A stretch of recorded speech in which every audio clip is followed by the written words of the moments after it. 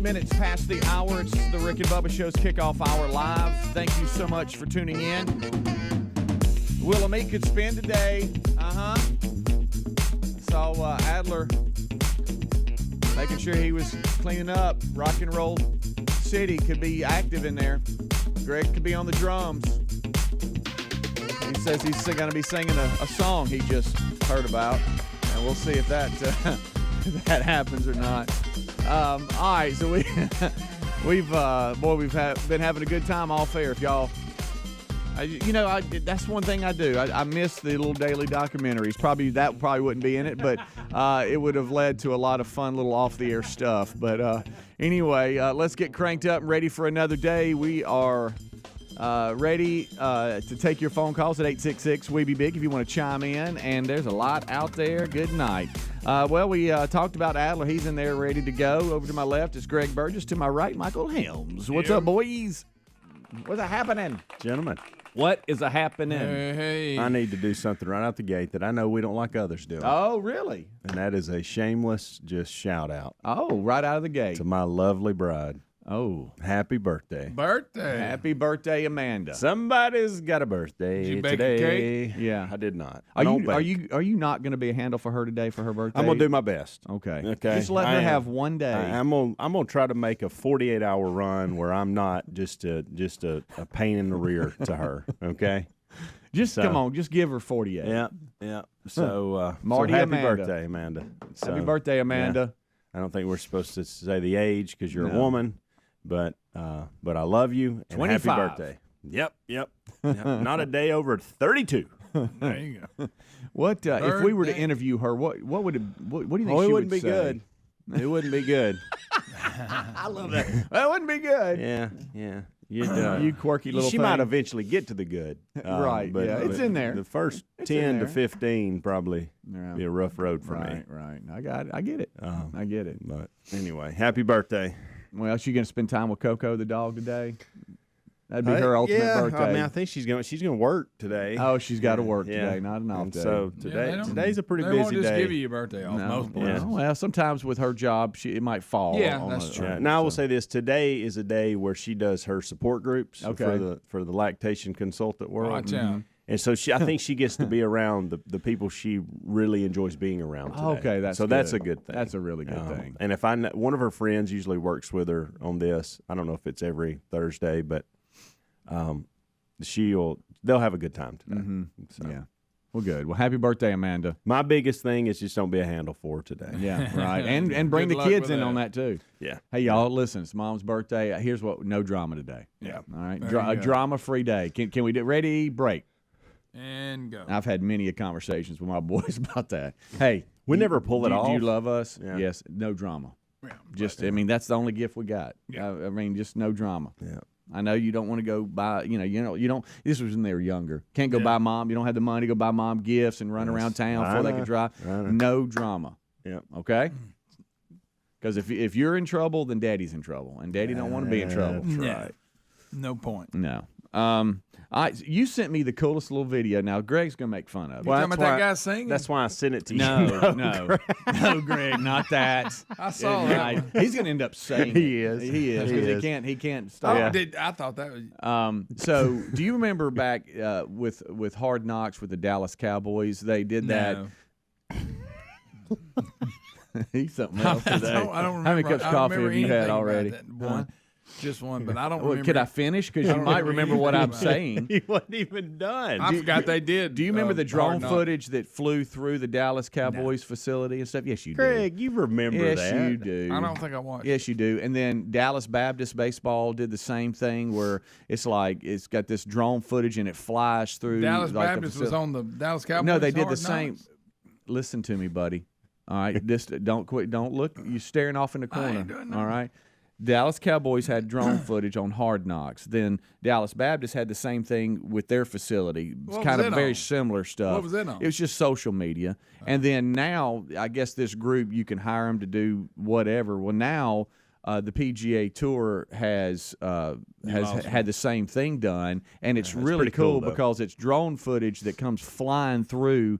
And the Players Championship is coming up. It's this weekend. It's this weekend. Yeah, it starts And today, actually. They're getting the course ready, and they're flying through the entire course and seeing all the workers. It's pretty cool. It is cool really, footage. and so Helmsy sent it to me yesterday, and I watched it, and Terry even kind of leaned over and said, "Now this is kind of neat." Yeah. And she, you know what she took away from it? Wow, the workers. Yes. Wow, there's a lot of people getting the course ready. Well, in that golf course, there's a lot of water, a lot of scenery. So that you throw that in with the beauty of just the landscape and all the people getting after it. It was pretty cool. Yeah, and the angles that this drone would take, and just it was really cool. So at PGA Tour, I think on Instagram and other stuff, you can see it. But anyway, you sent it, and it was pretty neat because I remember when the Dallas Cowboys did it on Hard Knocks, we brought it up on the show about it, and I actually showed some of it on the show. So I know Greg didn't remember it. He was checked out that day. I kind of remember it. Kind of just vaguely. Yeah. Vaguely. And I saw thought something that was else. Adler filming it. Really? He Remember, could. used to get He his, could. when He could. we would go to regions, he'd get his drone out. He could. He could. Do we all remember? He don't care about his drone anymore. You remember he was all about it. Oh, yeah. mean- Do we all remember the fact that Adler got his drone stuck in a tree? Yeah, had to get somebody to rescue it. Do we remember that? But remember, he was all about it. And the lady, and I'm going to be careful here. The lady didn't want you to hurt the tree getting it. Correct. I forgot about that. She was of Asian descent, so that gave y'all plenty of material to talk about. Well, they're so that was particular good. about their trees. Yeah. Everybody knows that. everybody knows that. World Mr. is Miyagi wrong with bonsai you. trees. You got to control Let Mr. me that. just tell Miyagi didn't make bonsai trees. He loved them. He taught Danielson how to do it. Loved him. I'm really fighting myself What- because I love Unfiltered know, I Greg, know. but Unfiltered Greg gets us in trouble. not and we're in meetings because of Adler that. brought up that she was Asian. I didn't.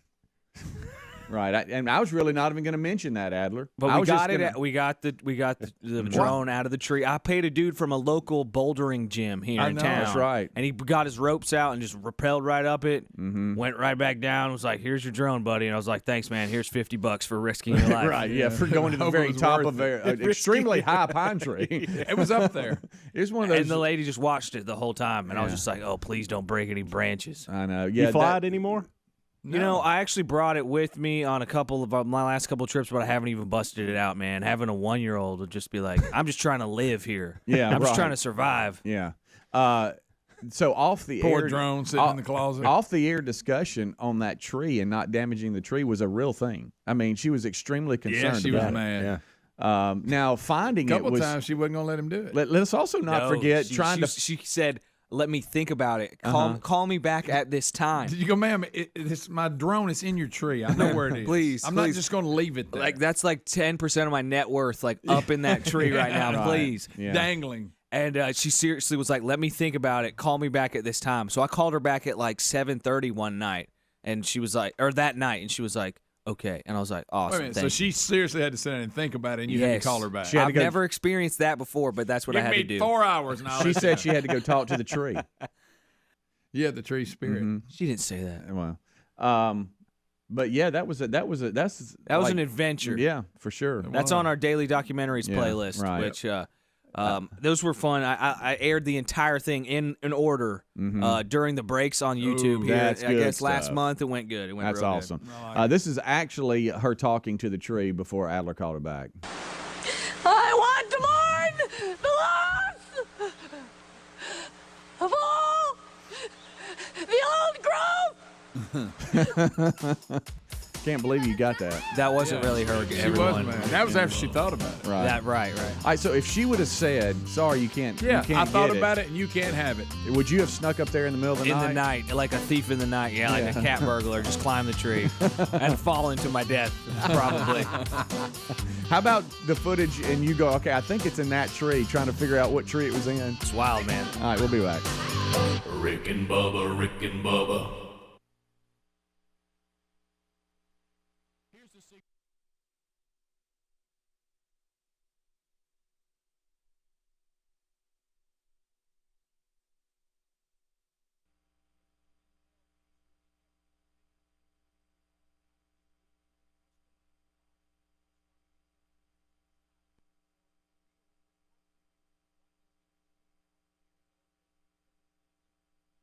pull back the curtain off the air, you said, when did John Glenn die? Yeah, I did. I really But did. this deal here is dirty. And I get this is today- dirty po. You can't do us like this.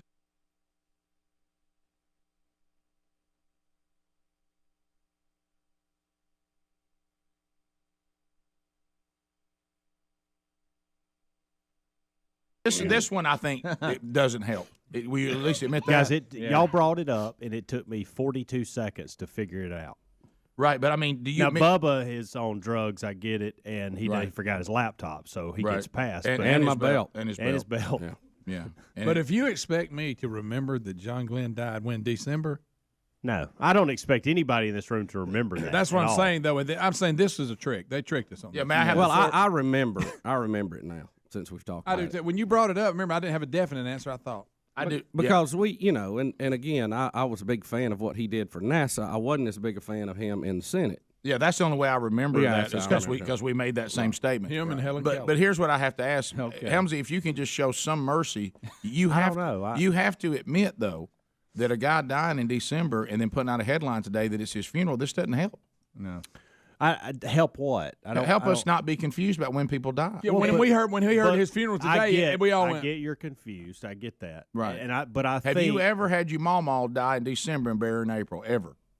No, Rick. Would you be Thank confused? you for that. Would you be confused as a little kid if your mama died right before Christmas and you kept waiting on the funeral and suddenly I would- on they an- would on- probably explain on, it an, to me. on an obscure April day? They also said, "Oh, we're going to lay mama." I'm the just rest of the saying day. we could get to the bottom of Where's his body been? These are legitimate questions. That is now that is the only legitimate question in my mind, And it is in confusing. in this discussion. And it is confusing when you put a headline out today, John Glenn's funeral's today. Yes. If you're like us and you don't really, this doesn't really stay at the forefront of If it. that's what we're trying to figure out, we all get a pass. Right. Now, and I'll defend us here. But I don't remember him dying. But I want us until to be, we brought it up. Well, Yeah. and that's fine too. Right. We're going to forget things, Right. but we can easily go. The next up. thing you'll tell me is Bob, That that goes- Bob I didn't Denver remember. died. Hey, I didn't remember that he had died. Okay, it took me to remember a second to remember who he actually was. Yeah. and but I just went 30 seconds and figured it all out. But you know, the Casey Kasem James Brown scenario. doesn't- The Yeah. reason we Yeah. knew that because we were getting updates because people were fighting over the body. Right. Yeah. Where So it was we gonna get a be new buried story. and all We that. knew. We go, hey, it's been a while, but we knew. In this case, we haven't heard a peep out of it. I figured John Glenn was buried a long time ago. No, we didn't get a peep out of this. Like I Look, said, perfect. here's the deal. Louisiana Lafayette coach fired me up this morning in a speech he gave during which the is kickoff fantastic, hour. and I want to hear it again And today. I want to hear the I whole just thing. want to keep us all accountable. That's all I'm doing. Yeah. By the way, I want to hear that. I just want to hear it. It's 8 minutes. Well, I don't. I mean, the part you got would be fine with me. You edited it down. What's that? 2 minutes? About three. Yeah, that'd be fine. I mean, because you pulled out the meat. That one. Now have to get after when we're away and all get together in the room, we need to go sit need down all of together it. and listen to the 8 minutes. Yeah. It's phenomenal. It's just. I just love when things are said that need to be said. I know. That's my favorite because it goes back to these people. I think we're getting some men that are finally stepping up and they're saying something that needs to be said. Is that kids have not changed, parents have changed, Yeah. coaches have changed. Kids have always been a problem. I mean, Our they don't know anything. expectations You and know what I mean? standards have changed. Right. What we ask of them has greatly changed. It has. I mean, I was a dumb little kid too. I mean, we all were, right? Yeah. Right. Absolutely. That's why you need. Stand out there, we Yeah. like a turkey looking around. That's why No you, hair standing up in the back of you. That's why you need adults to say this is what is required, this is what's demanded, this is what's not acceptable. That's because you don't know any of that. Right. You know, because you know what you are. You're a stupid little kid. How about back to John Glenn though? When he agreed to get in that little capsule and be shot into orbit, that was I know he was a test pilot, but that's And I know he's not in his body anymore. That's why I Right. think this is cruel too. What do we do to him after he's died? Stick him in a little small area, make him sit there for 4 months. I know. I mean, that's a little weird to me. I mean, I don't, and it causes confusion. If it was like your great aunt, and you got like an email or a text now, hey, Aunt Martha went in, and you go, okay, let me know when the funeral is. You know, you don't live with her every day, you don't see Right, her every day. right. You know, your relationship with her is not that close, other than a family reunion. And all of a sudden, you never hear about it again. And then in April.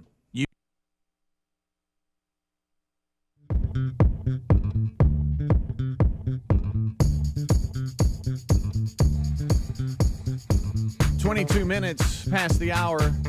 It's the Rick and Bubba Show's kickoff hour. Thank you so much for tuning in. Rick and Bubba join us right after the top of the hour. As we move on, we have a lot to discuss today. Will a meat could spin. RBU this week is going to be with Chicago White Sox, Kendall Graveman. We've had a long history with Kendall, and he has got a pretty cool story, y'all, when it comes to his life, his faith, his career, and we're going to break that down today as we record RBU. That will drop on Saturday morning and publish on all podcast formats, our YouTube channel. We always send it out on social media. Make sure you're following us at Rick and Bubba, but also subscribe, get those notifications on your podcast, and you'll know exactly when it's available. Kendall Graveman, our featured guest on this week's edition of Rick and Bubba University, the podcast. Don't forget, next week, Rick and Bubba on their spring break vacation. I didn't know this, but did you know that the spring break, that it's kind of weird with all my boys, man. I got like 3 different spring breaks. Yeah. It's like, you know, where Tyler teaches and coaches, their spring break lines up with Rick and Bubba's vacation next week. But then you got like Reese, his is at the end of the month, and then JC's is somewhere in between there. It's just, they're all over the place. But the Rick and Bubba spring break will be next week, so we'll have best ofs each and every day, and no RBU next week, and then we'll pick it up the following. But so Rick and Bubba University this weekend with Kendall Graveman, and then best ofs all next week, hosted best ofs. This will be our first best of shows, guys, that we host in this studio in this current format. And we were in the temp. Yeah, we were in the little closet last time. I like to do it in there. Yeah, it's a little cozy little thing. It was. What if we decided? What if we said, you know, when on Best Ofs we want to be in there? Yeah. Okay, can we? Everything's just a little cozy little area. It was cozy. All right, so Helmsy, I know you're our nap guy. Oh yeah, I love naps. Took one yesterday, 35 minutes. Really? Yep, 35-minute nap. Get under the cover. I did. I got under a blanket. I didn't get under the covers. But I was in the bed. Yeah, you were in the bed. I just got out of the shower. So I went. Are you under the covers? How long have you had COVID? Yeah. Yeah. So you're not on top of the, like, do you sleep on top of the comforter with like just a throw or a blanket? At night? No, like for naps. Oh, yeah. Or do you get underneath? It depends. Depends on how much time. Getting into bed. Yesterday I only had about 45 minutes, and so I just grabbed a blanket. Just gotten out of the shower, had my tennis clinic, and got my exercise in. And I knew I had. It was right at 2:00. Maddie gets home at if I don't have. Yesterday was not a carpool day for me, so it was like 35 minutes I had. So I was napping. Probably would have napped longer. I heard her come in the front door and got on up. Felt better the rest of the day. Well, what you got on naps? Greg good news or bad news? Greg is going to absolutely destroy this. But a sleep expert explains how long a perfect nap should be, and I this one jumped out at me because I know you're our nap guy. Well, and this might. I will, for my experience, I don't know what the study says. For my experience, if I sleep over an hour, I don't feel good. I feel worse than I did when I laid down. If I can keep it to 35 to 45 minutes, it is perfect. He describes that as waking up feeling like you've been hit by a train. Yeah. And you just can't quite get going. He said you can do a short nap, for 20 to 30 minutes. Yeah. So that you don't get into a deep sleep, or as long as 90 minutes, which is how long it takes to complete one full sleep cycle. Did y'all know that? I didn't know 90 that. minutes. Hour and a half. Interesting. But he explains that, and we can come out of this whenever There's we good want. napping and there's bad napping. When you wake up after a nap and you feel like you just got hit by a truck, it's because what has happened is you started to build what's called sleep inertia. So once you start sleeping, after you get past a certain point, your brain gets into the mode that thinks, oh, we're doing this for the next 8 hours. And if you interrupt it after it's gotten past that point, it's sort of a rude awakening. That's why when you nap, you should actually nap either a very short nap, 20 or 30 minutes, or setting an alarm for a 90-minute nap. A 90-minute nap is enough time for you to go through an entire sleep cycle. Not long enough for you to build a lot of sleep inertia, but enough time for you to actually get some of the benefits of sleeping. Yeah. I'm gonna tell you some of my best naps are when I just doze off and it's been like just a couple of minutes. Yeah, and I wake up 5 minutes or power nap. Right. Those work. It's very rare that I go, okay, I'm going to take a nap, and I kind of No, I normally involuntarily take a nap. I'll be thinking I'm sitting there, and next thing I wake up and go, I've been asleep. Yeah. Unlike Hams to go get some of the cover. And that's is, going to bed. Yeah. That's not a nap. That's actually going to bed. It's productive for me.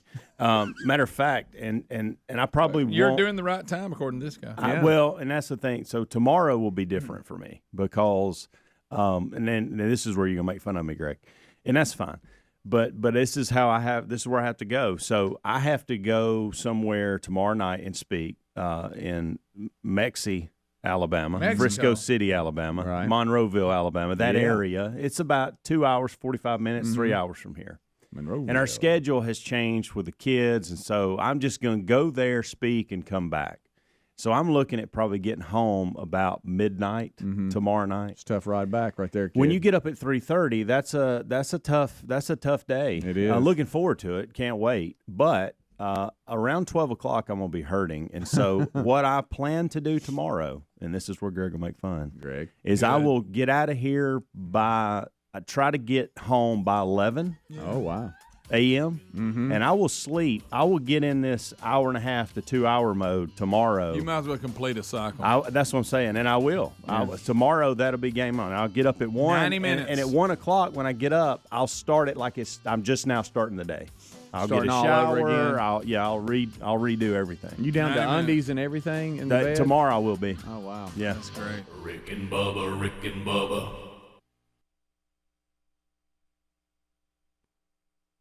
Start getting an email, hey, Aunt Martha's funeral's today. You'd be like, when did she die? Wouldn't you do that? You kind of forget. Wouldn't you do that?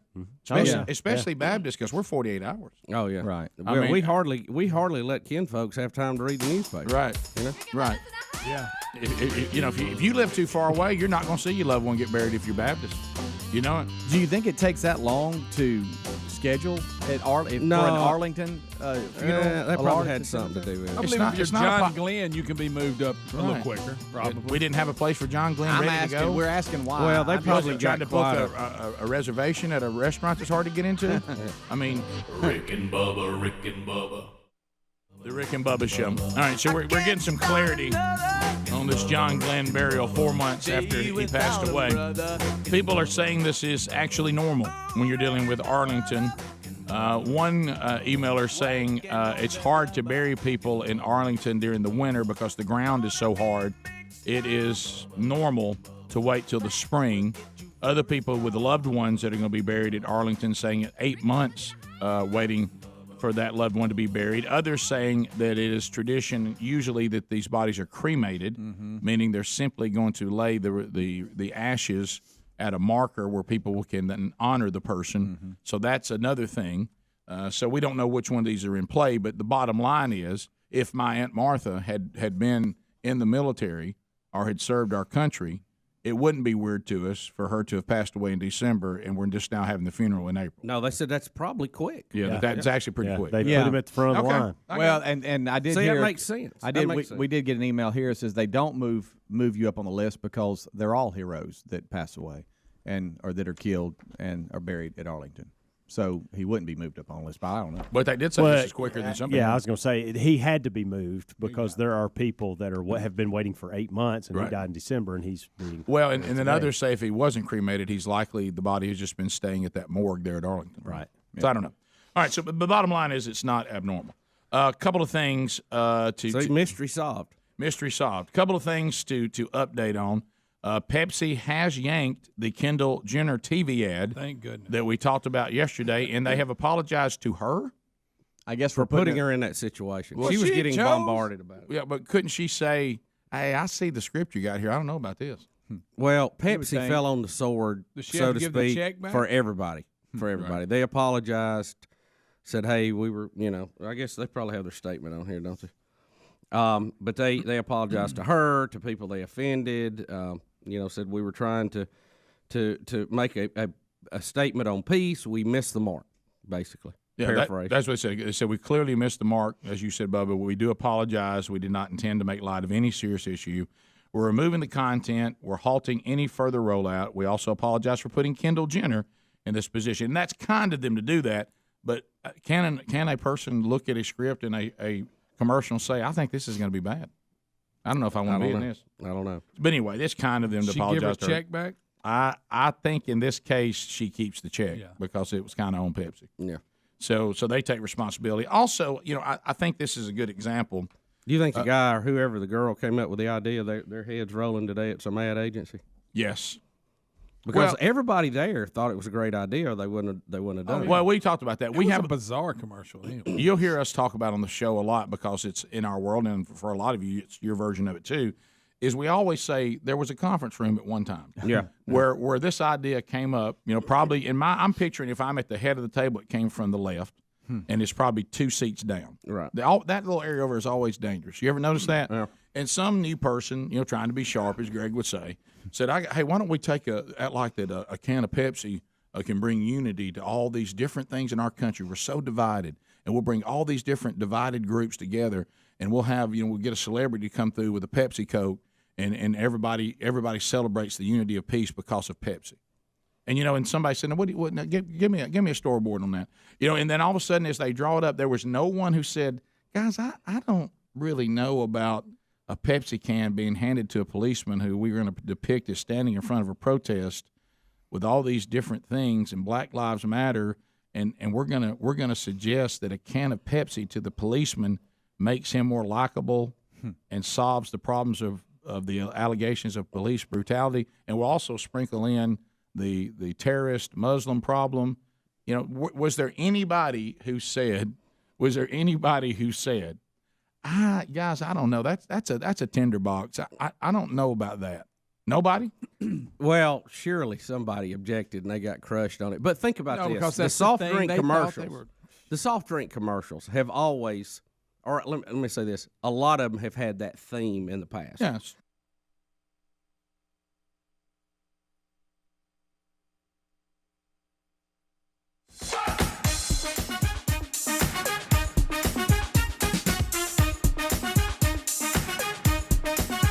25 minutes till top of the hour. It is the kickoff hour here on the Rick and Bubba Show. As we roll on back, Eddie Van Adler, he is here. We've spoken with him today. He's getting fired up, ready for another day. Ponytail like he like it. A discussion of you, Adler, came up the other day about a guy that said, I think I'm losing my hair. I might grow it out. And I said, that's what Adler did. And he said, do what? And I said, yeah, that's why Adler's got long hair. He thought he was losing his hair. Yeah, it's called One Last Ride. That's when you think you're going on one last ride, so you call it One Last Ride, and that means you don't get a haircut for like 4 years. At least that's what I'm doing right now. Right. I have no real plan, guys. I don't know what I'm doing. Right. Well, we know one just thing. in general. We know one thing, and that is you're not losing your hair. You got your hair like you like it. That's probably a trap that you're setting because the situation you're in. But what? Oh, well, no, I'm sorry, buddy. I'm just kidding. Well, that's kind of how it all happened. He was like, why do you shave your head? And then that discussion came up, which led to, well, I think I might, and I might grow mine out because I'm losing mine. And then that fell into you going, well, that's why Adler, grew his hair. When I turned 50. I know, he thought it was receding, though, and he said, I think I'm going to grow my hair out. When I turn 50, I think I'm going to go like you and just go. Okay. And just 50. Be like a beast. Just be like one of those old jacked guys, when you can see in her head they're strong. Right. Like you. Yeah. I'm serious. You're strong, Speedy. You are strong. Okay. You're strong. Okay. Your form in the gym is pretty. It needs some help, but you're lifting some heavy weights. I love it. I'm concerned about your form. That's all I'm saying. Just as your friend. You're very organized. You already know when you're going to cut your hair at 50. Yes. Yeah. I don't. Planning ahead. Yeah. It's good to plan ahead. Yeah. You know how to forecast haircuts. That's good. A Courtney Cox story hit yesterday about Friends, and I had a podcast with her she's in got it the other day. New series or something. She does. Yeah. And I think I might have what Courtney Cox has. Oh goodness, what's she have? Do you remember us discussing things about how I think something's wrong with me because I don't remember certain things, like with my childhood and stuff. My sister can remember everything, and it's like I don't remember anything hardly. And she says she said, please don't ask me about Friends because I don't remember it. She don't remember. She said that despite the 10 seasons she spent with Friends, she doesn't remember much about her time on the show. Well, that doesn't make sense. She said she recently told Sunday. She was an adult. It ain't like she was a kid. I was a child star at 3, and I don't remember it. I get that. She said that the Olsen twins. She said that on Sunday today, her lack of memory put her at a disadvantage for last year's HBO Max Friends reunion. She said, I should have watched all 10 seasons because when I did the reunion, I was asked questions, and I was like, I don't remember being there. I don't remember filming the episodes, and she suffers from not remembering things. She says, I don't remember any trauma in my childhood, but I have like 3 memories. I don't know why. She said, I just suffer from not having memory.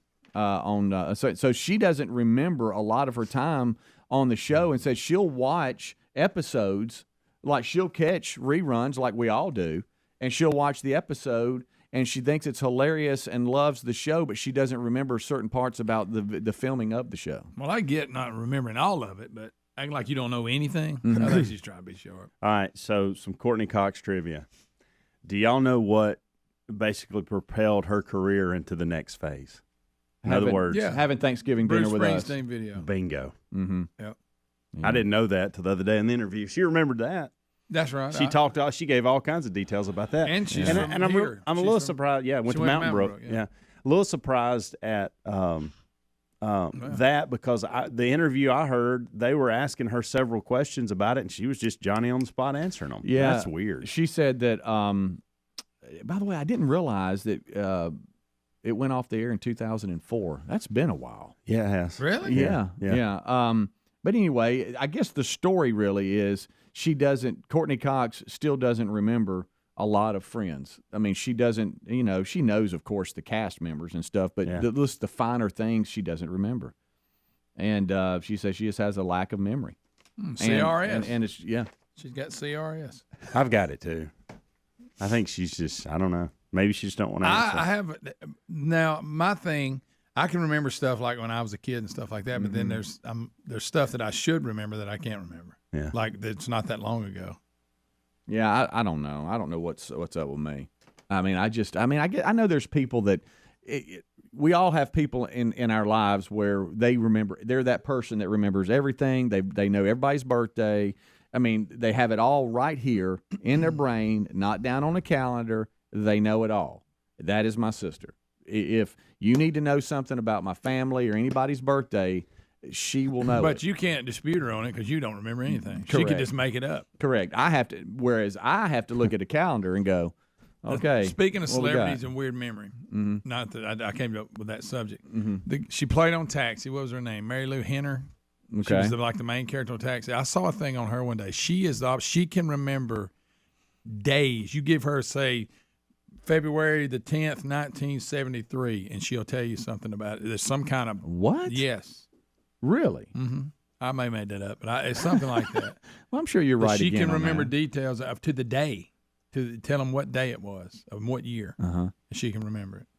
I guess she gives facts or stuff. I don't know, but I'm looking it up. See, like, for instance, like with this show, this is where I think something's wrong with me. I remember big events. Right? Like, hey, man, y'all remember we went and got Big Boy? Yeah, I remember everything about that day. But then if somebody said, what year was that? I'd say, I have no idea. Whereas the guys on the show would go, oh, that was 2000 and whatever. Yeah. You know what I mean? So is that something, I mean. Mary Lou Henner's exceptional memory spurs interest in brain health. There's an article right here. Hey, Speedy, you remember being buried alive? Yeah, I do. Of course I do. Who doesn't remember that? What year was that? I don't know. Yeah, it had to be somewhere around 1999. Do they call that a photographic memory? You asked her. They gave an example here. They asked her April 30th, 1980. She said that was a Wednesday. She could tell you what day of the week it was and where she was at. So she said I was in Cancun. Oh, wow. That? Yeah. All right. So there's a syndrome called hyperthymesia syndrome. Okay. And it's often referred to as a highly superior autobiographical memory. HSAM. That sounds like what this is talking about, Greg. Yeah. Man, that'd be kind of cool. Hyperthymesia. But there's also those photographic memory people. I don't have either one. It's weird. I used to have a really good one. It's fading now. But there was a time. I mean, I can still remember things and my whole life that I remembered when we lived in Birmingham, which I moved to Oxford when I was 4. Right. So these people that can read like pages and pages and pages and just recite it back is unbelievable to me. I mean, we see that in TV. I've never come across. I guess those people don't hang out with me, but I see those people on TV and playing acting. So I know there's probably those people around where we wouldn't have these terms, these medical terms. Listen to this. I've never been around one though. Yeah. It says she can recall past events, almost photographic detail, thanks to a highly superior autobiographical memory, HSAM, a rare condition. That's it. That's what I'm at. It's only been identified in about 100 people in the whole world. Hyperthymesia. That's what I'm talking about. 100 people in the world. Wow. Is all that we got 8 billion people on the planet. Yeah. She's one of 100. So we don't have to give her a heads up on the date that we're asking. We just say, hey, how you doing? And you just throw out a date. She'll go, oh, that was a... Yeah, it was a Thursday, and I was, like, they gave me an example that she said it was a Wednesday. I was in Cancun, Mexico. She said, with my boyfriend who became my husband, said the weather was great, and we, she maybe, but here's the thing. How you going to dispute her? Yesterday. How you going to dispute her? Greg. Right. Well, I guess you could go back and look at calendars. I'm sure there's to find ways, but a lot of the things she's throwing out there. How you right. Well, I guess she can't ever lean on the excuse, I forgot. That's a fact. I don't even know. Like, if you ask me my birthday, I tell you my birthday, but I don't know what else in history happened on that day. You know what I mean? Yeah. Maybe I ought to Google that. Check it out. What happened on February the 5th, 1978, outside of Helmsy being brought into the world? I mean, that would be something that would be a great conversation starter, Helms. You got it reversed. By the way, on that day, this happened. I don't know any of that. Yeah. Wow. Why do I not look for the details like that? Wow. Historical events. I think my wife must have that memory thing because she never lets me forget anything that I do wrong. No, I'm kidding. Mine can't awesome. remember to turn the curling iron off, but my goodness, Don't tell something me. 8 years ago, just like that. Can you let me tell you how many times we have left the house going somewhere and Lisa go, I don't know if I turned the curling iron off. I have to turn around and go back to the house. Yeah. Y'all, I can't tell you how many times. Yeah. But she can remember when you didn't take the garbage out. Yeah. Well, sure. Rick and Bubba, Rick and Bubba.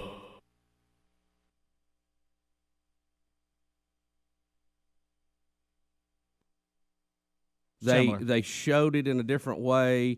Even Coke with their "We're going to teach the world to sing." It had everybody. I mean, it looked like the you're a soft drink. Yeah, you're a soft drink. Soft drinks do take Give me themselves a little something. serious. It looked like the ride at Disney. You had everybody in there. It always has been portrayed to down a bad situation. Even the Mean Joe Green, you got this guy suffering, he's hurting, all this, and He's got a mean reputation. yeah, he gets Coke, I and like now that he's I do too. yeah, it's a good one, but it's kind of that same theme of if you bring a soft drink into the situation, everything's cool. They just picked the wrong topic at the wrong time to do it. Yeah, I mean, now this is an extreme example that I'm about to bring up, and I acknowledge it's here extreme. he goes. But I mean, you got to be able to think. It would be like we're not that far removed from World War II, and somebody says I'm going to put Nazis in a commercial, and I'm gonna have a soft drink go over and be handed to a Nazi, and then he's going to be likable. You would be like, the Nazis never got over the hump. I would say I think we're going to get an email on that. You know what I mean? And I'm not comparing this. I'm just saying when there's a divided hot situation, suggesting that a soft drink could bring everybody together is just. Listen, you're a soft drink. I want something snappy. I want something peppy. I want something funny. Yeah. That's all I need from you, a soft drink. Right, yeah. Y'all have done that in the past, too, and it's been good. Our celebrity, stardom. Yeah. So, hey, I'm on stage remember and I'm drinking your drink. Yeah, Michael Jackson. Michael Jackson's hair. On fire. Right. Do you remember the two kids at the time? I think it was the Super Bowl when they had a model and she's drinking it and they're staring and they're going, wow. Mm-hmm. And they had just changed the can. They go, man, look at that can. Yeah. That's funny. That's fun. Yeah, Cook adds life to everything that makes you living nice. We're all having fun. We're out the lake and all that. So also, and I was thinking about this because anytime you can have examples to drive a point home, nothing works better than an actual visual. Yep. Now, we know that Mike Pence, while we were gone on vacation, was vilified for actually taking marriage and placing it in a place of honor, so much so that he said that he intentionally is so protective of honoring his wife that he would not have meetings or dinner with women that are not his wife. And he's holding women back. And people just went crazy and they lost their minds. Oh, how dare you! and so I was thinking, obviously this is a biblical principle that Mike Pence is laying out about not even having the appearance of sin. Right. And people always think that God's unreasonable and the things that He calls us to, and the way that these men, it's just whatever. And He's the principal in the office that wants to take away all of our fun.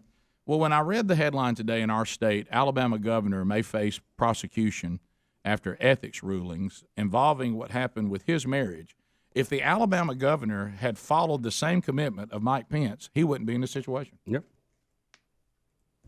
So if he had the same commitment to marriage from a biblical standpoint that Mike Pence adheres to, Billy Graham says the same thing, if he had done that, and people, ain't necessary, that's over the top, that's too much. Well, he sure wouldn't be in this situation. Again, it goes back to a story we talked about yesterday. It would have saved him a lot of problems. Inconsistencies from the left. They will say that Mike Pence saying, I don't put myself in a situation that could ever lead to a problem by not ever being alone with anyone who is not my wife. Right. It's a high standard. I don't think that's required of everybody. It's a wise standard. He wants to do that. Billy Graham did that. That's fine. But then we flip around to some of the other religions of the world, okay? And the fact that they make women cover up, they're less the person, they walk behind, they have no rights, and they're fine with that. Right. I don't get that. Yeah. The hypocrisy of it is hilarious, and sad but funny. The fact in this example, if this man had done the same thing, he wouldn't be in the situation he's in. Yeah. All right. So when we come back, Helmsy was letting us hear this yesterday, and this is, these are themes that we've talked about on the show many times about how I think a lot of times in our attempt to try to give this generation of children the things that we didn't have, we've forgotten to be sure we gave them the things that we did have. And if you've been coaching for any amount of time, you've seen that the whole way this thing operates has changed dramatically. When you have Division I coaches saying that they get text about playing time, as if we're still playing Little League. And that's amazing. Yeah, I mean these are grown men sending text to another grown man about their young grown man. And playing time is. Didn't they have that problem at Arkansas one time? Well, didn't Houston deal with some of that? I've heard others recently that would very much disappoint you. But anyway, so this coach at Louisiana Lafayette is kind of done with it, and he talks about the.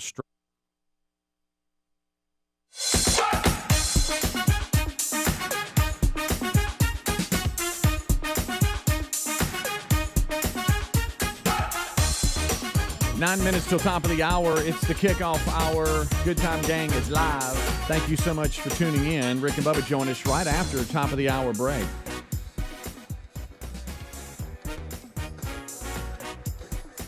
This portion of the show brought to you by LinkedIn.com/Bubba. As you get your day going, and you're trying to get, you're thinking, all right, so here we go. We're getting the day started. I own me a small business. I'm in charge of hiring. I'm a manager. How am I going to find the right person for our job that we need to fill? Well, let us suggest LinkedIn.com/Bubba. In this great reshuffle, a record number of employees are considering switching jobs. Maybe it's a chance for you to attract them to your company. LinkedIn Jobs is here to help you connect with people you want to interview faster and for free. Create a free job post in minutes at LinkedIn.com/Bubba. Then you can add your job and maybe find that person that you want to hire. Simple tools like screening questions make it easy for you to focus on the right person that has the skills and experience that you need to hire quickly. LinkedIn.com/Bubba. Again, LinkedIn.com/Bubba helps you find the person worth interviewing faster. Did you know every week nearly 40 million job seekers visit this site?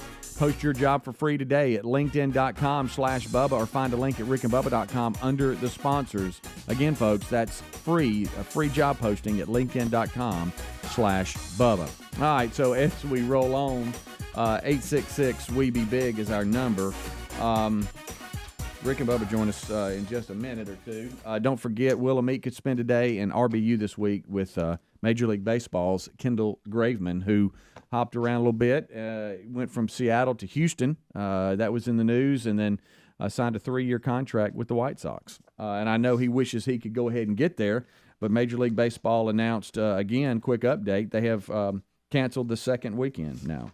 They cannot get together on what's going on, so they have canceled the second week of the season after discussions failed to produce any productivity in finding a solution. Yeah. So I think there's one sticking point, and I'm not smart enough to dissect what's going on. Maybe Kendall can do that today, but I think there's one little thing that they're all hung up on at this point, because I think Major League Baseball has given a little bit and the players have given a little bit, but there's one, and I don't even remember what it was. I was halfway listening to a podcast with Patrick McEnroe, of all people, talking about baseball. Interesting. But they had dialed it in to, okay, there's this one thing that's got everybody troubled. Mm-hmm. So yeah, there's a story on it here today. Nah. One thing, though. Yeah. One I bet Mary Lou Henner would know. So probably. She would remember it for sure. By the way, I've been looking at my birthday, like actually getting some historical facts on what's happened on my birthday. Pretty interesting. Yeah, probably should have done that a long time ago. Yeah, it's pretty. Didn't even realize I was born on Sunday. I was too. How about that? Sunday. Speedy, do you know what day you were born on? Day of the week? Call his sister. Yeah, I think it really. Talking to my parents, I believe it was from a Saturday overnight into Sunday. Okay. So it was I was almost born on December the 5th by just a couple of. I mean, it was really close. I think maybe around a 2 a.m. So technically Sunday, but Saturday overnight into Sunday. So yeah. Okay. And my dad. The way he tells me, and I think I've brought this up because it was a different time then. You know, I mean, even though dads were involved, I mean, well, they were sitting out. If they were there, they were out in the waiting room. Yeah, they weren't allowed. And then, I mean, they had to visit just certain times. They had to leave. They'd run them out of there. So my dad was bowling with a bunch of guys. I remember your mom must have. Yeah, and he got the call to, of course, the desks because you didn't have a cell phone. Hey, Becky's in labor. And he finished the game. He finished the game. He finished the game. He and must then have had a good one going. Yeah. He must have had a really good score. Yeah, and I don't know how they told him. That's it was funny. either in labor or, hey, it's getting close or something to the effect of it's here we go. But I had to ask him. I mean, you must have had a good game going. He said, I did, son. If you have a really good one of them career nights. Okay, so he said I had he said, you were right. He said, but just the days were off. It was Thursday overnight into Friday, not Saturday into Sunday, because it was Thursday night bowling. He said. Oh, okay. So yeah, he can remember that. So he said you were born on a Friday morning, early, almost born on my bowling night, which was Thursday, and that's why he was out bowling. So there you go. And he had a great game going. Yeah, so he had to finish. How about that? And Helmsy, you're right. When it comes to Major League Baseball, it gets extremely confusing. But they basically gave them 3 options to the players, and they had to choose one of them before any negotiations continue. So we'll see what Kendall can talk about, what he can't, but really more about his life, his faith, his career, where he is now. Pretty amazing story. And what it's like to be Helms' friend. Yeah. No. Well, we can do a podcast on that. We could. Yeah. Well, that'd be fun. Sure. But yeah, and I'm sure this will be a discussion. I remember the first time he ever came to the show, he sat in the golden ticket seats for a while until we realized, hey, that's Kendall Graveman in our golden ticket seats. When I knew had some A's swag that I still wear. Oh, I do. It's a great shirt. Yeah, it's a really good shirt. When I knew he was no pressure, Kendall, to bring us anything else. That was great quality. I wear it all the time. Right. Yeah, that it was a good. Yeah, and I still do as well. When I knew he was the real deal, I was Braden was 11 or 12 at the time. We were obviously at the old studio, and I was doing a Bible study each week for these guys. And he just and we weren't really Kendall and I really didn't know each other other than him coming up here and hanging out, once a couple times a year in the off season. Mm-hmm. And he said, Helms, he sent me an email one day and he said, Helms, I would like to come up there. Don't want to do anything but just sit in the middle of those boys and see what you're doing because I need to get better at that. And I thought, wow, so this is an adult Major League Baseball player that wants to come sit in the middle of a bunch of snotty-nosed 11 and 12-year-old boys and just observe. Mm-hmm. And he did that. And he did that for weeks. And, of course, you're talking about a joy to these kids that are sitting here doing a Bible study they probably didn't hear anything I was saying because they were so enamored with him. Mm-hmm. But he did that. He would sit there and take notes. Like he was sitting there just like them. And, of course, that was a huge influence on them because now what are they doing? Oh, Kendall's taking notes. I need to be taking notes. Yeah. So I always remember that was when I thought, okay, this guy's the real deal because he could be doing anything on a Wednesday night, and he's making the decision to come up here and hang out with these kids and learn how to do this. From Alexander City, Alabama. Went on to play at Mississippi State, drafted by the Blue Jays in the 8th round of 2013. But, man, the climb, I think within a year he made the big league and started pitching as a starter and then had to return to a relief pitcher in 2020 following a medical diagnosis of a benign bone tumor in his cervical spine. And that story is pretty cool about how he had to lean on his faith during that time. And then also, Cal Tinsley, good friend of his, they had to change everything on, instead of working out for stamina to make it, a long start, now I need to be explosive and powerful and go, I'm going into more of a closer role or a setup role. So I'm not out there long, and it's a pretty neat little story. So we'll talk to him this week in RBU. I know pitchers get a bad rap on this, but he is a extremely good athlete as well. If you don't believe that, go look up Kendall Graveman unassisted double play when he was at Oakland. Yeah, and he goes and makes this unbelievable play, and then tags the bag and the runner over at third, and I'm like, goodness gracious, that's an athletic move there. Yeah.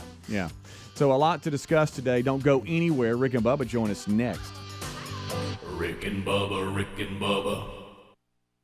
Of what it's like to be a college coach in baseball because of the things that a generation of parents have done with children. And he lays out the things that we're doing and the result that it's causing. And it's really beautifully done. There's 8 minutes of it, but Helmsley's trimmed it down to this was in a press conference. It was probably a month or so, I don't know, ago. It's been a while. And so there's so much gold in this and truth in this. It was hard to get something into 3 minutes and 20 seconds of an intro. And I'll put the presser in the show notes as well so that you can go watch the whole thing. But I think you bring a great point up. He's talking about baseball, but this is affecting every aspect of our society, in work, and in play, and everything else. So here it is. And there is a little music behind it. Is this three on three? Yeah, same. Okay. I tell them all the time, work while you wait. Most people, even in their personal life, they stop working until the door opens. Then they want to work again now the door opened. But in this profession, you got to work while you wait. That's why the select model is such a bad model. Nobody sits the bench. But then in high school, you're going to sit the bench. And in college, you're going to sit the bench. And that rookie ball, you're going to sit the bench. And low A and high A, you're going to sit the bench. And double A, you're going to sit the bench. Triple A, you're going to sit the bench. And the big league level, you're going to sit the bench. Why would we go down and create a stupid model that doesn't allow people to sit the bench when yet every other model after that, you're going to sit the bench? That's why so many kids quit. That's also why they stop working while they wait, because somebody created a model that promised them that they would never sit. And then they get ready to get into the real world, they get out of daddy ball, and they get into big boy baseball, and they can't handle it because they got to sit maybe. Get in there and get after it. You're supposed to be a guy that can do some damage. Get in there and do some damage. Just throw down. That's what you lack all over the country because of the way our models played underneath the guaranteed games. They lose 2 and go to Waterworld. They lose 2 more on Saturday and go to the zoo. And then Sunday they get beat again, go see Mickey Mouse and Goofy. And then Monday, somebody asks them Monday morning, how'd they do? Dude says, I had a great weekend. Dude got stomped on 6 times, man. But he went to the zoo, he went to Waterworld, he went to see Mickey Mouse and Goofy. And then We drop a game, and they're waiting for me to take them to Water World. Man, we ain't going to Water World. You got to get them out of that mindset and into that there's no promises here, there's no guarantees here, but that's where we are. So what's next for him? Because we don't teach him anything. Life's not that way. You can't go knock on somebody's door and go, oh yeah, we feel sorry for you. We hire everybody that comes through our door. We give everybody a chance. Life's not like that. Kids haven't changed. Let me tell you what's changed is what we demand from kids. So I don't think you should fool a kid into a false model. So we can debate it all we want. It's a bad model. You can't get them to play. They don't want to play. But we can't talk tough today. It's softitis, no throwdown. And again, all that comes from y'all don't have to win. A guy gets beat on 6 times, and Monday morning at school he says he had a great weekend. How could you have a great weekend when you've been beat down on 6 times? And I'm just telling you this, I don't care what mental weakness a kid has, what lack of ability he has, when he's been taught how to throw down, when the rubber meets the road, he knows how to throw down, he's going to make it. And that's the fight today between all of us as coaches is how far can we go to get a tough culture without being reprimanded from soft people, from a soft society. That's the challenge. So you have to figure out a way to create that type of culture, because kids today believe correction is criticism. That's the first root of it, is that they believe when you correct me, you criticize me, and then they'll fold like a tulip when you criticize them. If you can get your culture tough, you can get your kids tough, then you've got an advantage. I don't care if you lack a little pitching or a little fielding or whatever. If you got throw down, you got a shot today. So he really covers. You got to have some throwdown. Get that throwdown in there. Well, and he makes points that are absolutely true. He went on to talk, and it wasn't in the 3 minutes, about his grandson sending him a picture of a Little League tournament he'd been in. And he had a ring bigger than someone he knew that had played in the World Series in Major League Baseball and won the World Series. Yep, funny. And he says, so what is that kid going to play for now? He's already been given everything, and he's 10 years old. So, and he said that's the reason why a lot of them lose their jobs to people from the Dominican, from Nicaragua, from all these different places, because those people are out there playing hard. Everything's not handed to them, and they're still trying to achieve something. And, so when it gets time to play, you lose your job to somebody that's got more fight in them than you do. You mean when it's time to throw down? Yeah, time to throw down. And I know we do these things, and I like what he said, too, about how correcting a person now has been turned into criticism. Well, you shouldn't criticize them. I'm just correcting them. Mm-hmm. You know what I mean? If you're saying that what you did was wrong or unacceptable, that's at one time was considered a person of authority that was put in your kid's life to try to help them prepare for the real world. So they can do whatever, because very few people are going to play professional sports. Right. This applies to life. And that is really what you take out of sports. I mean, we remember some of the games, but for the most part, the scores are going to be forgotten about. It's the things you learn about training and competing and getting the most out of what you needed to do at the time you needed to do it is what you carry with you.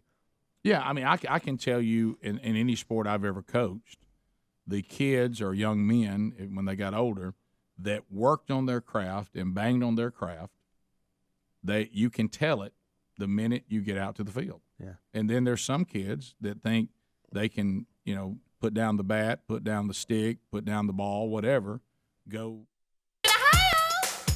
Rick and Bubba. Pass the gravy, please. Rick and Bubba. Ooh, 6 minutes past the hour of the Rick and Bubba Show. 866 We Be Big is the number. Thank you for taking time to be with us today. This hour starts with our national anthem.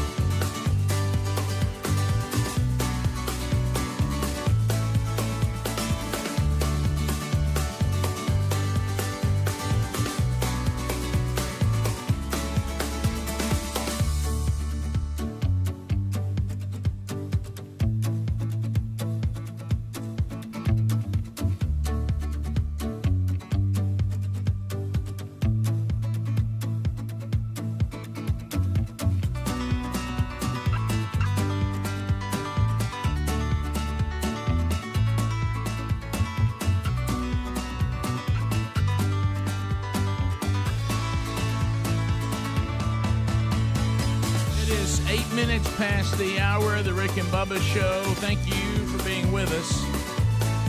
We'll unpack her again today, and you can reach us at that number, 866-WE-BE-BIG. Speedy, the real Greg Burgess, Helmsy, Eddie Van Adler, Team Rick and Bubba, all here and ready to go for another one. Here we go. Hopefully you were able to catch the kickoff hour. And that's almost like stretching out. Hopefully you're warm so nobody pulls anything as we go forward. Let's bring him in here. The pride of Cedar Springs, Alabama, and the other half of the two sexiest fat men alive. And, of course, as Bubba said, both of us highly trained when we served on Mill Team 6. Let's bring him in here, the silver tongue one, the man with the golden voice, professional lunch eaters, man of the year, the inventor of pizza in a cup, Shakespeare's worst nightmare, and the master of the King's English. Ladies and gentlemen, put your hands together for Bill Bubba Bussey!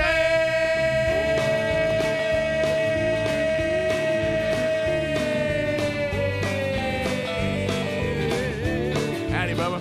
How about it, Rick Burgess? Friends, neighbors, associates everywhere, come on in and let's get this thing started today.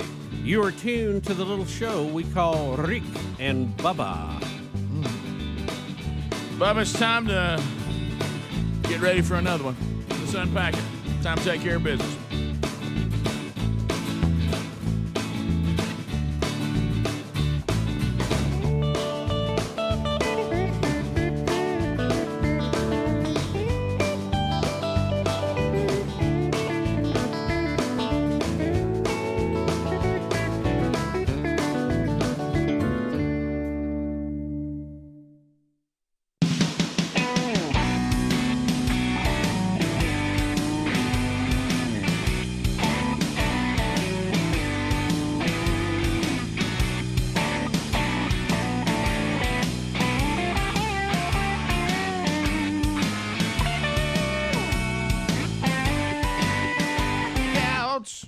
Workout.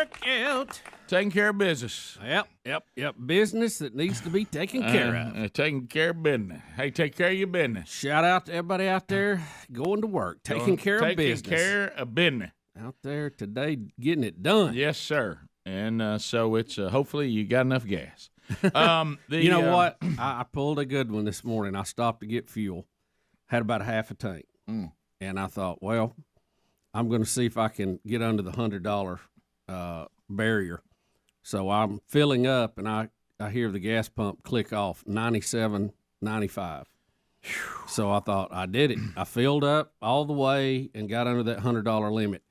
I don't know who's limiting that. I've heard banks, I've heard card, I've heard businesses. Whoever it is, we need to bump that baby up a little bit. Did you see the email? Can you give today? me 150 on that one? Did y'all see the email today from Austin out of Germany? Gosh, let me see. Greetings from Germany. If you compare it the dollars to euros, he said I'm paying $9.97 a gallon. Hello, Germany. Hey now. Hello, Germany. Old Nelly. How about that? Old Nelly. The old Autobahn's going to be full of battery cars there before you know it. Well, if only they were readily available, and when the guy who's leading with the technology, I mean, he's out there is saying, guys, we're not ready yet for y'all to transition everybody to electric cars, even though that's what I hope happens going forward. Oh yeah. If he says we're not ready for the transition, we probably don't want to force something that we're not ready to do that's going to have a negative effect on people's lives. And so anyway, we will. I was looking at online at some used Teslas the other day. Of course, there's other battery cars. It's not just them. Several other models are out now that are pretty widely accepted and successful. And some new ones that are rolling out. I've heard a lot about this new little truck that one of the manufacturers is rolling out. But, the price of everything is ridiculous now. We know that. But, the used ones were not as bad as I thought they were going to be. They were in the 40s, 50s, maybe one in the 60s. So that wasn't, I thought it was going to be 80 and 90, really. Did you see I mean, that's still a lot. That's more than my first house. I got that. But when you're looking around, I mean, look at gasoline or a diesel pickup truck. My goodness, what they want for those is unbelievable. But I mean, I paid $5 a gallon this morning. Did you? Yep. So look for at diesel. Yeah. So look at this again, and just the price of the truck itself. I'm talking about. I mean, we're looking at the prices of electric cars. Have you looked at the prices of just cars? Yeah. But anyway, most all of them cost more. My first house was $45,000. Mm-hmm. Yeah, mine too. And was glad to get it. Yeah, mine too. Of course, our had house 11% interest. Yeah. I paid 10. I really did. I think mine was 20. I financed it with an individual. As a matter of fact, the builder and the landowner had a deal. They were financing them, so we were signing up. When he told you his name was Guido, you probably shouldn't have done it. No, they were actually nice guy. Look, it was good for them and good for me at the time. That wasn't a bad deal at all. But anyway, so now we cringe at 4%. Yeah. Do you realize now, like I'm watching things now, this current administration, they've become like children. You know how children lie? I mean, it's like they say things that like are preposterous, but they're little kids. So you go, well, that's kind of funny. Yeah. I mean, like the time that one of my kids told me that he thought the thing that was broken before he was ever even born. All right. You know what I mean? I mean, that kind of stuff. And now it's like the president. Of course, he may not know what he's doing. He may just read and say what they tell him to say. I'm trying to be kind to him. That walk that you noticed earlier, early on in his presidency or when he was running, that walk where you get out forward because and it's part of the process of Alzheimer's and stuff like that. His walk is getting more and more like that. I saw him go across a little piece of grass yesterday. I'm like, God love him, somebody help him. But anyway, so that's become weird for me to watch. But another guy emailed me yesterday and said, look, my son has a hybrid, an electric and a deal, and he says so. He loves when it charges up because when he's running gasoline, they'll charge.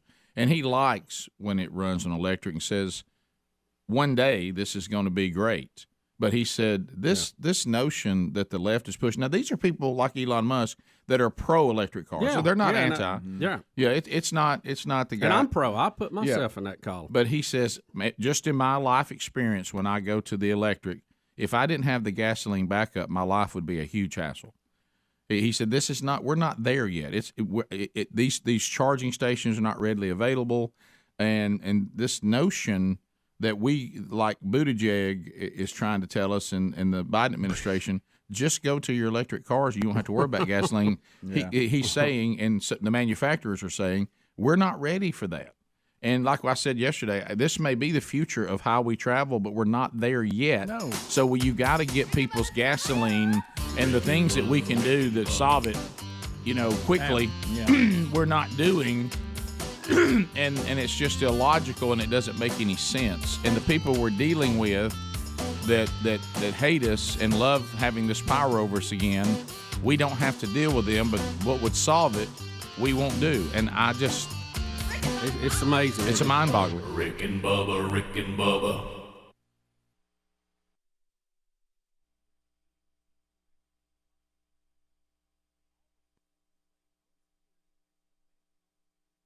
And then come back and just get put in the game, it's and then even if they don't do well, they still think they should be playing. And I got news for you, that won't fly at the office or whatever whatever job you have. Keep telling the coach that if you just keep showing up, you should still get a check. Well, you actually have to produce. He pointed out, as a coach in his position, how do you build that, that set the stage and have that mindset and keep from being reprimanded or losing your job from a soft society that also believes in that. Yeah, and there's boundaries and lines even within doing it right, but this mentality that whole method is over, and like you said, you're creating when they're little an unrealistic example of what it's going to be like when they leave this and go to the next level. And see, the part you're missing on that is, he said, and that's why they quit when they have to sit the bench. And when you're sitting the bench, you should be working on getting better so you won't sit it anymore. Rick and Bubba. Welcome back for a brand new hour. There's Mr. Bill Bubba Bus. Hey, about it.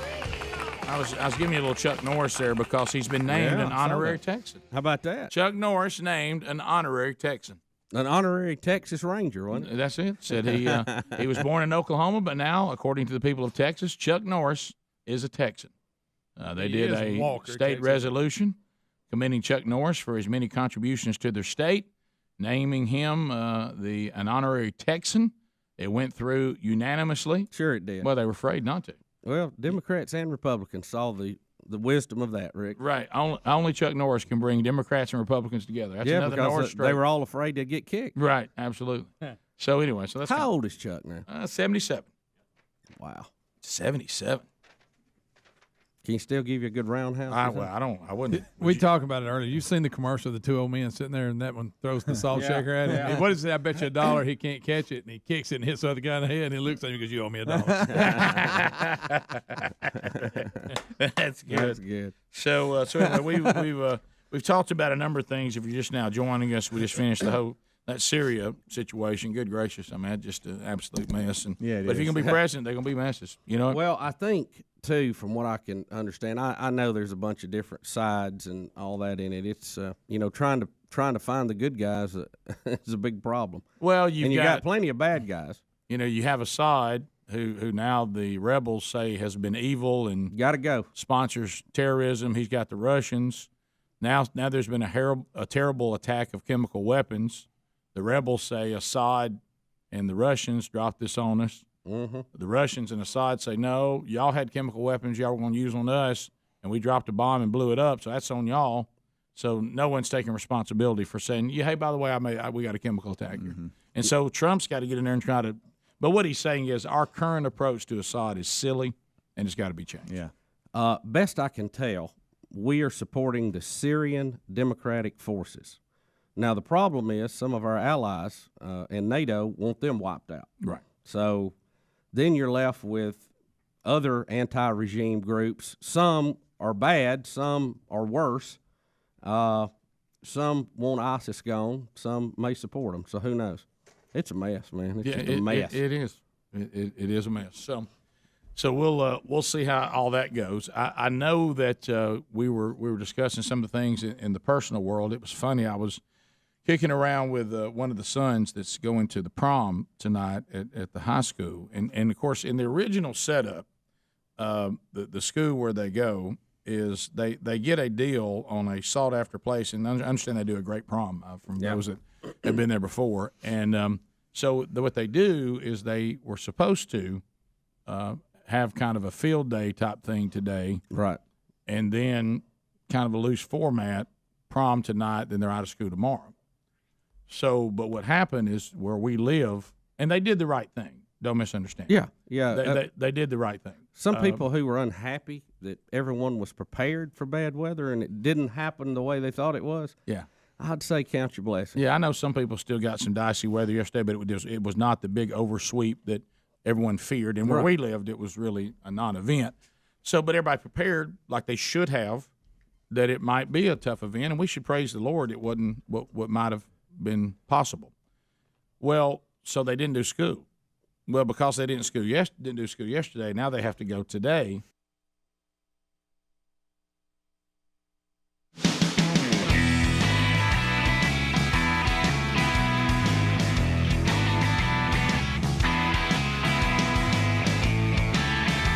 It is 22 minutes past the hour. For the Rick and Bubba Show, thank you for being with us. Rick and Bubba University, the podcast today. Major leaguer Kendall Graveman. Some incredible stories with Kendall, and of course with everything going on with the strike and all that, we'll update. Get updated through that. So catch that this weekend, especially if you're a baseball fan, or you just like great stories. All right. So that's coming out this weekend. Bubba and I on vacation next week. The guys will kind of rotate too. They'll take some days off. You won't have live on YouTube. That won't be next week. That'll all be archives, and then on all the other platforms, it'll be best of Rick and Bubba shows. Bubba and I will be back on the 21st. Is that right? Yes. Yeah. Yes. Yeah, Lord willing. Yes. So make a note of that. Bubba, I know tomorrow, big day for you. You've got a bridal shower, or is it a baby shower? Bridal? Yes, it's bridal shower. Bridal? Coming up this weekend. Now, remember, And, our wives have tried to teach us, too. There's a difference in a tea and a shower, right? Rick, is that right? I don't know. I think the term has been shower. We're hosting that. Well, I'm just got to tell you, better friends of ours' daughter, who is also our friend. Let me just say this: you need to get that right, because the job you got, and it sounds more like a tea, frankly, because a shower, they come once, they stay, they leave. A tea, they rotate through the whole day. They're coming by at different times during a window of time. Do I have that right? Rick, Betty has been out of town, and she's coming back today. And I was told, do not mess the house up, which I have tried to follow the best that I could.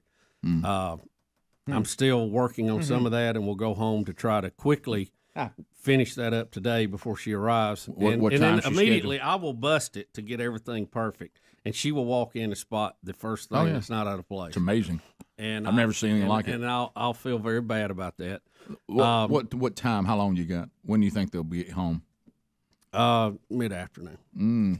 I know. I got to get out of here after the podcast today and get on it. Do you do what I do? I turn the house into the way I wish it was. I adapt it to my way, and then, like you say, you pan it. You got to return it back to their way. Yeah, I gotta get the dishwasher going today, and I've already started washing clothes, and I picked the dogs up, and I'm ready to go. So we've been working on it. Rick, the thing though, it's. I think I told you this before when I asked how many. Did I talk about it on the air? How many people? Yes, you did. Yeah, okay. yeah. So I didn't know, and for those of you who didn't hear it, Betty said 71. Unbelievable. And I thought 71. Good gracious. Well, where we live, we don't have a lot of parking area at our house. No, and we have a very steep driveway. Oh yeah. So usually, and the same with a lot of my neighbors. So usually, when you have a get together, people park on the road. Oh yeah. But then you don't want to have people walking up a steep driveway. So I think if women we take a golf cart yeah. and run them up and down the hill. Some of the women's shoes, they can't get up that thing. Yeah. Well, that would be like on a normal day, Rick. Where the highs, 60, 65, I think today. Tomorrow's going to be like 72. Here, and then in a mysterious cold front swinging through our version of the Alberta Clipper, I guess. Yeah. The high Saturday, it started out at 44, and they have revised it down every day. I looked this morning, 38 is the high, 21 the low. We're going to have a hard freeze. Unbelievable. Saturday night. So, I was thinking golf cart, riding. I mean, I'm going to have to be dressed like Nanook of the North driving that yes, thing, you are. You're going to have to be a polar bear. Well, I've had to make changes to my plans, Rick, because we have a battery cart. I told you that we run the trash can up and down the hill with. Yeah. But and under normal circumstances, that would do it. It won't hold up for 71 people. So I've had to recruit some gas golf carts, and so me and Hunter will be so you got to buy care gas of that. Well, yeah, I've already got it. Well, you might want to get accustomed to that battery cart because you'll be driving it to work. You'll be driving it to work soon. Thought about that on my four-wheeler. Yeah, Bubba, that's awful. But it's going to be. I mean, it's going to be cold on that cart. Oh yeah, Sure. I have to. I'll be bundled up. I'll have my. Speaking of Russia, I'll have my Russian hat on. Yeah, trying to stay warm. That's going to be a bitter cold. Oh yeah, with the wind blowing too. We're going to have a north wind that'll just cut you in half. North wind. Yeah, like we said before. Betty could not believe it because I was talking to her and she said, you're kidding me. It's going from 70 to a high of 38. I said, yep, on the day of your shower. Oh, yeah. That's it. Yeah, so, boy, you really do. Every time Betty plans a shower, something happens around that day. Really? Is that, I mean, is that standard? Yeah. Really, because, again, I got to go back to this again. Really find out if it's a shower or a tea. Well, I mean, it's the same. Well, either way. Well, now hear me. So shower, I get them in one time. No, this will be. I think this is coming and going. I help them leave one time. Right. A tea, you're never done. You stay out there, and all you do is. Well, I think it may be more of a tea, but they're calling it a shower. Huh? Whatever they do, it doesn't affect me either way. I go pick up people and drop them. Well, off. but it does. You'll be out in the elements more under one format than the other. Well, there's no way 71 people will get in our house at one time. No, you're right. Yeah, I mean, you need a gym for that, Rick. So Betty told me it was going to be coming and going. So we'll be out there. We'll be prepared. We'll have our gloves on, have our walkie-talkies, and we'll be shuttling, buddy. It'll be fun. Did you say fun? Fun. That's fun, nice fun. when you say that. It really. She can't. I like hear your positive She attitude. can't hear you right now. What's the odds of her having a gin and apple right now? That's fun. You know what it is? We do these things and we do them without grumbling. But you know, fun is probably not the word. But how about being kind and serving is the word. Word. Those are the words. You know, it's you know, we do this. This is important for Betty, so I'll do the best I can to the best of my ability, and that's what I've done. I've prepared to the best of my ability. Yeah, that's all I can do is the best of my ability. That's it. I can't exceed the best I can do. Impossible. Rick. That's impossible. It's impossible for me to exceed my peak performance. Yes, that's it. That's it. That's all I can do. Well, hopefully it will be satisfactory. We're excited about hosting all the ladies, and we'll have the fireplace on and come right on in and warm up. So what you're going to do is today, you'll find yourself needing to hit the air conditioner just a little bit, or tomorrow, you know, and then comes Saturday, you'll wake up and have to put a fire on. Yep. Well, that's pretty easy to do. I just flip a switch. Yeah. It comes right on. Welcome to the South. Yeah. Welcome to March weather. We'll be back. Rick and Bubba, Rick and Bubba.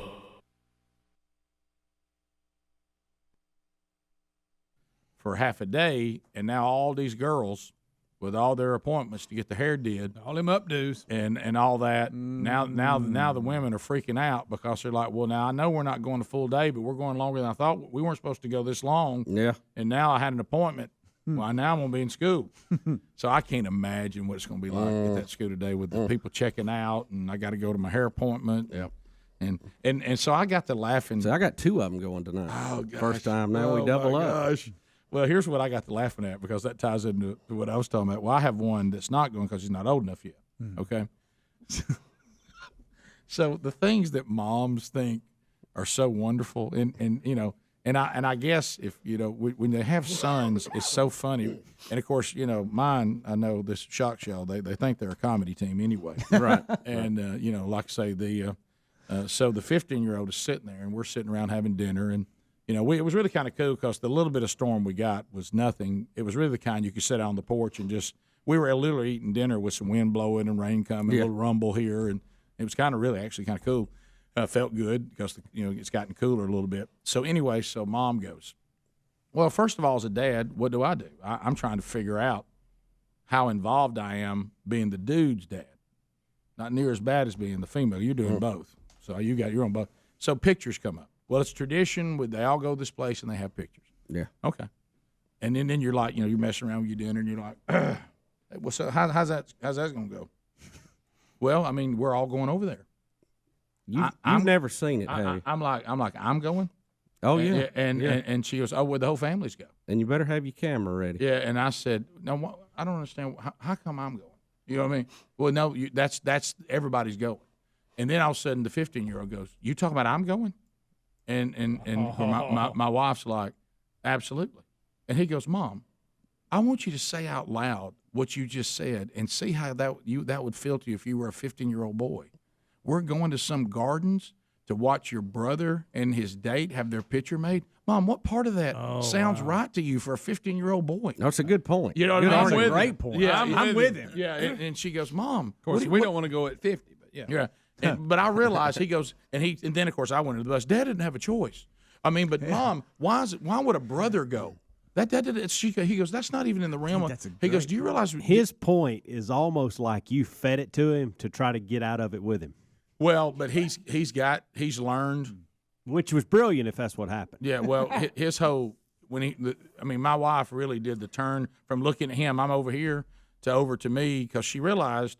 Here is a 15-year-old version of his father. This sounds like you're sounding like your dad making a point, you know, saying things like, say this back out loud and just listen to it. And picture being a 15-year-old boy.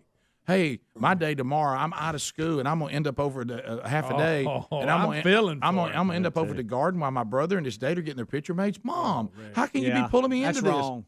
It's like being punished for something. I'll give him some more ammo on this. It is so crowded. Right. it's so hard to get a picture made. Imagine trying to pose pictures in a subway station. Mm. Oh boy, he's better not to go. Yeah, well, I looked over and I said, honey, you can't drag him into this. You know, there's no choice for me. Bold move. You can't get a parking spot. Yeah, how about this? I'm a husband and a daddy. I'm locked. I can't get out. You better go early. You know what? I wanted to say. His time will come. Can they not schedule times for people to be there? How about this? Hey, don't drag him into this. That everybody's showing up at once? Hey, he still has some. I mean, he's still free. You know what I mean? Don't pull him into this. He even said that. He goes, Mom, of all the brother memories, none of it lists. I was there the day you had your picture made with your date. That's not a memory of brothers. And Rick, he had a great argument. He did. Bravo. He even tried to do a step back, going, Mom, I don't think you have this information right. You know, that was desperation. It was really good. I was so proud of it. I found myself going, I wonder if I can ride this wave. But a lot of times in those situations, it's going to be windy today too. That's sure. Tough for pictures. I'm with you on that. A lot of times in those situations, if I get drug in, I go, look, just shut your mouth and go. But this is one of those. I go, we need to. I think he's got a point. Right. Well, it's rare I did that. Yeah. Well, what I did is because it ain't worth it. Yeah. I just sat there and was silent. I got to tell you about another thing I did that was so goofy. How about when you do something, you just like, hey, I am a doggone goodin'. And look, there's no bigger goodins than we have right here. Okay? Oh yeah. This is Goodin Central. Well, you know that we all have our challenges and we all have our things that we struggle. And I'm not the best researcher. Don't have good study habits. None of that. And so I like to try to get things almost through osmosis. Right. I see things I learn from seeing.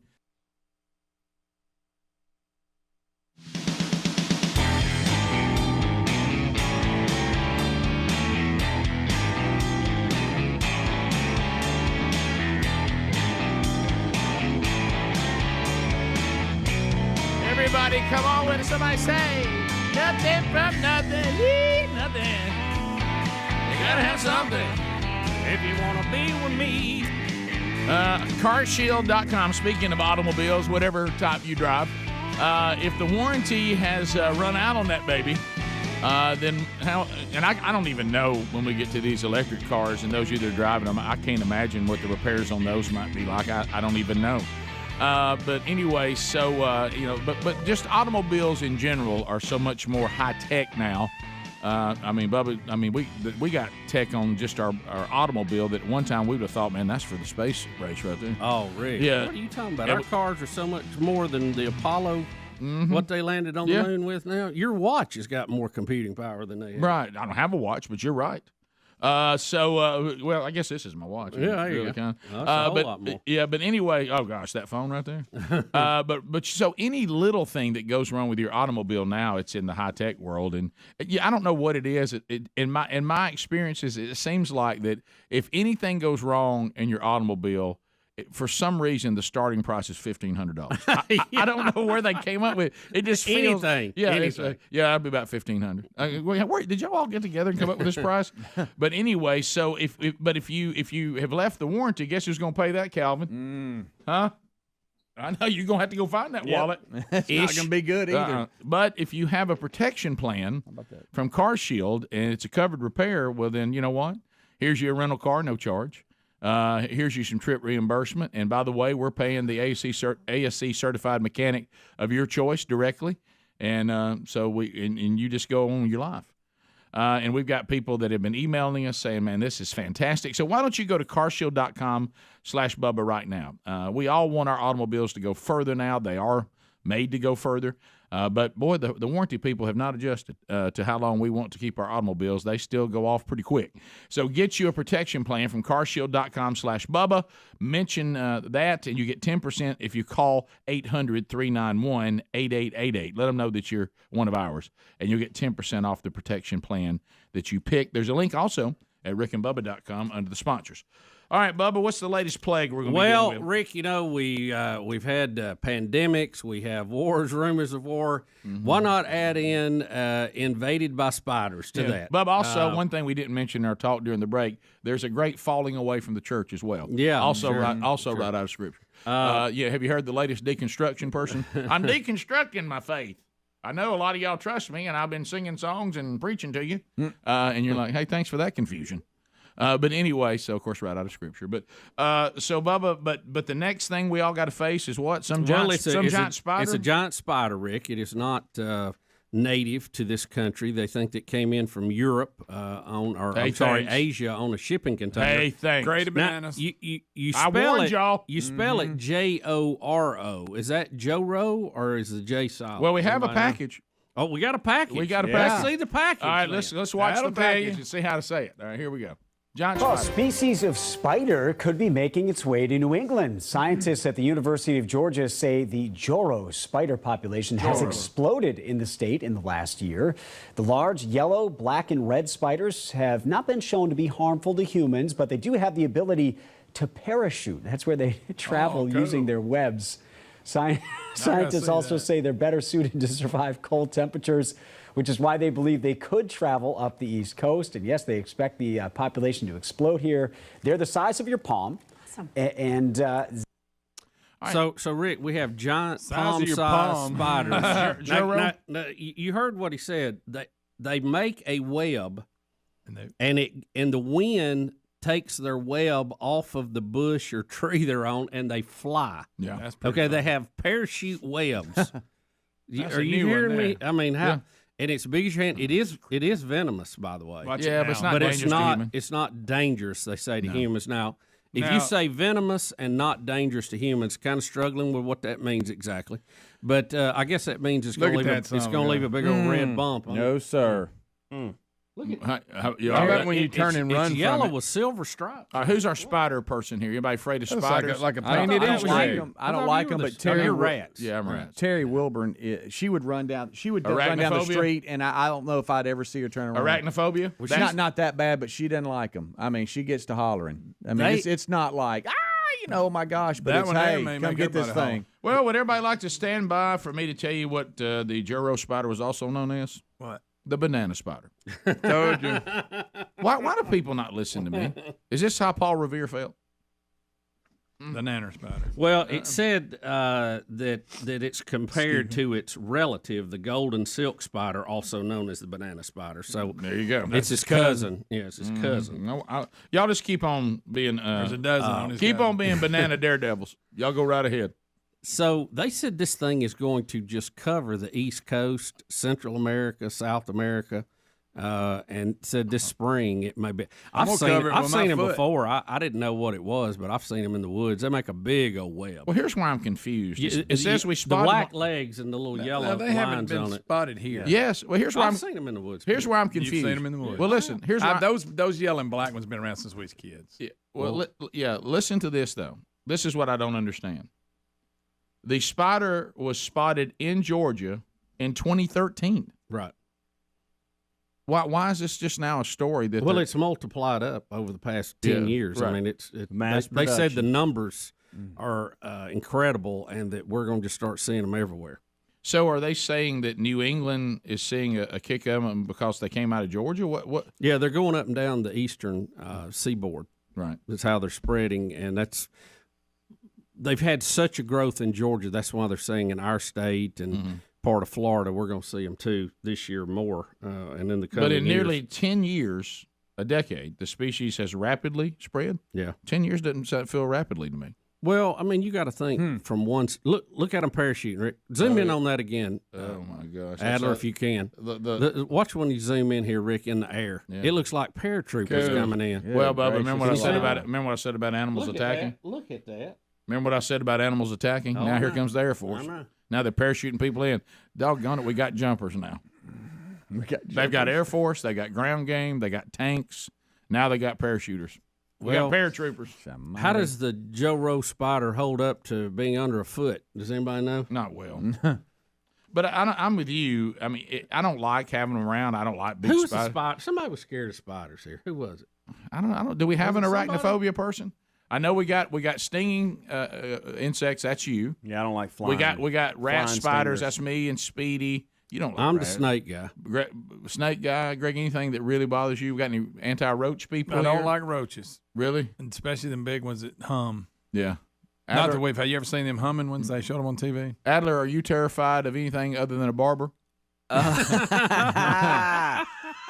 You know, when I was a kid, I used to have nightmares of bugs in my bed. So just any kind of bug crawling on me, I'm not a fan of that one bit. Were you on a big yellow spider as big as your hand? Not a fan of it. I try to be brave in the face of those kinds of things, but I was cutting down some trees recently in my backyard.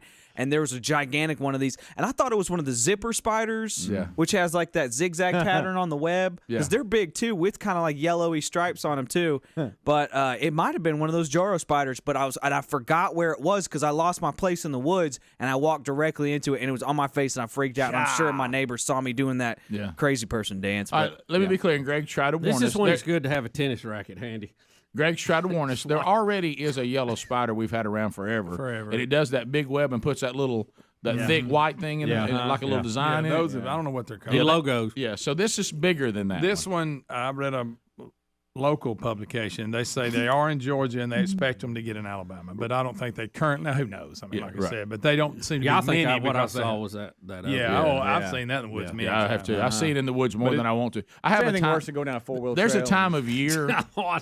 There's a time of year down at the farm that spiders ruin the farm experience. Yeah. You can't go down any trail without taking a one to the face. I just hold a stick up. That's what me and Rick did. We were riding the last time we went, and I had a stick out in front just wiping them. So many of them. But, so many. But all right, then we go back to big as the palm of whose hand. I want to know whose hand, because palms, the size of hands, they vary. Are we talking Andre the Giant's hand? Yeah. Are we talking? Or I would say something a little more closer to home for us, if you remember, intern graveyard. He had big, massive hands. But I mean, so right. So I mean, if you whose hands are we talking about? As big as whose palm? It says your palm. Well, that varies wildly. Well, I mean, whose palm? I think you got a general idea. Right. Whose palm? Here's a picture Whose palm? of one of those Joro spiders in somebody's hand. That's a good sized spider, you guys. The legs are really out there. They're big. It is. That's your have big you boy. ever looked at some of those but it's not a tarantula. spiders and things under a microscope, what they look like? I've Rick, never. I'm going to tell you, they're more foreign looking than anything seen how many alien than we could ever find in space somewhere, You seen how many eyes? Well, a lot of these monsters Hollywood have come up with, they copied those, the Predator and all that. Yeah. That was directly off some bug, What about the dust mite? Everybody sells vacuum cleaner shows you. I hate look that. at this. This is in your bed, and then I hate that. You talking about a monster? But here's the deal, though. If I can't see it, it's that. Who cares what it looks like? Yeah, look at that. You know what I'm saying? I can't see it. So what's the bit? I'm not scared of something I can't see. No, you're right. What in the world? See, I can see this. Yeah. What is that? Well, I tell you, but I will tell you Is that this. a fly or what? I think that's the spider. That's a spider. A spider? I don't like the look of this spider. Let me be perfectly clear. I'm not crazy about it. It's like an Easter But I egg. will say this: I'm thankful that the middle body, even though it's big, I when I first heard about this, I feared a tarantula-looking spider. You talking about the thorax? Yeah. You like the thin legs better than the hairy one? Oh yes. The hairy one is just scary. Yeah. I'll grab a Why is that granddaddy long scary? leg. Does not bother me at all. No. Pick them up, sling them. Yeah. So anyway, Joro's coming, and for Georgia, you've had it since 2013.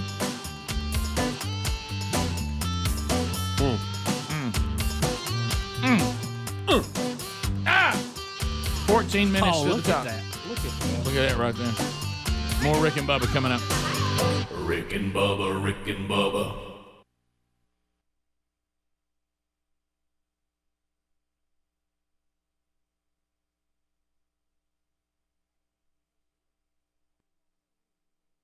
Soak it up like a plant. Yeah, don't give me booklets. Don't give me that kind of stuff. And so when it comes to coaching, I'll be honest with you. I've never been the kind of guy that'll sit down and watch videos and here's a bunch of stuff about some drills you can try and here's somebody that wrote a book about some sort of strategy. That's not really my thing. Now, those things can actually be extremely beneficial. I'm just telling you, I'm not very good at it. It's not my world. I think those things, and people who do them are better coaches than I am. Really what I've come to the conclusion of is I'm a motivator. I'm really not a good coach. And because I can't pay attention enough to really get down into strategy and that kind of stuff. Now, if you want me to get your team in shape and get them, organized where you can then coach them, I got some gifts in that area. But the actual X's and O's and stuff like that, I'm average at best. So that really is okay when you're coaching a sport that you know something about. But when my kids started going into this lacrosse world, I didn't know even one thing about it. Now, I've been involved in it now for like 6-7 years, so you would think that I would pick up enough, and I've even been head coach. But I always surround myself with assistant coaches that do X's and O's, and I kind of just, my job is always to be kind and win the referees over to us. And then, of course, to try to motivate, discipline. I know most referees say you're their favorite coach. Absolutely, you hear that everywhere. Right. And I don't like sloppy drills. Everybody knows that. I hear the players. Now they're old enough; they'll quote things back to me. There ain't nothing wrong with being great. You know what I mean? I mean, you don't hold back. Think being good. I mean, there's no crime against being great. So all that's great until I'm now on varsity. And the head coach wasn't able to be at a game. And he said, well, you're the head coach now. And I was like, it's like I'm the head coach. Like Barney being the sheriff. Yeah. And, there was only one thing. And these things have been going around. All of our offenses are called different things. Mm-hmm. Now, you might want to – well, I'll just tell you the story. It'll speak for itself, okay? So I couldn't remember what they're all called. You know what I mean? So I usually would go to the seniors or experienced players and say, what do you think about that? Mm-hmm. You know what I mean? And watching their reaction, then I'd turn around and act like it was my idea, that I came up with that offense against this defense or whatever. Well, I didn't know, though, there's certain international lacrosse terms. They're not your own team term, Rick. Right. Okay? Now, I wish I'd known that.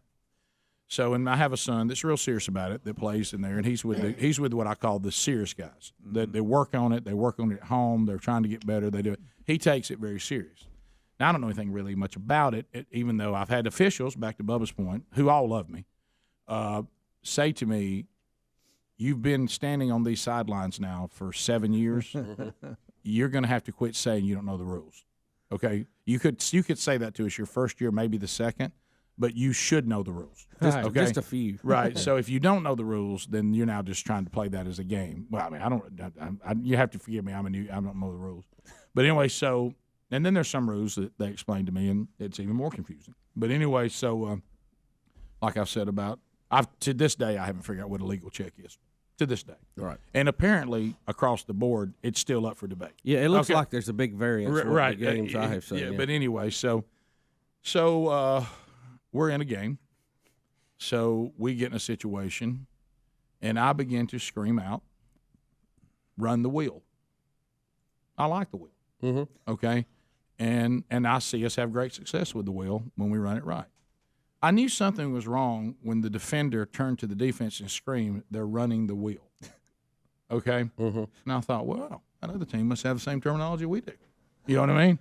And so I would scream at various times, run the wheel. So the other team could hear it. And then the team would scream, they're running the wheel. Right. Almost like an echo. So then finally, I guess everybody was afraid of me except my own son, who finally said, Dad, just a frustrated face, just sweat all over his face, you're telling them what we're doing. I said, what are you talking about? The wheel is not the name of that offense. The wheel is a type of offense and a type of play. You're telling the defense, it's like you come into the line and screaming, we're running 35 in the left 5 hole. Yeah. And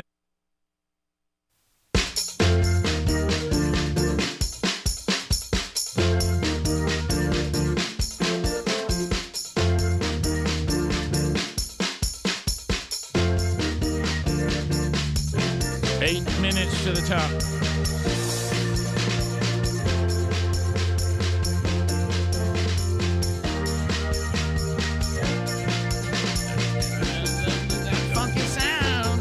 Rock and roll, hoochie coo. Hey, rock and roll, hoochie coo. And y'all forgot we used to cover this. All right. All right. So as we make our way back, this ongoing thing, and like I say, it's like dealing with children, where the Biden administration and the policies and the things they've done absolutely have played a role in the increase on the cost of everything, especially gasoline. And it's elementary how you can draw what they've done to the gas prices going up. Now, we've got, we hope not, but we've got an invasion of Ukraine that could lead to World War III. We hope it doesn't. It's a terrible thing, and certainly the punishment of Russia. So now they're saying, oh, no, this is Russia's fault. They're doing. Look, I said nothing I can really do, and then they can't help it, and then they kind of can't quite keep from laughing about it a little bit because they think to get rid of gasoline and fossil fuels will save the earth. Now they have once again not really thought about how many things we make with fossil fuels, and we've covered that many times, including the stuff you need to make an electric car. But anyway, so a lot of plastic. Wow, logic. So, but a lot of people are just saying it's simple. This administration is responsible for this. Well, we've got some stories today, Bubba. You've got an email about when you send your young ones up to these. Do you realize that a lot of these New England colleges that everybody's so love? Did you know, like Harvard for sure, and I think Yale and Brown, when they first started, you know what they were doing?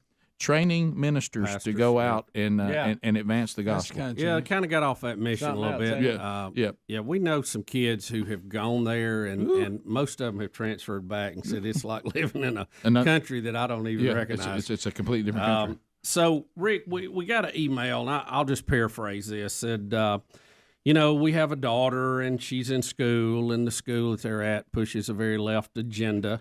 So most of them do. Said, recently we're discussing gas prices. She firmly believes the president has nothing to do with the prices and that opening our pipelines will not change the current market. She is a good debater. Would love to hear a segment explaining how the president can help the current situation and how Biden can do that. Well, oil is a traded commodity on the world market, so no one has absolute control over it. But obviously things you can do can help or hurt, okay, because we see them go up and down from time to time. One that I think, and Rick, some are direct, some are indirect. Yeah. Like the pipeline that we had canceled here in the United States, the Keystone. Come on. If you announce today that we are going to complete the building of that pipeline and it is going to be used to get Canadian oil to the Gulf Coast, it would immediately lower prices, even though it's not a direct cause. The feel of it, that it was going to be more oil available, would cause oil prices to go down. You see what I'm saying? Because it's traded, it reacts to news. It's not always just exactly what's happening. Well, then also more gasoline going into the market, as you said, will drive the price down, period. When you eventually get there. Yeah. The another thing is the president controls, and the administrative branch of our government controls the leasing of oil drilling on federal lands. And you've heard the administration, well, we got all these. They're playing games with that one. Not everywhere they can get to the oil, okay? From what we know now, oil is only in certain places. Now, Rick, there are theories that oil is everywhere. You just got to get deep enough to get to it. And we don't have the technology to do that all the way. So, a lot of that is being done, but we were doing a lot more drilling during the Trump years. They have not let any more leases out recently. Now, again, you get into this double talk of what's what. The oil people are saying, look, not all of these are good places to drill. We can't, and so, you get into the exacts of how that industry works. Another one is overreaching regulation, and this is really the magic bullet of where our government has a lot of this. They can say, yeah, you can drill on this spot, but we want this much commission off of the profits. Well, they can drive that commission up to a point that it's not worth drilling, or they can limit the time that the oil companies have to actually get to producing it before they lose their lease. There's a lot of economic factors in this, but the EPA has become one of the biggest problems. Now, nobody wants dirty water and dirty air, okay? We've talked about that. Let's be clear about that. But their regulations have been so overbearing. You realize we have not built a new refinery in this country in 50 years. Well, you think our demand has gone up in 50 years, wouldn't you? You would. So you think we would need updated, more high-tech refineries to process oil that is drilled here. Hasn't happened because of all these regulations. Now, the president also has control of the strategic reserve that they can open into the market for a period of time, and that can cause prices to go up and down. They have to kind of regulate that. The political policies that we have with foreign countries that produce oil, OPEC, Venezuela, Iran, Russia, all of that affects that, and the president has a lot to do with that. Yeah. So he can make deals with who he wants to or stymie deals with people he doesn't want to. And then not as much at the president, but at local politicians is taxes on gas. Yep. You know, we pay a lot of taxes on gas, and it is ever going up. So those local politicians play into that too. But you put all of that into the big salad of things, and there's a lot of different forces that are in play with the causing the prices of these things to move around. So we've seen presidents who were kind of negative to this, and prices have gone up. We saw it back during President Obama's time. And you've seen times where a lot of these regulations were streamlined and prices went down. We saw that during some of Trump's time. Yeah. So it's not a mystery, and I don't even think it's debatable, really. No, and the main, if you're honest about the main thing is coming in there and shutting that pipeline down. That put us in the worst position for something like Russia's invasion to cause this, because we have no recourse now. We're back. We need refineries as much as anything. Yeah, top of the hour. Rick and Bubba, Rick and Bubba.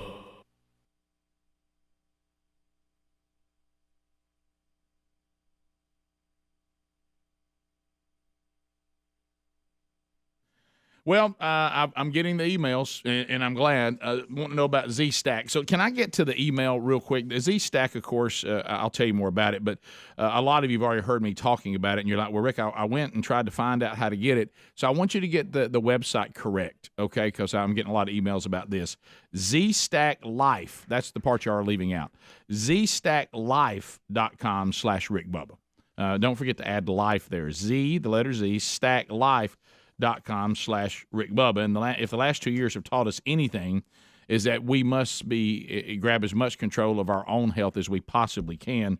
You can't really just rely on the government or big pharma, because, like I say, when they went and said, hey, we're putting all of our eggs in the vaccine basket, when really we look back now and go, no, we probably should have had that going, but also we should have been involved in treatments. We should have been involved in things like, Z-Stack that can talk about the strength of our immunity.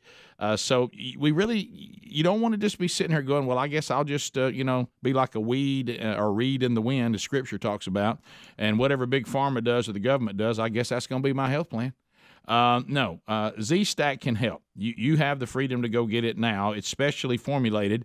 It's immune boosting, and this supplement includes zinc, quercetin, vitamin C, and vitamin D. Vladimir Zelenko is the world-renowned doctor who has formulated this. He's the one that was credited with getting President Trump over COVID so quickly with that early treatment protocol. And Z-Stack has been scientifically formulated. It is kosher. It's GMP certified. And you know where it's produced? Right here in the United States of America. Mask mandates are starting to be lifted. We're thankful for that. Vaccine mandates are starting to be enforced less and less in several states, but viruses are still out there. So take Z-Stack daily, and you are supercharging your immune system. It is formulated to help combat any and all variants and viruses, common cold, flu. So start taking it now. Go to zstacklife.com/Rick Bubba. We'll give you a little discount. zstacklife.com/Rick Bubba.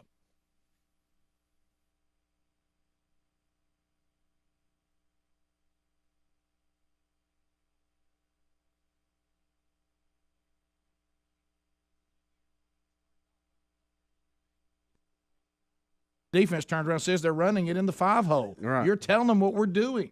And I was like, oh, I guess that's why they keep shouting. Yeah. He goes, and it's also why they keep stopping it. Yeah. You're telling them what we're doing. That's not the name of that. We have another name for us to know to run the wheel.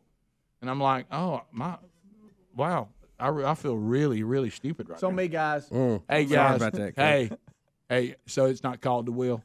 Well, it is. Yeah. But it is, Coach, but we call it, like brown. yeah, like number 3. Oh, that's what all those colors are. Yeah.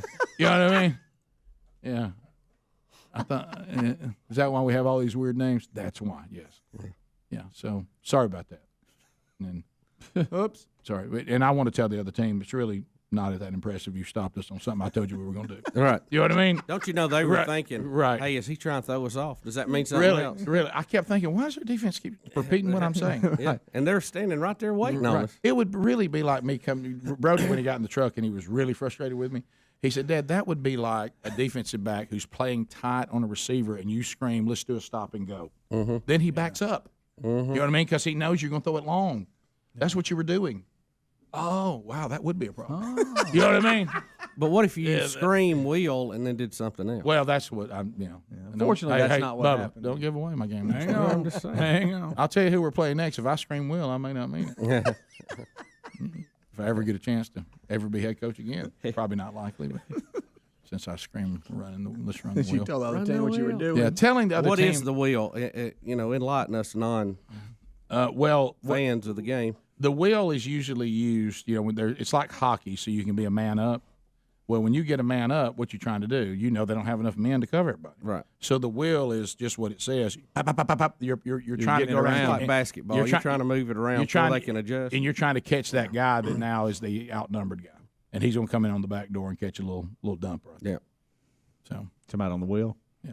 But that's a standard lacrosse term. Dad, that's brown, Dad. That's a play that everybody runs. Well, now they know the colors, too. Brown. No, I just grabbed that number. Okay, good. Matter of fact, we have a brown, but it ain't the wheel. You know what I mean? So anyway, what the wheel's really called, I thought, not to be stupid again, I won't say it on the show. Unlike the woman who told me where to park to 1.2 million people. Yeah. Right. I know she meant well. That was an email. That was all fair. So anyway, I'm struggling a little bit as head coach. But as far as that's concerned, I need to learn our terminology. Yeah, I'm calling from Alexander City. I just wanted to bring up the topic about serving and what y'all thought about tips, like tipping and everything. Well, we're big tippers. I believe that if you have someone who is doing a great job, I think if you always tip well, I think it always comes back to you. Mm-hmm. That's what we were always taught. Yeah. I'm not tipping the drive-through.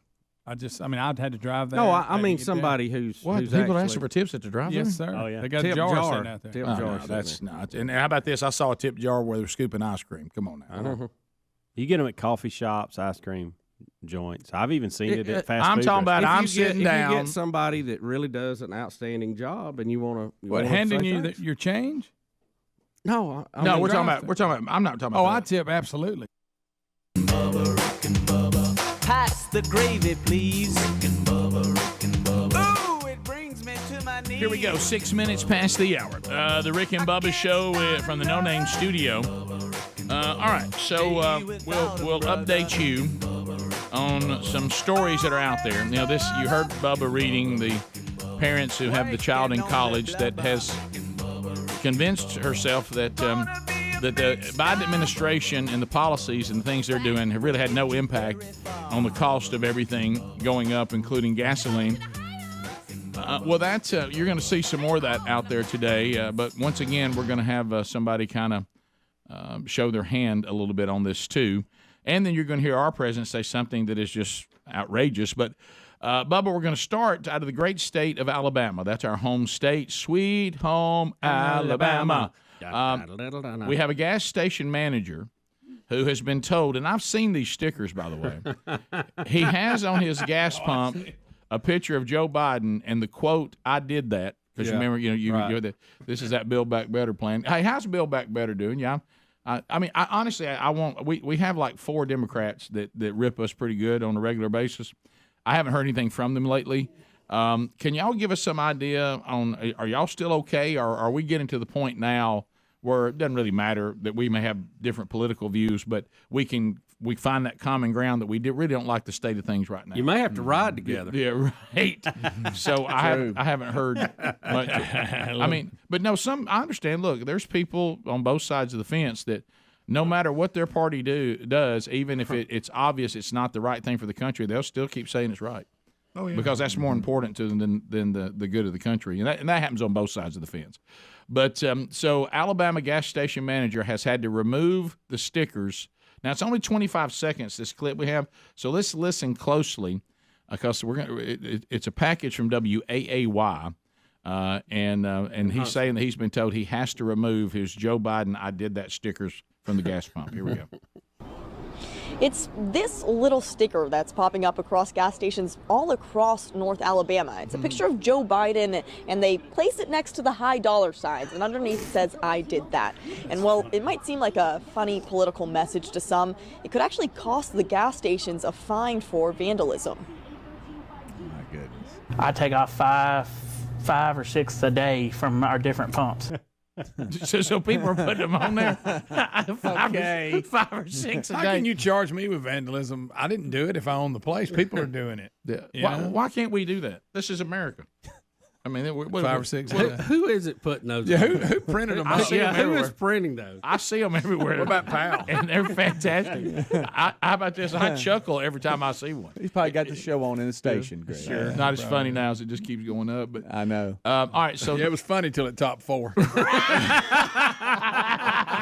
Hey, man, go get your electric car. You won't have to worry about that. So anyway, hey, you got to buy the car. Right. It's pretty expensive. And you got to wait for it to come in. Yeah, then you got to find somewhere to charge that. Then you got to be sure that everything where you go, you've mapped out your charging station. Yeah. And they're not readily available yet. No. Yet, maybe in the future. Getting better. More of them coming up. But we're not there yet. Biden's energy secretary, Greg, says that's all you need to do. Watch this little chuckle. This is Jennifer, is it Granholm? The energy secretary, when being asked about the rising cost. This is going to have an impact on people at the pump. Yeah, I mean, we obviously are all in on making sure that we meet the president's goals of getting to 100% clean electricity by 2035 and net zero carbon emissions by 2050. And, you know, if you drive an electric car, this would not be affecting you, clearly. Hey,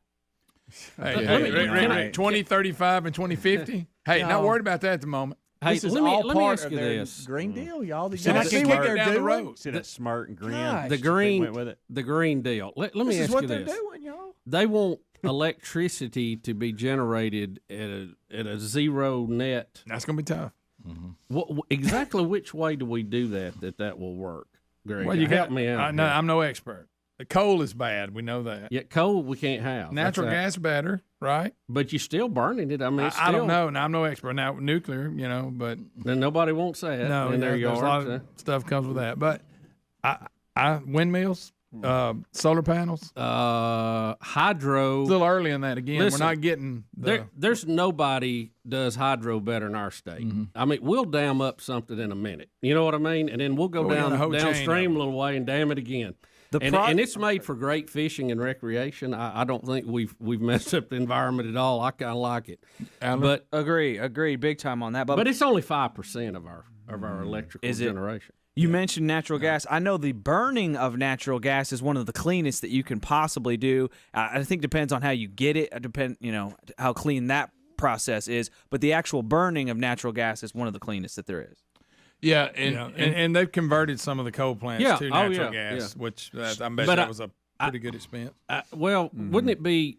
It'd be really, in my mind, better to have both, so you could go either way in a tight. You know what I mean? This technology, and I have to read about it that they invested billions in, that where it would somehow take coal and turn it into natural gas. Right. And I don't think it panned out quite like they thought after billions of dollars. I forget what it's called. So there's a word. This energy secretary, that was back in May when she was asked, and they're showing these clips because you have to understand.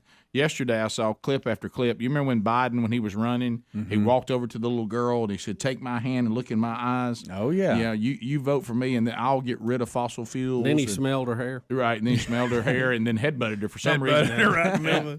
But he's going around saying that, and he's being asked directly, "Will you get rid of fossil fuels?" Yes, yes, yes.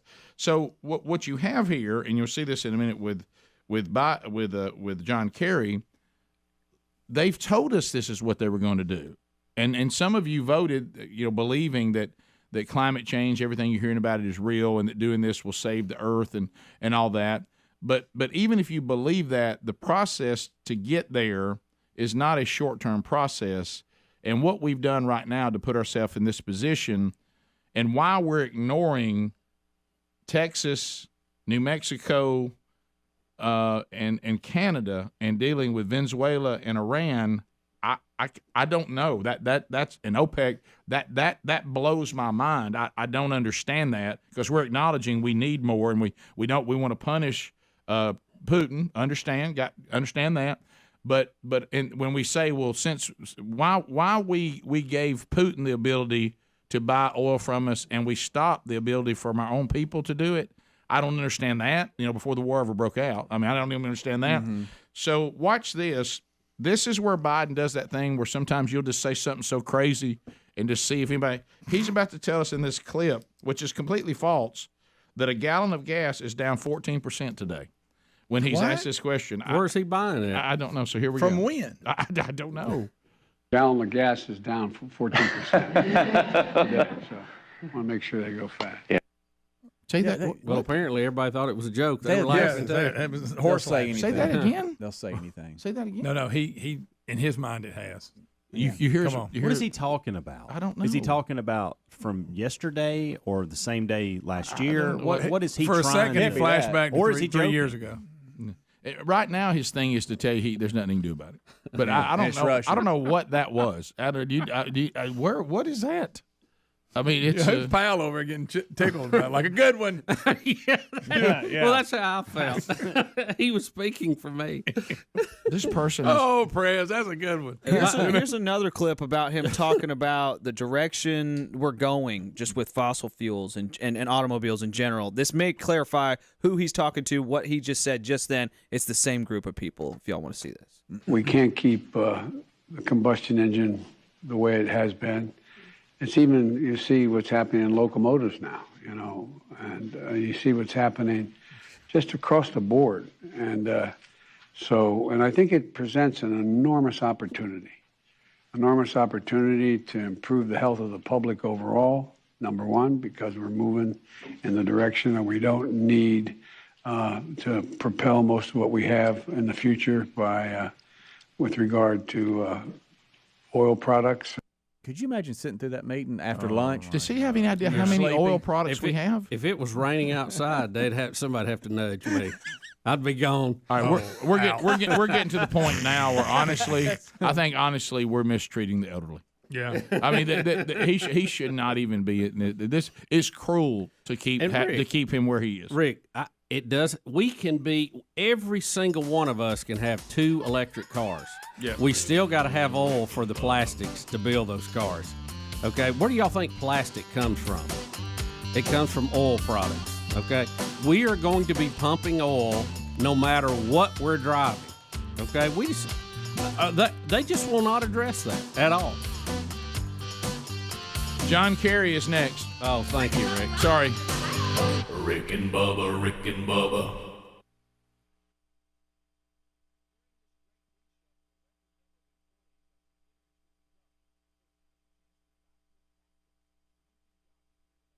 Gallon of gas is down 14% today, so I want to make sure they go fast. Yeah. And the gallon of gas is down 14% today, so I want to make sure they go fast. Yeah.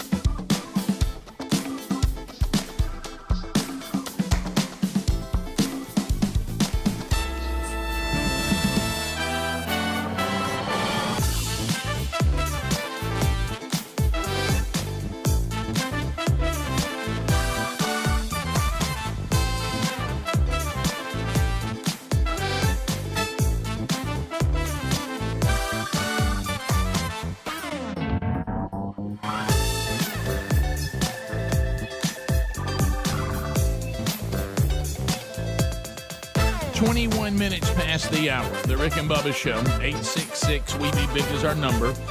We thank you for being with us. So I'm going to go a little Bubba and I and Greg, and we're from Calhoun County, Alabama. And so we have a lot of times that we say we're going to break this down to C student, Calhoun County, Alabama, which applies to us. The bottom line is this. There's administration that the people voted in. There's debate on whether there was tampering on the election or not. They won. It hasn't been proven that they did anything wrong that would lead to anything being done. Trump may run again this next round to give the people of America a chance to put him back in if they want to. This administration, however you think they got in, they're in, okay? And they went in saying the green movement has won. That's a big part. That's a big part of us. We listen to them. We're terrified of them. We don't want to be against them. And we have completely bought in that fossil fuels must be removed. Of course, if we're talking about climate change, we're talking about the world, not just our country. But anyway, we believe that because a lot of Americans think the whole world is here. It's not. We believe that we should remove them. Now, we're a little short-sighted, as Bubba mentioned going into the break. We've forgotten all the things that we need petroleum for. And it's a lot, including the very foundation of an electric car and a lot that goes with it. But anyway, the eyeglasses that I'm wearing right now, we're going to have a tough time cranking these out. Yep. But anyway, we're going to remove it. And we believe that is apparently a bigger deal than any inconvenience or any problem it's going to cause you, the American. Mm-hmm. Get over it because we must save the world. Now, of course, they're going to live one way and tell us to live another. That goes with the ruling class. We got it. Okay? So we got a president that says he nothing he can do on these prices. He's ignoring him shutting down. You remember he's a little arrogant when he signed it, too. That'll do it. Shut down. Yeah. Shut him. Telling little children, don't worry, I'll protect the earth. All this garbage. I have to remind you again, that case is being litigated if he had the authority to do that. Correct. Boy, I saw one of the guys that lost his job over that, and he was not happy last night. And he says the president tells you that his policies don't have anything to do with the state we're in. He's a liar. He also said that everybody's lying about there's two options for us. There's the Israeli option and, of course, to just finish the Keystone deal with Canada. And he said the time frames they're telling y'all this will take, it's all lies. He said we can do either one in less than a year, especially the one in the Mediterranean. But he said about 8 months. And he said also the Keystone, they can pick that back up. He said the problem with the Keystone now, you got people that lost billions of dollars, and they're going to want the government to give them some sort of, hey, sorry about that. Mm-hmm. He said now that may delay it because there's going to be problems. He said these investors aren't just going to run out here and say, well, what if y'all do this to us again? So anyway, we got problems on that because one time whether you believe we're saving the world, not saving the world, whatever. At one time, this country we had, for the first time I'd ever been this way in my life, we were energy independent. Right. My whole life, I'd heard people say, "Why are we not using our own?" We resources? were exporting natural gas. So we were one of the largest and this administration said no to that. We want to depend on Russia. Russia. Now Russia's invaded Ukraine, and it's bad form to keep getting their oil. So now we don't have that, and that's cut off. Now we're over here trying to get deals with other people that support what Russia's doing. And Democrats have whined about for as long as I've been coherent. They've whined about why are we dealing with these evil people. So then we have an administration says, well, we'll just do our own deal, and we'll also take care of our people and export to others and help them. We could be helping Germany right now. The guy whose email paying $9 a gallon. We could be helping them if we had not shut the pipeline down. Okay, but anyway, so that ship has sailed. Don't know wherever changed that. We have Russia invading Ukraine, and John Kerry is going to remind us in a couple of clips. This stuff in Ukraine may look bad, but it's nothing compared to the importance of saving the earth. We'll start with him promoting his clean energy initiative, and he's going to say something that. I don't know how Bubba's going to fare in this because he and John Kerry struggle anyway. Mm-hmm. But let's start this, and then I'll hit you with a 16-second one that's next that you won't believe. Mm-hmm. So here's John Kerry talking about that everything that he's doing is driven by science. Mm-hmm. And we are driven not by politics, not by ideology. We're driven by mathematics and physics, by science, which tells us, and has been for 35 years or more, what will happen if we don't do X, Y, and Z. And we have the advantage now of having Mother Nature herself share with us the realities of what happens if you don't do the things that we've been talking about for 25, 30 years. Look, Rick, he's folding his arms. You okay, bud? You know, is he talking about that new phenomenon called hurricanes and tornadoes? Yeah, that we've never had before. You okay over everybody? Ever.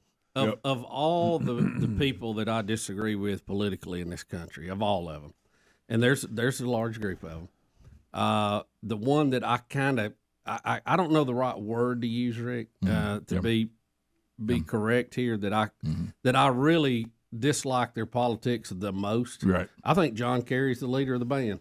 Well, and he doesn't seem like he's all that committed because why the long face? Mm-hmm. Well, I started to say, speaking of math, has anybody measured that face? All right, here that just adds to it. The fact he's ugly makes it even worse. Yeah. Before we move off of this clip, guys, I think somebody in the room got so just flabbergasted by what he said, they just had to get up and walk out. Watch this.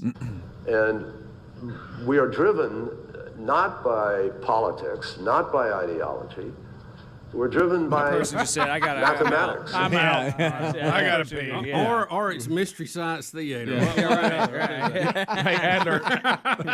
That's good. Adler, inside joke for you and me. Looks like Jerry arrived for the Bible study. But anyway, Jerry's late every Wednesday, walks right in front of the camera. Yeah. All right, so everybody know he's here. All right, so here's John Coming Kerry. in. Bubba, here's John Kerry saying, you think wars are bad. Oh. You ain't seen nothing when you talk about refugees. Mm-hmm. Here we go. We're already seeing climate refugees around the world. If you think migration has been a problem in Europe from the Syrian war, or even from what we see now, wait till you see 100 million people for whom the entire food production capacity has collapsed. Where's that at? We're already seeing climate refugees. Climate refugees. Example? 100. He said 100 million of Is there them. an example? When their ability to get food collapses over climate change. Now, when the climate changes, 100 million. Rick, when the climate changes half a degree, where is the food not going to grow? Well, there you go again. Well, I'm just asking because look, everything is a gain and loss. Okay, so I'll submit to you that there'll be some places we haven't been farming we'll be able to farm. Remember, these are the same people that said the Earth should already be over. Oh yeah, it was predicted before. Yeah. How many what years about into the 12 years AOC said we had are we right now? How many years ago was that? This is like betting the farm based on what Bear told you to do. You know. We'll be right back. More Rick and Bubba coming up. Rick and Bubba, Rick and Bubba.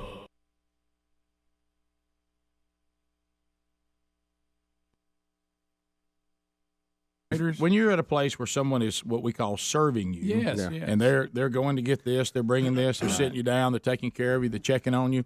Yeah, those people always, nobody likes a cheap tipper. All right, so where are y'all at on this? Because I go back and forth, and I don't carry cash a lot with me, so this hurts. When you go take your car to get washed at one of these places. That happened to me the other day. I know. Do you tip those guys? I have seen people tip them, and then I feel bad for not tipping them, and so I try to tip them, but I never know how much or if I'm wrong for not. Automatic car washes. You talking about the automatic ones? No. Where they're drying your car off. Yeah, all they're doing. No, I don't do that. Oh, yeah, I tipped them. The automatic ones, though. You got Greg the guy doesn't. Well, no, I don't go to those. I got an automatic. I by the normally house. don't either, but I've been guy put in that situation. That takes your money and then hits the front of your car in the back with that brush. Probably not. I never do that. I got confused because I didn't ask. I didn't expect that. A lot of the guys are doing the cleanup and the detail. Where they're opening your door and there's a team of them, and I usually try to give them something. Well, that's what what I think they split it Well, up. what happened with the vacuum cleaner guys that are back in the back? I saw one do that. I know. Really? Because they're not split. I gave them, the only bill I had, and I said, "Do you tell them? Do you say, yeah, hey, split it up?" I said, "Do y'all split all this up?" And he was like, "Yeah." And then all of a sudden, as I'm driving back, I look back. Now maybe you split it. That's well, what you know how maybe you can fix that. Announce as you hold it up. Split it up, guys, and hand it to one of them. Let them work it out. Well, and then I got confused. The car wash that I go to, I got confused because one time they had it clearly out there where you just kind of put stuff in there, and I guess they split it up. Then that went away, and I couldn't decide. Did the owner say we're done with that? I know. I didn't know. It got kind of confused. Yeah. And I tell you what, I'm also confused about. I come down a line I'm looking at a menu. You're just simply behind the counter. Yeah, I know where you're at. And you're taking my order. I picked it out, and then I just get it on a tray. Yeah, I don't. I'm always very confused about that. I know where you're talking about. Yeah, I don't know what to do there. I know. I mean, where does it end? I don't leave tips on that one. I don't. I'm normally, if you bring it to my table, and somebody has to take my order in a restaurant in order for me to have to or keep filling up my drink glass. Yeah. I mean, to me, that person's working really hard. I know everybody's working hard. Their pay is actually dependent on tips. Yeah. Well, which is wrong. I read on a great waitress, I guess it was 2 weeks ago. She didn't let my cup get half empty. She's filling it up. She must have been Asian. Boy, no. Because they get after it. Yeah. They always get after it. They do. I mean, you're talking about a hard worker. Oh, yeah. You know discipline why? is unbelievable. They throw down. They do. Yeah. This is the Rick and Bubba Show. Watch more at blazetv.com/Rick and Bubba.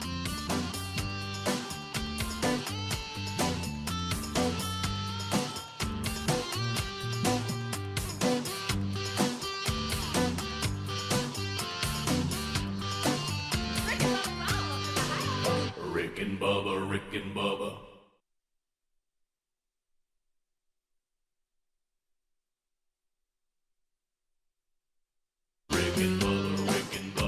This is the Rick and Bubba Show. Watch more at blazetv.com/Rick and Bubba.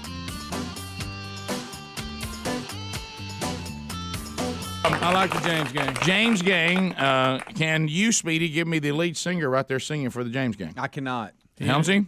He ended up playing in one of the biggest bands. Biggest bands ever. And had a solo career that was one incredible. of his early bands. I don't even know what you're talking about. I mean, I don't even know who James, whatever you It's just the name said of a is. band. But I've never heard of that band. Well, you've heard of this guy, though. I'm sure I have. How about you, Adler?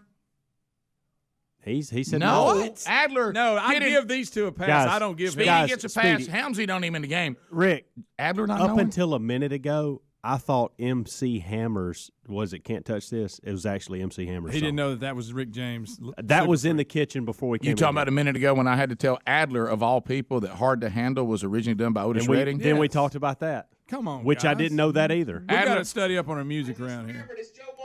Thank you, Joe. Joe. He Walsh. Googled it, Rick. You Googled that. Who? You Googled Joe Walsh. it. Joe Walsh. Oh, okay. From the Eagles. See, I do know that name. Rocky Mountain Way. The only reason I know that name is because I saw the documentary. Right. Yeah. Well, you know, you also got your Rocky Mountain Way. You've also got Life's Been Good to Me. You got all his that. solo stuff, but he's the Solo Eagles. stuff pretty good. You He's know not solo original stuff too. Eagle. Guys, I am ashamed, and I've told y'all this. I've been open about this. I am ashamed of my music knowledge or lack thereof. Boy, it's bad. And you guys have really helped me over the years. Now I got a long way to go, but you have educated me. I'm almost the opposite. I'm ashamed that I know as much as I do because why don't I know more important things? You know what I'm saying? Because I got a lot of that knowledge, and it doesn't help me. All right, here's the thing. Unless I'm on Jeopardy. Well, and this is where I land and shows how bad I am. I'm proud of it because there's few things I know jack about. That's true. It's almost like I usually feel so stupid. It feels I know good a to lot know about it. something. I It feels really good do. to actually know something. I'm confident if you ask me about, in the past. Now, Right.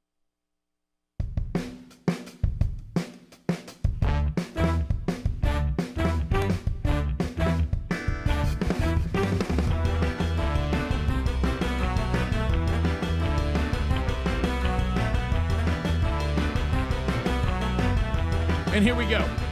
To the phones, let's open those up. 866-WE-BE-BIG is our number, and you can join us now. All 10 are available. Well, there they go. They're starting to move now. 8 of them are available now.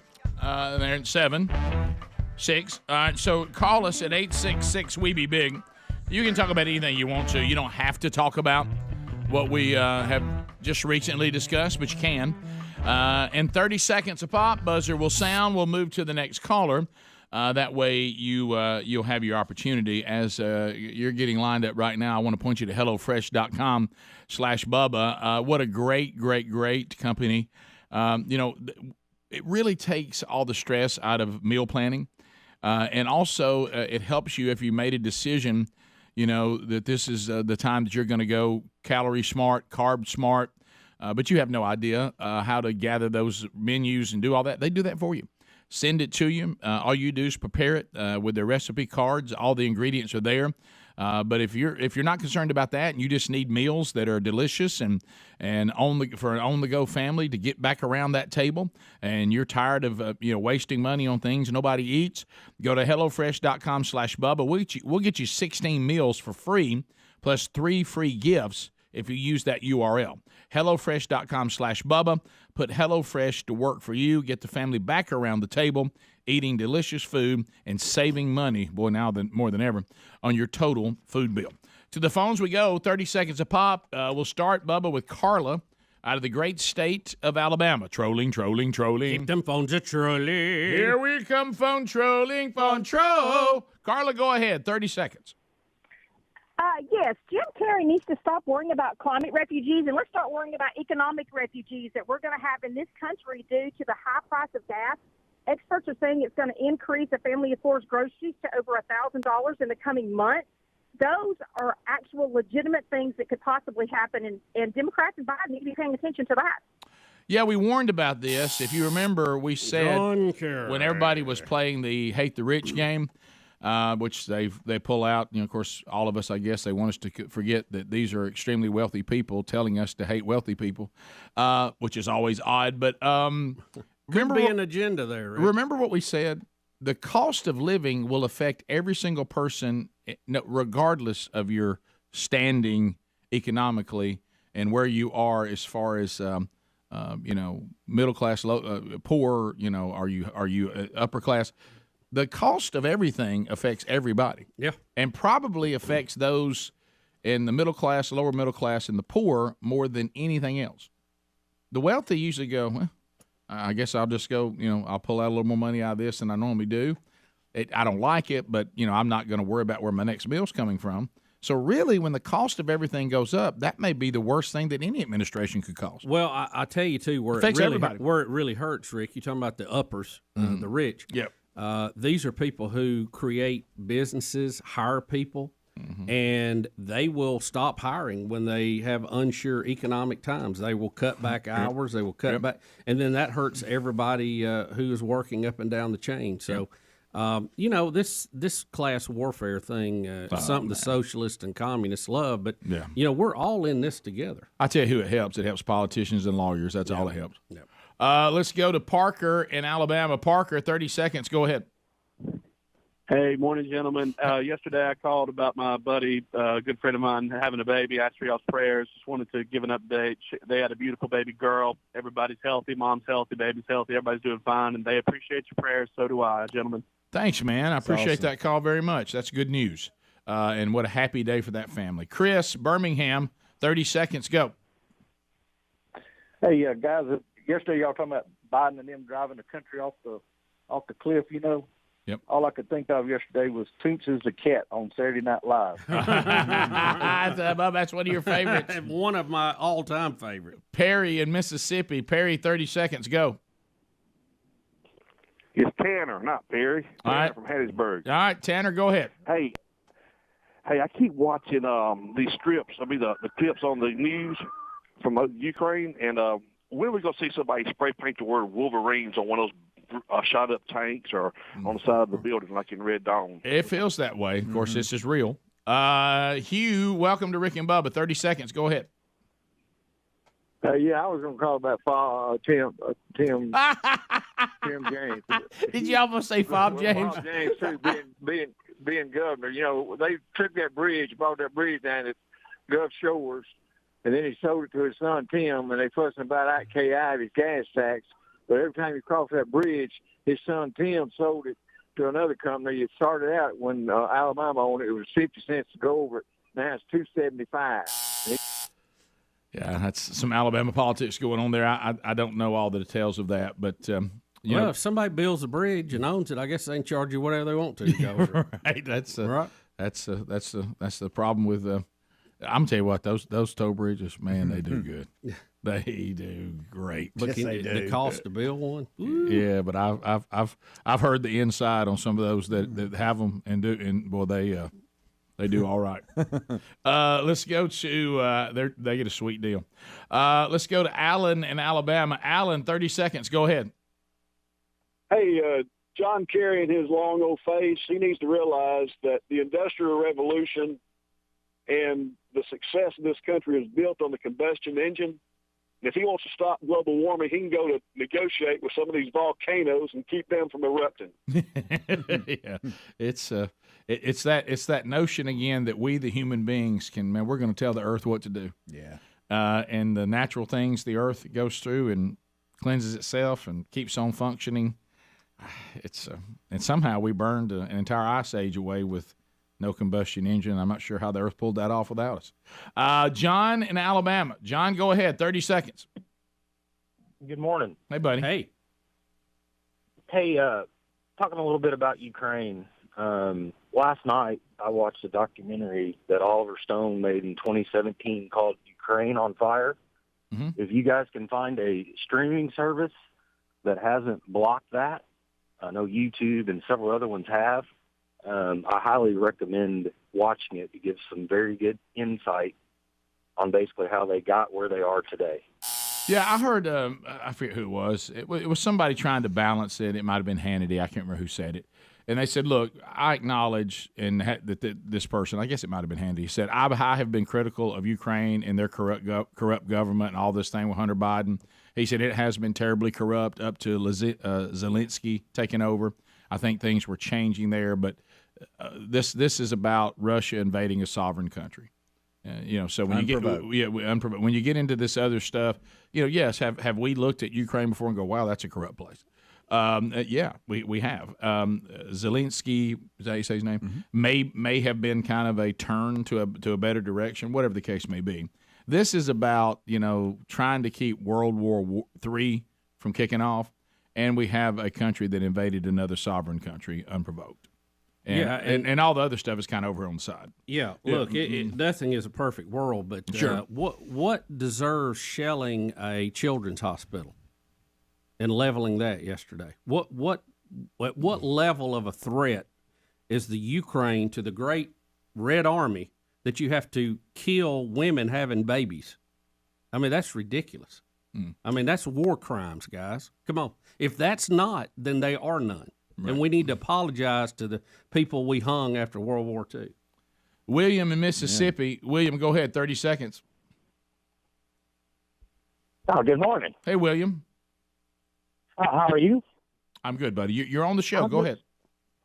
I was just sort of curious. I don't know exactly what the gas tax is in Mississippi per gallon, but I was sort of wondering, with all the federal money that apparently the state of Mississippi's got from the government, what is the deal with the tax? Why can't they just drop the tax for a short period of time and, turn some of that federal money loose? And yeah, we've talked about that. That is one of the ways that the cost of gas can go down if your state and the local people will lower the taxes on it. Good luck. But let me tell you something. Ain't gonna happen. If you can find a wall today and bang your head against it, you probably will. It will probably be a better use of your time. 18 cents per gallon. 18 cents a gallon in Mississippi. 18.4 if you want. 18.4 if you want to be exact. 18.4 cents a gallon. Just in Mississippi. Don't see the government ever going here. Y'all keep some of that. No. On anything. No. How about new? Government. Hey. How about new? Government flipping a tax switch back off. Well, it's almost like their hands just won't do it. Yeah. Let's go to Beth in Tennessee. Beth, welcome to Rick and Bubba. Go ahead. Hi. I just wanted to tell you, you can order the Joe Biden gas pump stickers on Amazon. They're like $7. Didn't you tell me that you'd already told me that, Bubba, in the break? Thanks, Beth. Scott, yeah, you can order them, and there's. I just like to point out to everybody that's a tank of gas. I mean, that's a gallon of gas that you're spending on the stickers. Right, that's good. Scott in Mississippi. Scott, go ahead. That's Scott owned it. It owns Scott. Hey, Scott. Morning, Biggins. Hey, buddy. Hey, guys, you were talking last week about live mics and panicking over not muting your own mic. Right. A couple of years ago, a church here in Hattiesburg was recording the pastor. His mic was muted, so it wasn't going through the room or on the live feed, but it was going through the system, and it will absolutely own you. I will send you a YouTube link. They recorded him singing, and it is a train wreck in live. I'll take that all day long. It's always my concern when the sound guy says, I'll handle it. I mean, you're going to pop me up singing. Yeah.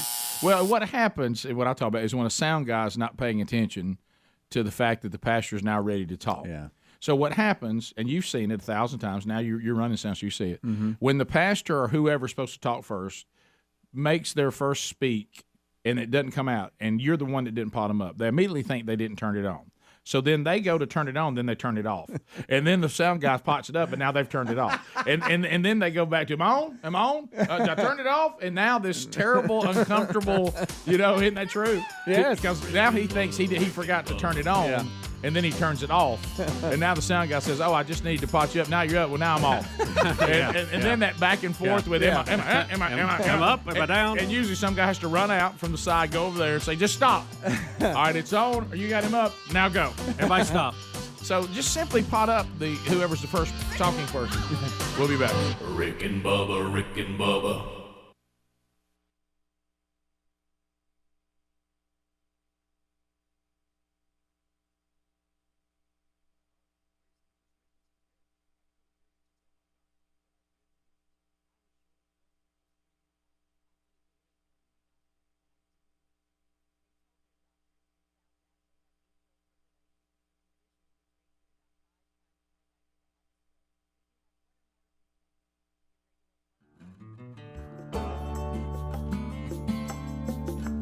I find myself sometimes holding back because, like a minute ago, Adler be that guy. Well, Adler gives me this great story about Hard to Handle hearing it as a freshman, and how he was so fired up about that song. And I want you to know this, Adler.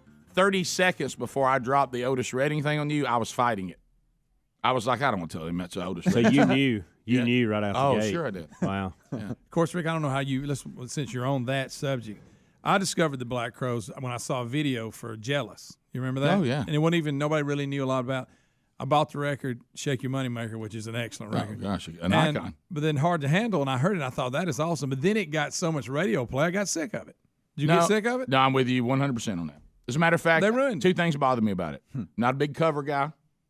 Okay. Yeah, but I don't mind if it's a cover that I didn't know with the original. Well, plus it's a cover that they don't do the way Otis did it. It's Exactly. close. But what I'm saying, that bothered me, and then it became, like you say, too much radio play on it, and it ruined it. And they got a part where they added a bunch of horns. Have you ever heard that version? Hey, you could have kept that from me. Exactly. Okay, because I had to walk through that year that Tom Petty and the Heartbreakers decided to add a brass section, and that bothered me, especially when they started adding brass to songs that didn't have it. Yes. That's where I got a real problem. Yeah. But let me say this. On Shake Your Money Maker, one of the finest rock albums that's ever been produced, Hard to Handle is my least favorite song. But early it wasn't. Really? It became one of my least favorite because they shoved it down my throat. And that's not a bad thing. Good for the Black Crowes. Yes, not so good for me. It's fine. Now, I won't even get into Otis Redding. I've got a lot there, too, but I'm going to let it go. All right, so. I mean, it's seeing things and all that. I mean, hey, Shake Your Money Maker's got some good songs on it. And I think I think that, when they went from the Southern Harmony and Musical Companion. After that, they kind of got weird. Then once you go a third album with the Black Crowes, you start having problems. And they went. It was like a Morica, and it was just weird. No, I don't want that. Yeah. I'd like for people to know too that there's no need for rock bands to get bored and start adding brass sections. If you have a brass section to begin with, I don't have a problem with it. Earth, Wind, and Fire, no problem. That's funk. You can give me a horn section. I like the Phoenix horns. I'm not against horns, but I'm against brass sections in bands that do not need them. I'll give you another one. Remember when John? He's changed his name so many times. John Mellencamp, I guess now. Cougar. When he had the album, when he brought in a dobro and a fiddle and all this stuff for a few songs, but he would do that. He would even play it in songs that it didn't belong. Yeah, because it's almost like you're paying these new musicians on the road, and you want to include them more in the set. Just play them on the songs that you've added them on. Don't start putting them in songs never had it. Adler? All right, I'm going to try to stump you guys with some Black Crowes knowledge, okay? Okay, you may. What is the name of their original guitarist that they kicked out, and why? I don't know his name, but I do know he got kicked out. And I'll tell you this. I don't know that one, but I will answer you with another question. Okay. I don't know his name, but I do know he got kicked out after the first record. That's right. And the answer is his name is Mark Ford, and the reason is he was doing too many drugs for the Black Crowes. Boy, that's another level. That's a lot of drugs. That's like Bubba saying he won't be around me because I eat too much. You know what I mean? All right, since we're on Black Crow trivia, the original bass player is no longer in the band. He was on maybe the first 2 or 3 records. Who does he play with now? Oh, that's good. I was very surprised. The Columbia Fireflies. There it is. That's Did you Google that? That's Tebow's team. No, Rick, I got you on this one. I thought it sounds more like a band than a baseball Y'all team. ready for the answer? It does. Y'all ready for the answer? Yeah, hit a home run first bat. The original bass player's name was Johnny Colt, and now he plays with Leonard Skinner. Oh, Greg, Okay, you and your trivia. Check it out. Greg. Fact. Take a sip of something. Hurry. By the way, I found myself struggling with Leonard Skinner's current lineup because they changed their rules and they did something to me that was I'm not sure it's acceptable. Well, they play good. To go back and grab a member that was in the band way back Before they hit. Yeah, but anyway, I'm gonna let it go. They're playing casinos now too. That bothers me. 15 minutes past. I'll tell you why Bubba's not here when we come back. Hang in there. Rick and Bubba, Rick and Bubba.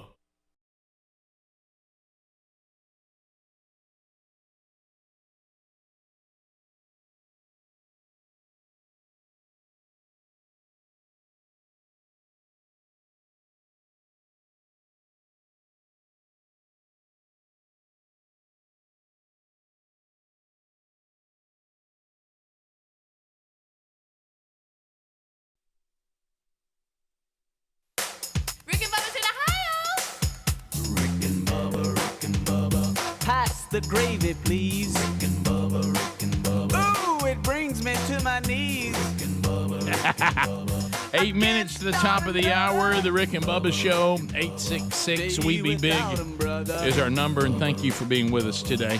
Will and Meat still in play today or tomorrow. It's going to happen. We know that now. Bubba and I on vacation next week. Look for Rick and Bubba Best of Shows. Bubba, a little shout out here. Rick, a little shout out this morning to a lady. She teaches at East Limestone High School. Mm-hmm. She's a music teacher and been director of the band for many, many years. She's just known as Miss Sam. And she happens to be the daughter of a very famous engineer. Probably one of the most. Carl Samperi. Let me tell you, the great Sampezi. My years working with him, it made me a tougher man. Yes, it made me a tougher man. Wait right here.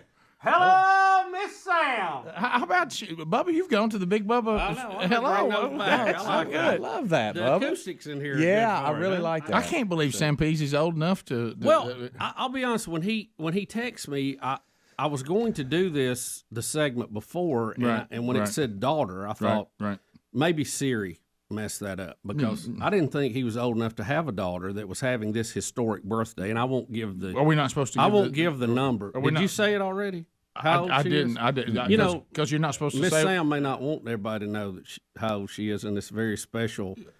You know, no. 50 is the new 40. Oh, is it? Yeah. Okay. Well, we won't say. We won't say 50. I'm not going to say 50 because you may not want me to. But when I saw that, I thought there's no way Carl has a daughter that's of this remarkable age today, of this very special day. Well, because you look at Sampezi, he's still chiseled.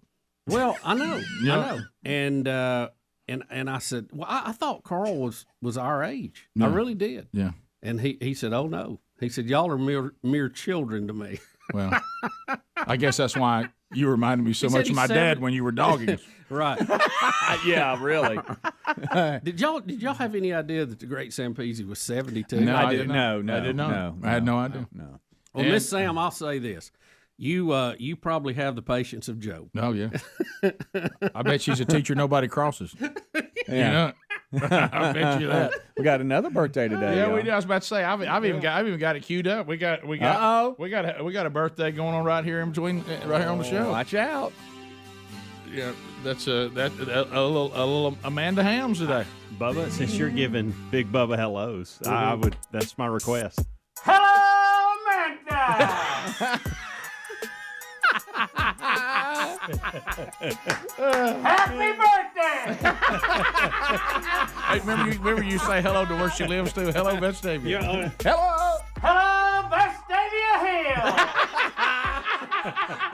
We're bringing it back. That's an old one right there. I love it. So, Amanda, big day. Today's the day. Yeah, I told Speedy and Greg that I'm just trying not to just be a handle over the next 48 hours. Are you pulling it off? Well, so far, but I mean, we just got the day started. Well, I saw Hams a minute ago, and he was like, two things that day that really got me distracted. Trying to be sure I don't mess up Amanda's birthday, and I keep waiting too long to go to the bathroom. That's it. Yeah, just saying those two things. Just don't want to mess as long as it you up. didn't wake her up today, you've done one good thing. Yeah. Amanda. Gonna tell you right away, I can wait a happy birthday, Amanda. There you go. That'll do it right there. Hello. Yeah, Love you, babe. You got big plans? Nah. Head to the court. How about y'all don't her gift today? Watch Michael play tennis. Yeah, no, we not doing Putting on my tennis shorts. Little eye candy. Rich Burgess in the world. He's not wearing the break. I do that at the house and watching Sherry roll her eyes. I said, "Look out, coming through a little eye candy." She's like, "Yeah, okay, right." I don't know if I'd use the word candy for what I say here. How about my? Look out! My mom turns 80 this weekend. How about that? You can say a more better. We can do it today or tomorrow. Geographic area. Huntsville for sure, and you can just say "Happy Birthday, Nana" if you want to. Hello, Huntsville. Happy birthday. I don't do that part. Okay. Happy birthday, Nana. Of course, my dad, not missing any moment, has written her a poem, "A Celebration of Love."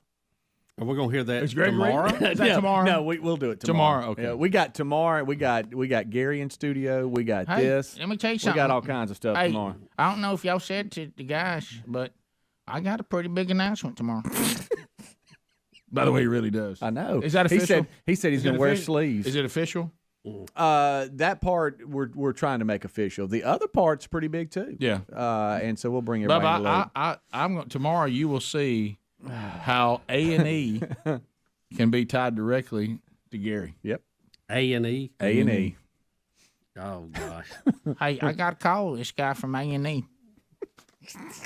That's exactly how it was. Mm-hmm. What? Just wait. Yeah. Just wait. I've got 1,000 questions. Right. Okay. Well, they'll be answered. I don't know, man. It's I don't like to bring attention to myself. You know that. Yeah. Hey, I got work to do. People always asking me when I'm on the show again. I said I got things to do and mess around with them. But anyway, so he'll be here for his first appearance ever in this studio, right? Right, yeah. And he said, "Hey, this is I love it because he said, look, this is a pretty big deal, and you can say it in Gary's kind of way, but this is a pretty big deal. I'm kind of involved, but I mean, y'all ain't got to talk about it. I don't care. I mean, I'm kind of involved in it. Is this bigger than when Al got new shirts? No, it's not that big. New farm shirt? No, it's not that big. That was real big. Hey, I'm just not trying to bring any attention, to myself. That's just what happened. You gotta love America, man. I tell you what. That son of a gun. Gary, he's got a little Moultrie to him. Always in it. Moultrie. Everything. If he touches you, turn to go. But every now and then, Gary just. Oh, there's things about Gary that this audience has no idea. And I think you do, Rick, but I don't think anybody else here knows about Gary. No. There's so many things. So we may get into some of that tomorrow. Hello. I'm sorry. Yeah. So anyway, so we'll do that, and we'll have the poem tomorrow. Oh yeah. So Greg's going to read a poem that your dad wrote to your mom, and Gary's going to be here. What a way to go on vacation. We'll be right back. Rick and Bubba, Rick and Bubba.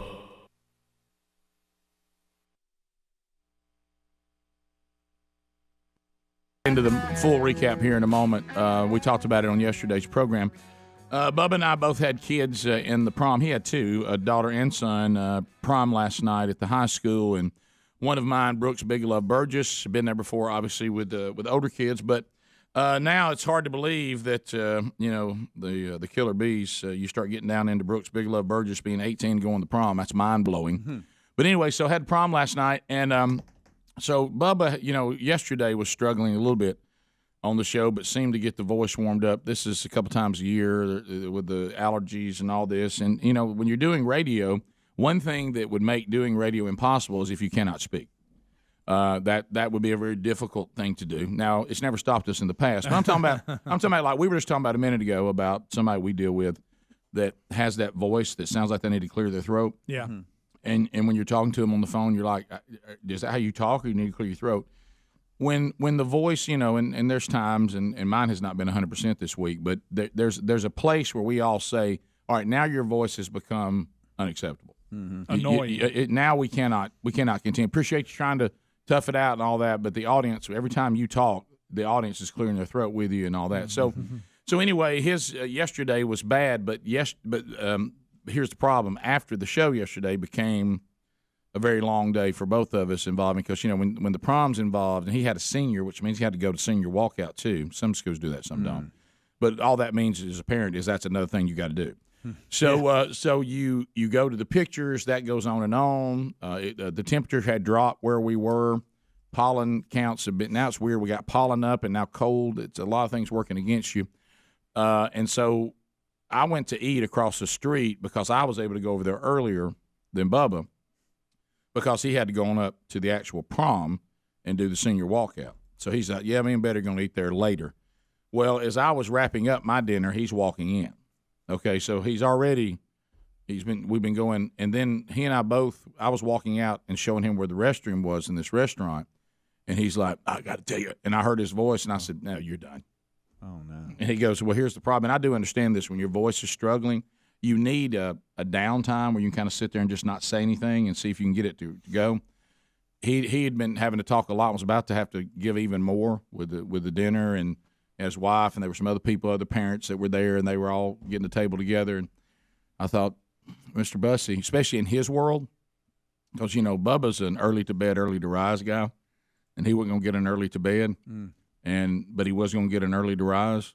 And pictures, and your kids are at the prom, and, they're coming in, you're trying to sleep, even though they're – sound like Aunt Martha. Yeah, and when I heard his voice, I was like, there'll be no Bubba tomorrow.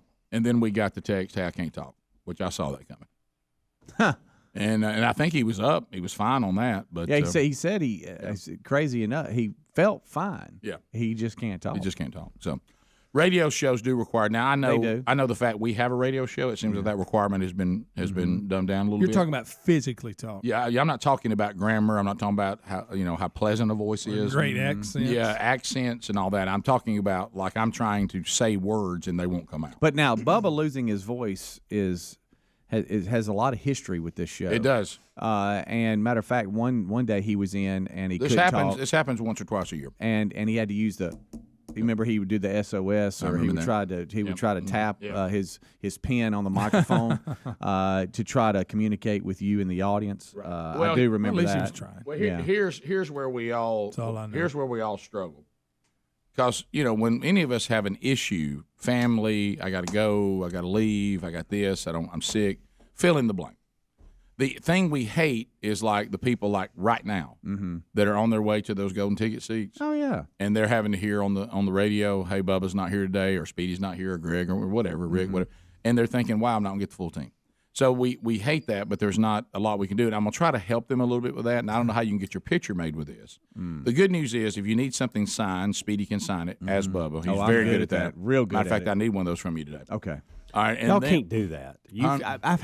Me and you have had closed door talks. You have. You don't like that? Got to get it done, man. Right. So should I tell the merch company that's coming by with a lunchbox for us to sign today, just have to do another day? Absolutely. I'll sign it. Nobody know. Oh, wow. It's the right thing to do. I got that box back there. I know. Of course, Bubba's not here. That's the problem. Yeah, forgot about it. I would have already had it done. I've signed a lot of books. It's made a lot of people happy. Completely forgot. How many times have we heard what he just said? I would have already had it done, but I completely forgot. Well, this came up when the week we went on vacation. Yeah, it was it ain't like it was yesterday. Right. Yeah. And nobody was here to sign it. Right.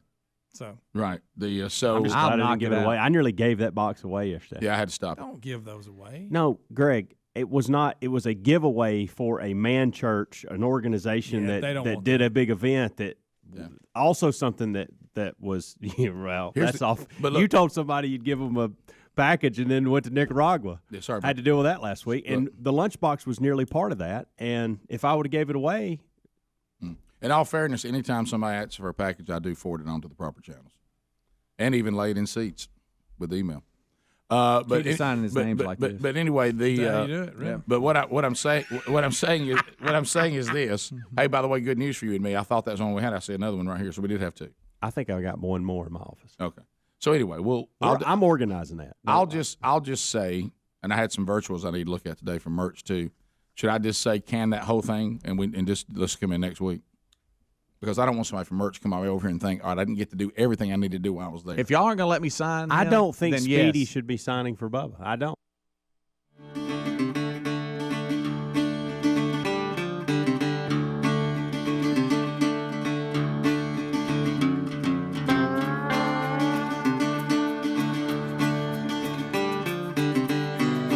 It is 6 minutes past the hour. The No Name Studio rocking again today.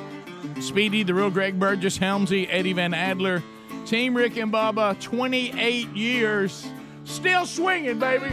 Still swinging. Yeah. Of the same old story.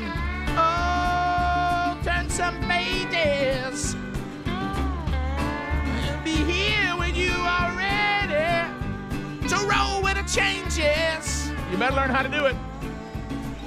Welcome back, Bill Bubba Bussy. Rick, glad to be here, and thank all of you for being part of the little get-together we call Rick and Bubba. Tomorrow, a couple opportunities out there in Rick and Bubba land. The real Greg Burgess will be in Birmingham, Alabama, 11 to 1. Go have lunch with Greg. He'll have pizza for you at Hendrick Hoover Auto Mall. We're all Hendrick drivers. Go by and have a little grip and grin with everybody's favorite, the real Greg Burgess. So go by and see him. If you want to go by there, maybe Greg say something rude to you, be a big day. No, nothing rude at Hendrick. So that's tomorrow. And then you go down to Mexie, Alabama tomorrow night. There he is, Helmsy. Probably already talking to Amanda about maybe them turning into a date. Helmsy will head down to Mexie, Alabama, Mexie Baptist Church, where he will be speaking to the men. And I think this is the kickoff, right? The kickoff of the men's discipleship strategy, Man Church number 1. And go see Helmsy. We'll have dinner starting at 6. Make sure you go to the upcoming events and register for that. And service starts at 7. Okay, so we do need you to register. Yeah, go there and register for dinner, especially. And if you just want to show up at 7, that's fine. Yeah, if we're gonna feed you, we need to know. I said dinner. Bubba's ready to go with me. Who did? Somebody made a sound. Who was that? It sounded like. Did I hear that right? It might have been an uncontrolled response by me. I don't know. But anyway, so that, and then Rick and Bubba University coming out again this weekend. Kendall Graveman, who is now with the Chicago White Sox. Great story.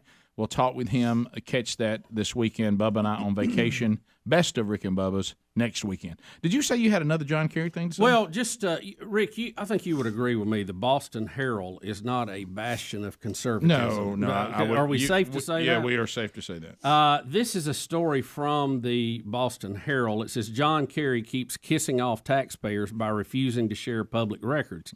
Said, this just in from non-transparent climate czar John Kerry, more silence. It's now been 300 days since he was asked to share his staff payroll. A Freedom of Information Act, FOIA, request filed by the Herald May 13, 2021, continues to be ignored by Kerry. The State Department says the records are available, but they add the Office of Information Programs and Services Electronic Record Systems indicate the request is in process, and they have an estimated date of completion, that's the EDC, of October the 1st, 2024. Please note EDCs are estimates and subject to change. Come on, man. How do we let this guy continue?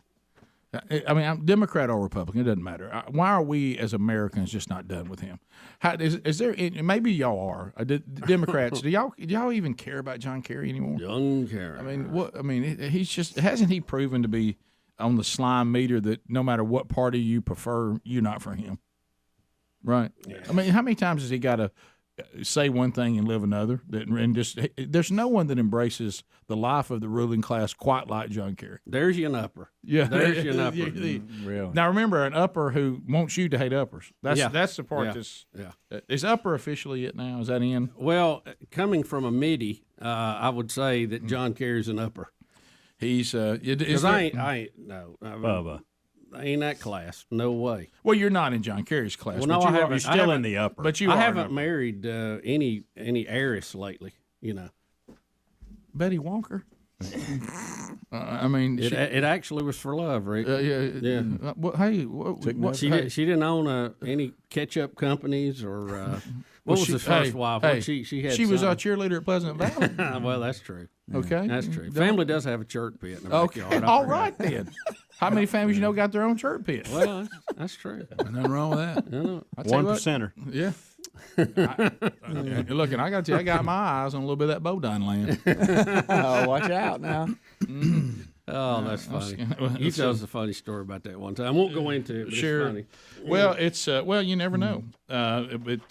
We have a lot to be thankful for. Yep.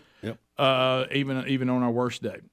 So we certainly can continue to cover some of this ongoing stuff here. Are you done with all this the updates of all the political stuff? Kind of. Well, I was going to tell you about an interesting lunch I had this week, and it was kind of a new experience for me. I'd never had this before, and it's a place that I love to eat and go there often. And I'm sitting there, I'm having lunch with some friends, and I hear a noise up above me. Okay, and it's quite a rambunctious noise. And then in the restaurant? Yes, and then I hear a cat going meow. What? In a restaurant. So, and there's a noise right up, and I'm thinking, I look up, I think there's a cat in the rafters.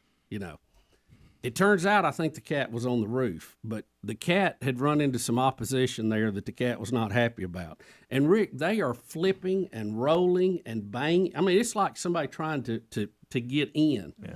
And you hear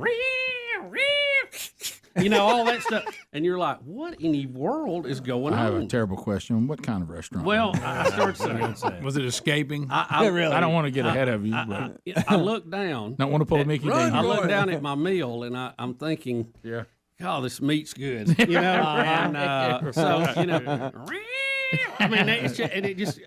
I'm like, what is going? I mean, do I notify somebody or something? And you're the only. Is there anybody else on the show that's a cat guy? Anybody else got cats? You don't have many more, do you, Speedy? When you're House of Cats. No, I love cats. But what I'm saying, so you understand their ways a little bit. Yeah. Oh yeah. Could this have been? Not. I'm upset. I'm not upset. I've met my. I don't. Yeah. Somebody help me.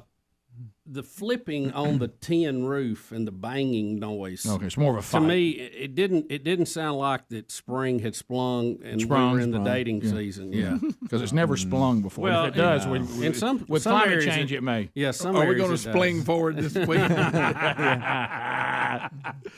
But so you don't think a net was involved and it was just wrestling in the net? Yeah, you don't think the cook was up there with the net with his cook hat on? Right. I mean, if you're in the comedy business, it gives you a moment of pause. That's so good. and listen, the folks I'm meeting with said, just ignore it. And I go, how do I ignore it? And all this. No, we don't ignore it. Kind of disturbing. And I finally told the waiter, I said, I think you got a cat problem up here somewhere. So got a hot tin roof. Yeah. So tell me the face of the person who was serving you when you said we got a cat problem. He said, how do you know? Right. How you know, Bob? I felt like he didn't want to say that happens from time to time, but he didn't seem near as panicked as I was. See, oh boy! But can I ask you what you were banging eating? Noise right over the top? Can you tell me what? No, not really. Okay, no way. No, but it so that tells me delicious. That tells me everything I need to know. Right, right. It was delicious. And but Rick, the amount of noise it made was incredible. Yeah. Well, some restaurants have cats to kind of patrol the outside, if you know what I mean. Well, this one take care of things. It sounds like this one met a bird of prey or something on the roof. Maybe. I don't know what it was. Maybe. It was noisy. And those deadly talons. I just thought I need to tell somebody there's a cat. There's a cat. Something going on up here. Can I ask you this? The volume of it was incredible. Yeah, I know. I thought it was about to fall on us. All right, so that would have been the deal. Let me ask you this: so in restaurants, we know that it's really bad form to see a mouse and bring everybody's attention to it. Yeah, probably. Or a rat. It's not good. Roach. Mm-hmm. Where's cat? Well, I don't know. I just felt like somebody needed to know there was a cat fight going on. I told you this story years ago when one fell out of a drop ceiling at a restaurant where we were eating in Israel. A cat fell out of the drop ceiling. A cat onto a table. Really? Wow. Well, that's a problem. See, that's what I envisioned was about to happen here. Right. And something about that doesn't make me want to eat. No. Well, it had a look on its face like, if I can find the door, I'm gone. Yeah. Yeah. Or was he on patrol, helping to keep the area clean? Could have been that. I thought the searchlights were a little much. Right. But was he fat? Like they fattened him up? Yeah. Huh? Yeah. He looked like back. He didn't look like he was missing a meal. How were the tacos? Fantastic. Okay. And it was one of those restaurants that tried to bring Americans in and say, "Come on in, we got American food." Yeah. We How don't was it? normally have cats falling. How was it? It was good up to the cat filter. We'll be back. Rick and Bubba, Rick and Bubba.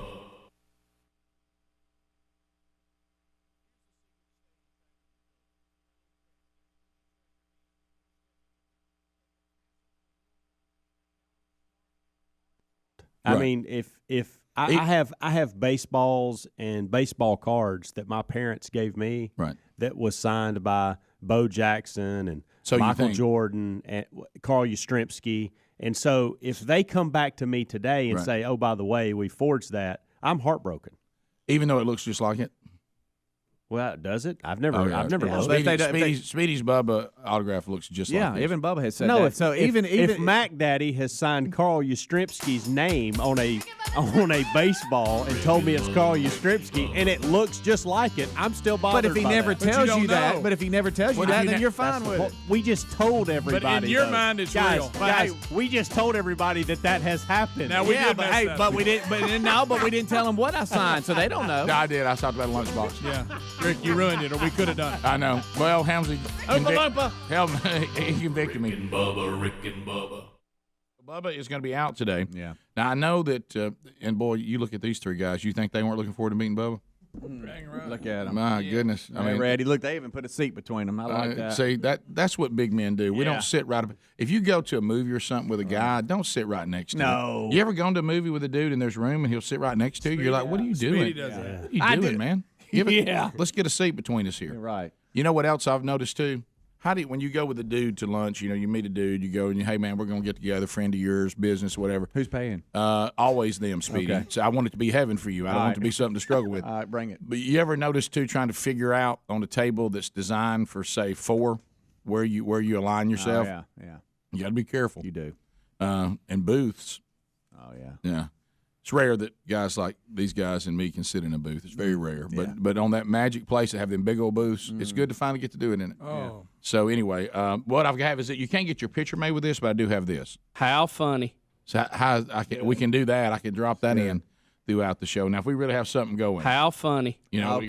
that right. Like that one. Yeah. And of course, always if I make a really good point today, That's right, Rick. so we have that too. So I can drop that in whenever I need to. Now you can't get your picture made with that. I could take the instant replay, put it on where it says "How funny," stand and hold it in the golden ticket seats. How funny. Okay. I can do that. I like that. While I'm signing something. Well, I've because of Ham's accountability, I have emailed the merchandise department, and I said, let's try to do it next week when Bubba's here. Are you happy? Well, yeah, Okay. yeah. I feel better. I don't know that I'm happy about it because we had to discuss it, but I do feel better. Yeah, but think about the step forward. Rick, we just said there was a time you would have brought that up, and we just done it Rick, anyway. step forward, but this is the second time we've had to have this talk. Right. So is there going to be a third? Well, let me tell you where I came from on that, and this is typical sin. Okay, is I thought what you were talking about was so much more important that it would work, but lunch boxes didn't meet that agenda, but it does. It doesn't have to be something spiritual. You know what I mean? You really No, it really doesn't. Right. It doesn't. So Yeah, say that's I a got new step for me Yeah, today. it is. Thank It you. is. Thank you very much. I appreciate that. But in case you're wondering how I was justifying that, that's how my Adam suit, my sin, was justifying it. Okay. All right. So we'll do that. Goodness gracious. Flesh will justify Daily. So In a anyway, second. thank you, Helmsley. You're a little annoying right now, but you're right. Well, Okay, you know what I mean. All right, so let's move forward. I know that you guys talked about it briefly in the kickoff hour, but as we were all caught up in prom and all that last night, I started getting the text from various people. We're bombing Syria. I'm very we're bombing proud Syria. of myself. You can't Trump always update. get what if you try.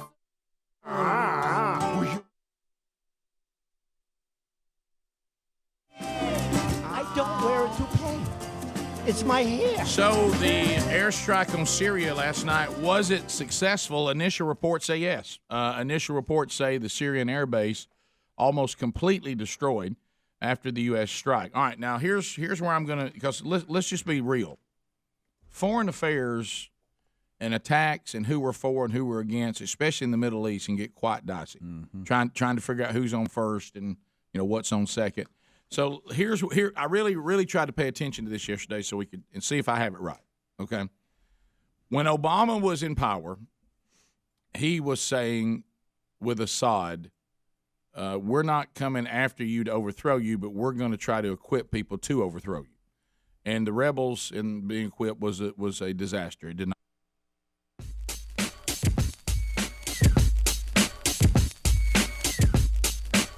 It is 21 minutes past the hour. Rick and Bubba Show. 866-WE-BE-BIG is our number. And we thank you for being with us on today's program.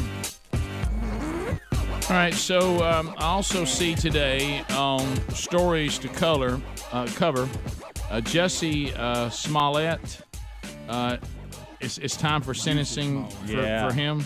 Yep, sentence hearing today. Has this been one of the weirdest stories on the planet? I mean, this bizarro, weirdo twist and turns, and and the claim that he was a target of a racist, homophobic attack in Chicago, and then it all turns out it was all set up by him. I mean, just Rick. Again, you go back to the story we all learned as a kid when you cry wolf. This is set back. Actual attacks, discrimination on different groups. I mean, when you hear of these reports of these kind of things happening now, and sadly they still happen, you think, well, is this a Smollett? Have they pulled it off? I know. He's becoming like a phrase you use now. So if anybody should be mad at him, it's the groups that he claimed were discriminated against in this. No question. They should be the ones who are the most mad at him. So listen to this. He's been found guilty of 5 counts of staging racist anti-gay attack in Chicago, lying to police, so it's something about he's been charged under the Illinois disorderly conduct statute. Well, let me ask you this. If you were guilty of doing those crimes that he said happened to him, how much jail time would you get? Let's see. I'm looking to see.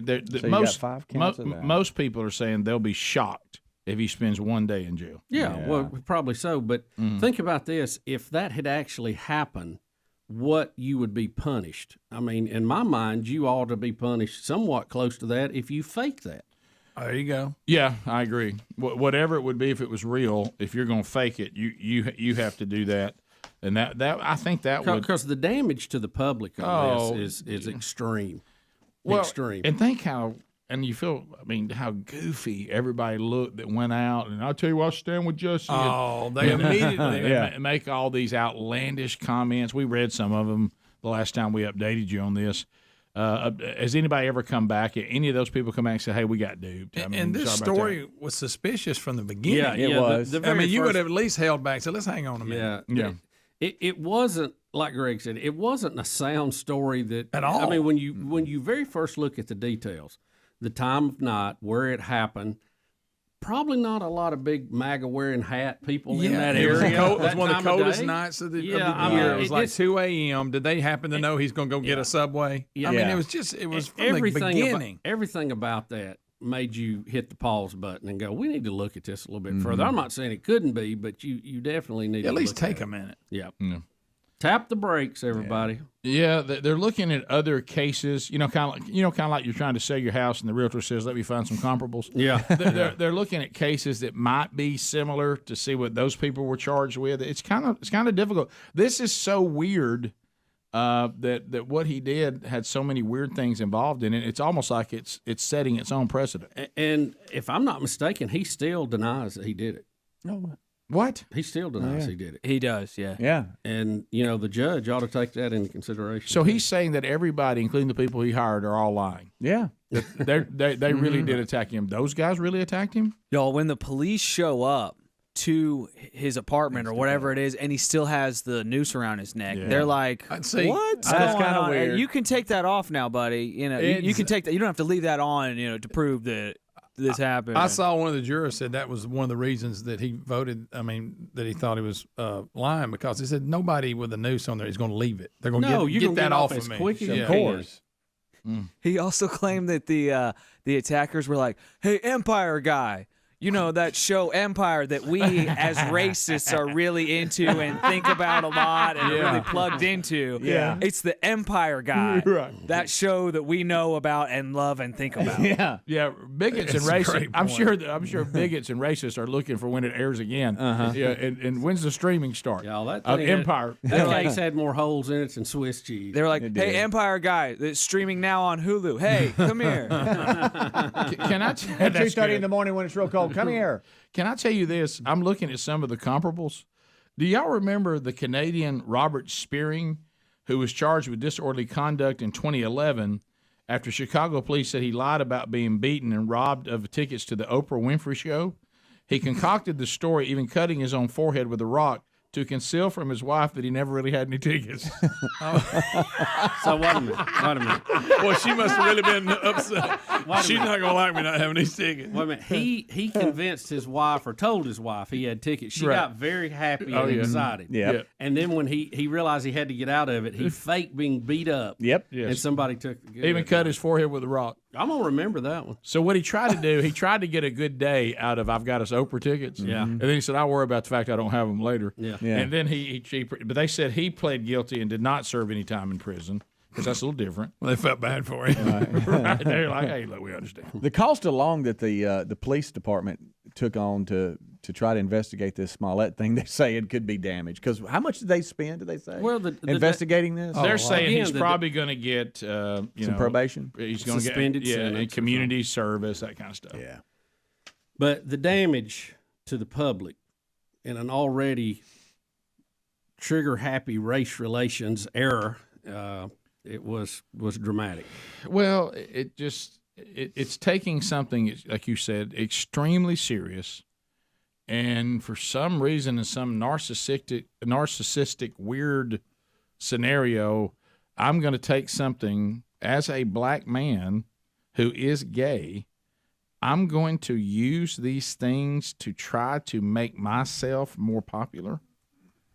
And then somewhere people who are really part of the plight for equality in either one of these categories, even though I don't think they go together, but apparently people think they do. But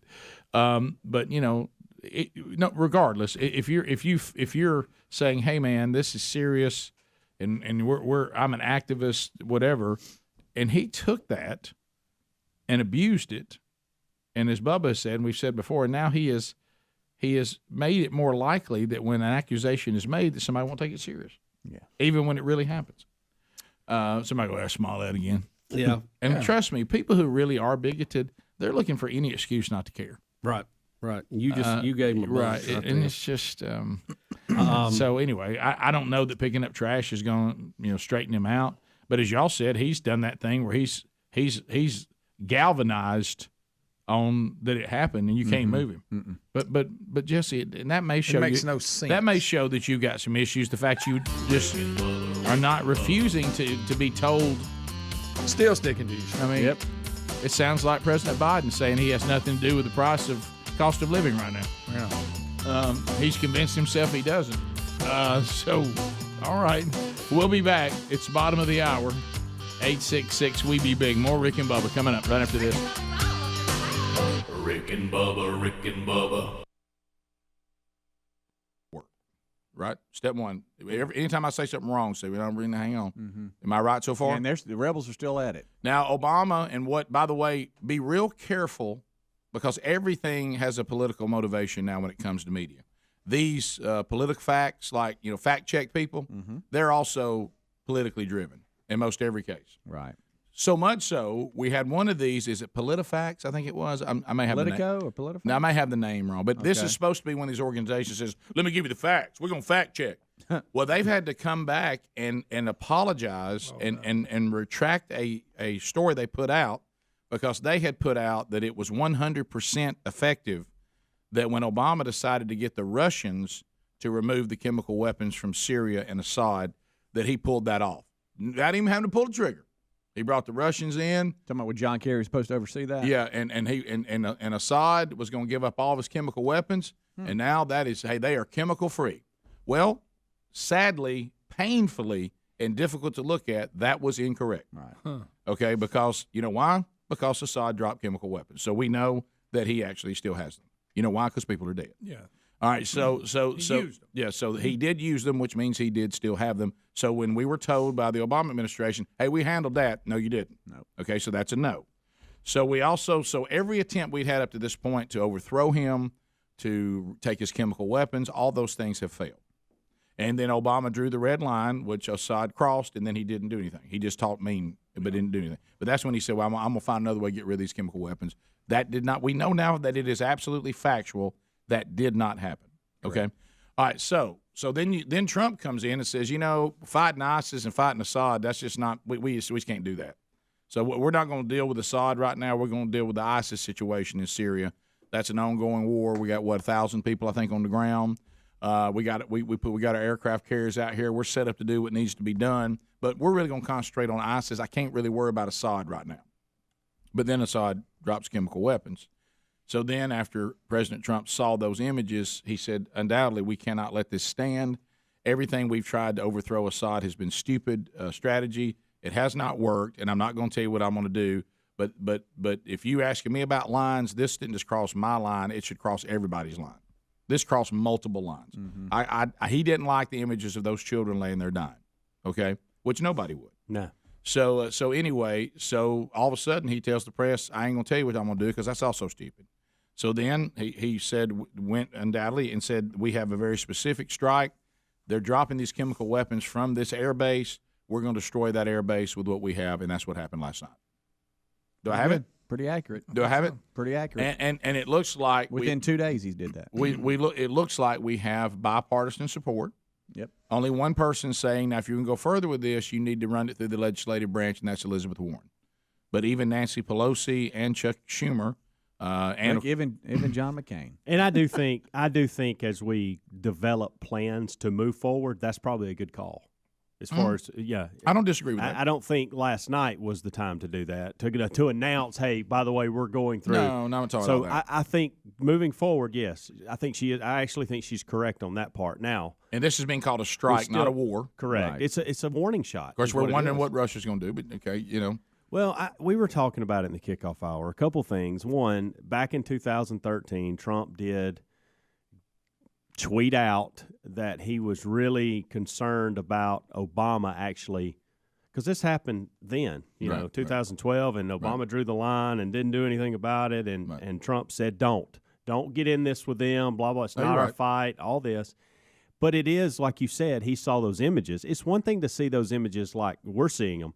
It's also another thing to see those images and actually do something about it. And that's what's happened over the last couple of days. He did say that changed his mind, and he's admitted that he changed his mind. Absolutely. Yeah. Mm-hmm. And the other thing is Hillary Clinton did come out last night and say that this was before this ever happened, before we even knew it was going on. She said we should be striking Syria.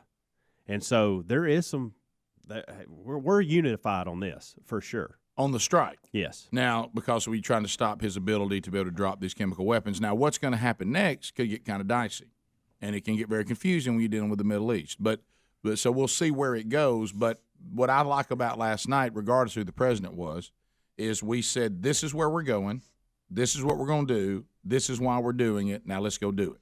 And I think if anything we do going forward, we should all. Bubba said this before, and he's right.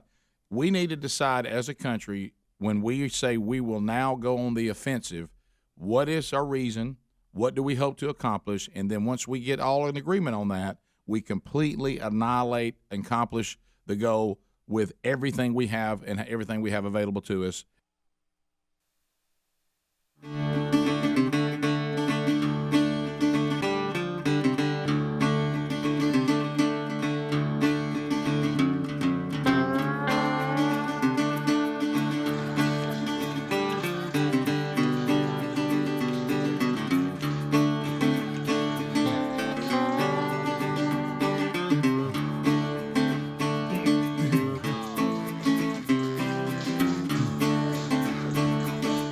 Somebody say, Let me clear my throat.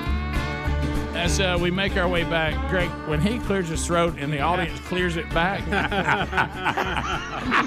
That may be a first. When they clear their throat back. Right back to it.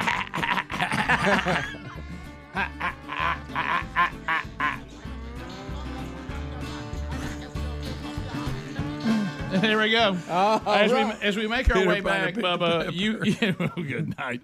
Bubba, you said we have one more John Kerry story, and then my goodness, look, I appreciate. I knew when he came on. I appreciate everybody sending me these stories. I knew really when do. he came on, horse face, pony soldier, that Bubba would spend all day going after John Kerry. No, listen. This is good. Look, New for York, good reason. This is a New York Post story from last August. For good reason.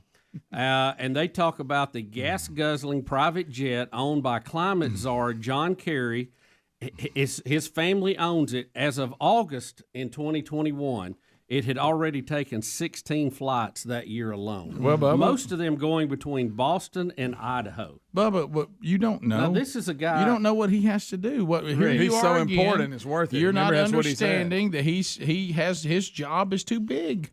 He can't be dealing with this. Do you really think you're destroying the environment? You need to park that thing. You need Look, to. all of you that are promoting the climate disaster, park your jets first. Right. That's leadership. That's what you do. At least they floated Greta over. Didn't they float her over? Yeah. Took a while. They flew her back. Oh, okay. By the way, I hadn't heard from her in forever. She's probably grown up going. She's getting that where she looks weird stage. Oh no, she's held. Remember, she held that little. She was at that little conference not too long ago. Making Babylon B said she's wherever Fauci is now. Right. But missing in action during that same time. Still gonna have to wear a mask on my flight. Can't believe it. Nancy Pelosi spent almost $500,000 on private jets, according to this story. Well, as you said, if we are all supposed to go electric, the government fleet needs to go electric first. Now, good luck with that electric airplane. Don't believe we got one of those yet. Nothing more than experimental. Right. Now, y'all can fly on a drone if you want to, but I'm not sure it can hold you. How ridiculous. If you really believe it, be the leader. Be park the leader. Your jets. That's right. That's right. Speaking of Pelosi, we're really, our nation is being run right now by people that either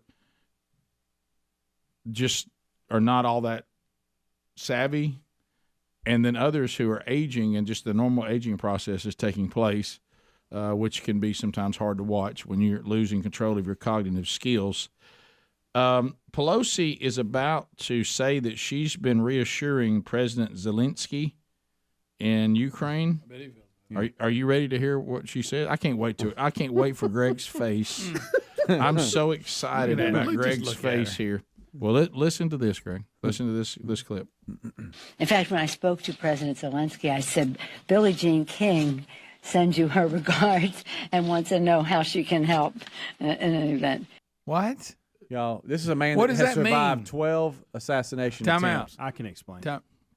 I went and dug a little bit deeper. So yesterday was the 50th anniversary of Title IX, and Billie Jean King is actually there with her when she's doing this. But nobody what's says that got to do with Zelenskyy? Yeah, well, because they were talking about Ukraine and hey, look out, Putin. So that's why this is. Right. It makes more sense to me now. Wait, I just got a story. Putin is surrendering. He didn't know Billie Jean King was ready to do anything to stop him. I don't want to kill the fun zone. I'm still missing why she could be there, but why is she in the conversation? Because they just had there. Yes, we saw we saw 7 seconds. There's way more to it than just that. But if somebody was on the phone with one of us, we might say, "Tell them I said hello," and they'd say, "Bubba said hey." Yeah, to me it doesn't. But I think we need to be clear. Billie Jean King defeated Bobby Riggs, not Putin. Right. He did. But let me ask you this: she does not have a record of defeating communists. It'd be different if everything was good and we were calling just to say, "Hey, I get it." But we're discussing the fact that your country's being pummeled. Yeah. And by the way, Billie Jean King says, "Hey," he's like, "Okay, I care about that." Right. Y'all sending any air support over here? Where's my planes? Right. Billie Jean can't help me. Right. You've clarified why it's not a random comment. It's still a stupid comment. Yes, it is. Because Billie Jean King can't do anything during peacetime. I get it. Right. If you want to say give a shout out or hey, maybe we can have a tennis tournament over there. But she says that Rick, she's pulled the Moscow Open. Right. A lot of people didn't know. Right. Man. I don't know how Zelenskyy is if he can't, they just seem funny. If Zelenskyy can't be screaming to the world that I need airplanes, I need some more stuff, please send me stuff. If I think what we're seeing, the fact that we're not responding, I don't think Biden is going to say, now wait a minute. So Billie Jean King's here to see me? Maybe I need to rethink this. Maybe we need to get boots on the ground. I don't know what Billie Jean King can do to help Zelenskyy. I bet he's not worried about the anniversary of Title IX. No, that's not going to help. Of course, did anybody talk about with Billie Jean King that? Because I'd love to throw the curve at Billie Jean King, who's an activist. Tell me how Title IX is going to survive if we allow biological males to pretend to be women or identify as women and then play against biological females. Billie Jean, go. Yeah, I think we got a problem. Yeah, now I'd love to hear that conversation because, hey, women's sports, now how that's going to, keep Russia from taking Ukraine, probably not, but it's still a good conversation to have with the Billie Jean Kings of the world. Again, I knew I threw this in here, but we have a story today. He has survived 12 assassination attempts, and they keep coming after him. And got a shout-out from Billie Jean King. So he probably doesn't really care about that. He probably don't know who that is. We're here with President Zelenskyy. They've held off the Red Army. What an incredible time in history. Tell me, what was the turning point? I got to tell you, when I got that shout-out from Billie Jean King, I thought we weren't going to be able to do it, and then Pelosi, saw her in the room, and I was watching that coverage, and they were talking about something called Title IX, which we're gravely concerned about here in Ukraine right now, so when I heard that Billie Jean King would do whatever it took to help us, it seemed to inspire people. As a matter of fact, we played Philadelphia Freedom by Elton John, and we charged the Russians and turned it around. I'm sorry, Zelenskyy. I'm sorry, buddy. Hey, no planes, but best wishes. I get nothing on Philadelphia Freedom. That was good that you were able to pull that out. That's the song Elton John wrote for Billie Jean King. That's good. You're right. It was good. Pretty good song. I showed a picture of Billie Jean and Elton John a second ago. I was wondering why they were together. Thank you for that. Yeah.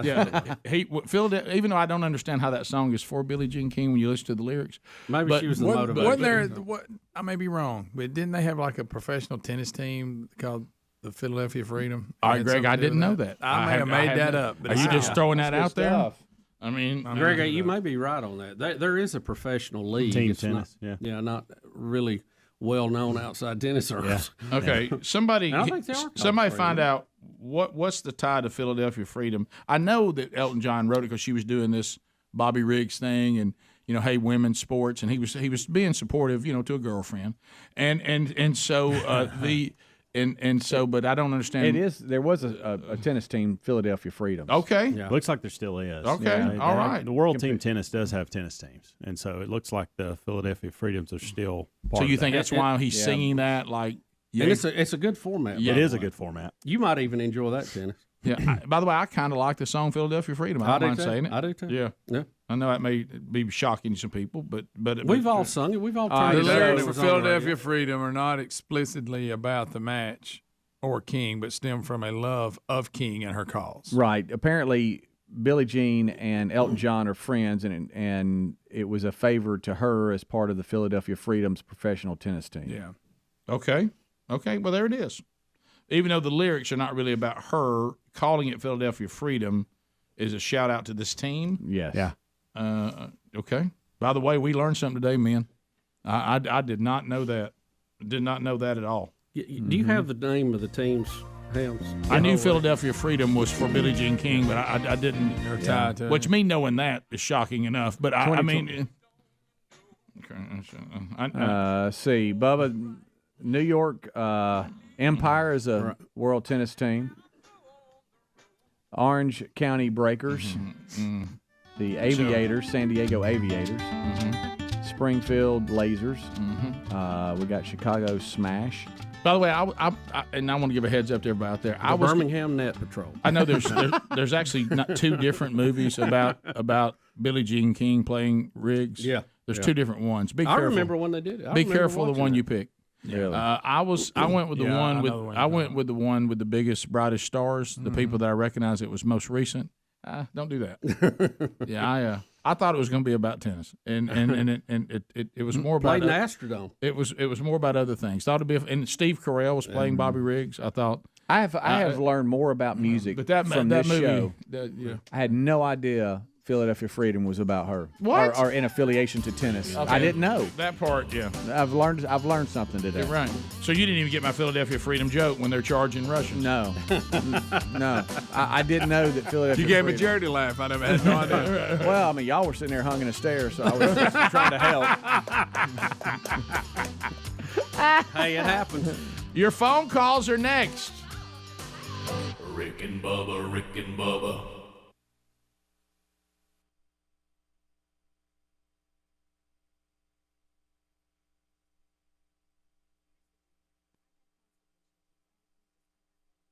This thing of kind of being somewhere in between that has never worked for us, and we should never do it again. And I'll say this, and again, this is completely Helmsy speculation, okay? I almost think there was some sort of Russian consent on us actually doing it. Now, you're not going to hear that today because they're going to stand up for his buddy Assad and that relationship because they have air bases everywhere scattered at the ports, these big, huge ships at the ports there in Syria. So they have that relationship. But here's what happened is we let Russia know that this was coming. They have the defense systems to take down these rockets that were coming across, and they didn't do anything about it. They got their people out. So to me, that tells them, maybe Assad, you went too far on this, and we're going to say we're backing you, but we actually agree with because we didn't do anything about it. They had S-3 and S-4 defense systems there, and they didn't use them. Yep. 13 minutes to the top. That's a good point. We'll be back. Your phone calls are next. Speedy also said there was a report yesterday, speaking of the ISIS part of all this in Syria, one of their biggest executions so far. ISIS executed 33 people yesterday.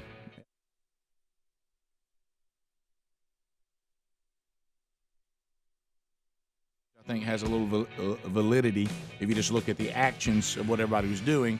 But there's also some people suggesting that ISIS, with this chemical attack from Assad, they were trying to also test the intestinal fortitude of the United States and the allies.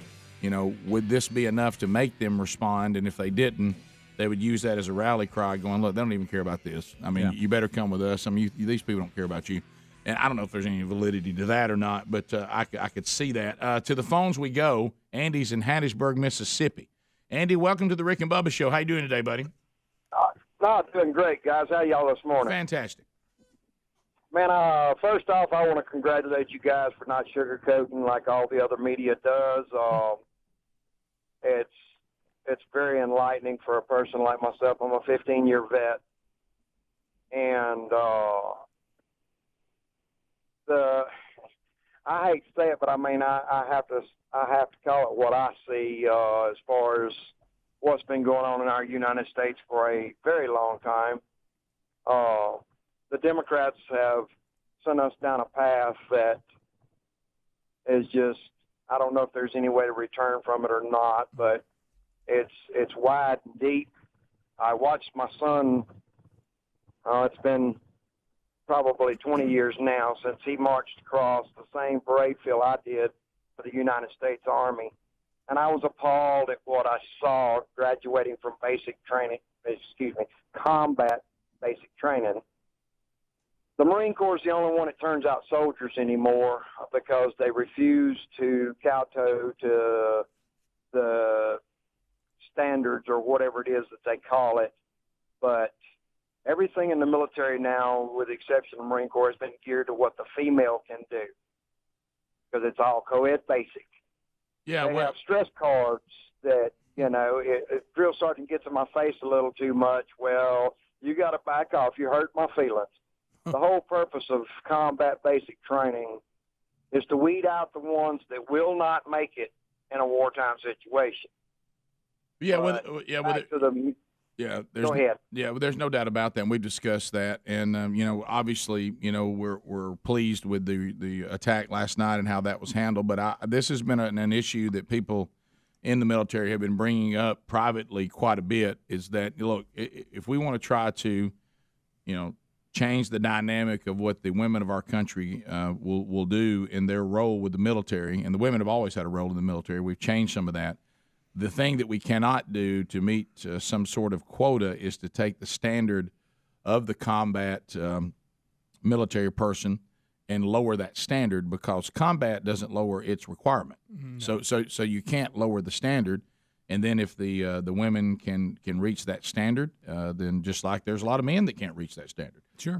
Then everybody reaches the same standard, and therefore the fighting force looks the same, other than the gender, because everybody who's out there met the same standard. And to me and when I hear myself say that makes a world of sense, and I don't know why we would do anything other than that. I know. So I agree with you. And I will say this, and this is the part that's not as popular. You can try all you want to take God's design and tamper with it. When a man is fighting alongside a woman. 9 minutes to the top of the hour, the Rick and Bubba Show, 866 We Be Big. How'd you sleep last night? Did you sleep all right? I'll tell you, this show, we can help you sleep. But it all starts with the mattress, doesn't it, guys? HelixSleep.com/Bubba, the most awarded mattress brand in the country last year. And one way to be more productive at work, have better overall health, have a general, good attitude, is to get a good night's sleep. And this is a great company out of North Carolina. This is the same bunch that brought us allform.com/Bubba. HelixSleep.com. They're gonna ask you some questions about how you prefer to sleep. They're gonna design the mattress based on the information you give them. They'll ship it to your door. You try it for 100 nights to make sure that you love it, and you will. And if you don't, then they'll refund you. And we're going to save you $200 by you going to HelixSleep.com/Bubba. So, Greg, what kind of questions are we talking about? What's your preference on the thickness of the mattress? You like it soft, medium? You know what I'm saying? And then you sleep on your back, your side, your stomach, all that stuff. Right. So you and Lisa loving it? Y'all got Yes, it's great. Really? Oh, yes. Now, as far as productivity at work, it says it makes productivity at work. For me, that may be a lost cause, so don't blame Helix for that. Right, yeah. But now, how do you like yours? I love it, Bubba. You know what? I had 100 days to make my mind up. I knew it like day 2. You remember when he came back and I said, do you like it? He said, I don't like it. I love it. And I want more of it. So something like that. Yeah, so go to HelixSleep.com/Bubba right now. Start the process and get yours. Bubba, from email before we get to this other. Thank y'all for staring at me doing that. Hey, from email, we were talking about. No problem, buddy. Bubba, this is right up your alley. This is Bubba humor right here. So you know how we love Soundman humor. Oh. So we're talking about the ongoing thing about people get up in church, they start trying to talk, their mic's not on. About the time the Soundman pots it up, they reach down thinking they don't have the pack on, they cut it off. Or the microphone or whatever. They're each countering each other. But listen to this one. Bubba, get ready. This, you know how sometimes you wonder if something's going to work? This is 100% going to get a laugh out of Bubba. I'm the church, how you say it? Pianist? Is that Pianist. Yeah. Pianist. And anytime, and she has capitalized that, anytime I play the electric keyboard, it has to be turned on from the sound booth. Our minister of music, without thinking, yells to the sound man in front of everyone, can someone turn her on? Who can get her turned on the quickest? I'm anxious to see who raises their hand. She says, my face turns bright red because everyone starts giggling and replying, probably need to get her husband. That's funny. That's good. You can't write humor like that. You can't. Ain't gonna be you know what? Who can turn her on? You know what Larry would say? Larry the cable guy. That's funny. I don't care who you are. That's right. If you don't think that's funny, you might as well leave. He just get up and hit the road. He's loving. I mean, you might as well. 866 We Be Big is our number. Did you have anything you were going to hit here before I went to the phone? John Kerry, Rick. He's got another John Kerry story. Another John Kerry story? Oh, was finna say right here. What? He was finna say the same thing. Nope. All clear, Rick. All clear. Dateline John Kerry. Why the long face? Let's go to Landon in the great state of Alabama. If you want to call us, you can. Look at old Speedy in there. Yeah. He's ready to go. Loves talking to America. 866 We Be Big. Not as much as Helms, but he does love it. Let's go to Landon. Yeah. Landon, go ahead. What's going on, fellas? Great, Landon. Yeah.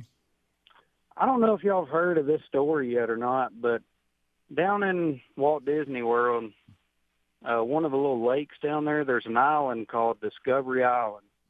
And it looks like just a bunch of trees, but a long time ago when they first opened, it actually used to be a small attraction. And for some strange reason, they shut it down.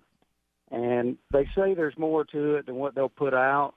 But it's actually a pretty cool story just to do research on and look at all the... Well, don't make us go read. Won't you tell us? Don't make us go read. We're not in the phone throw. Tell us. Yeah, give us the nutshell. Don't get long about it. In a it. minute. Right, just give us a little nut. Well, that's the interesting part. Like, I did research on it last night, and I couldn't find nothing. Oh, okay. But That sounds interesting. Cool at what it used to be compared to what it is now.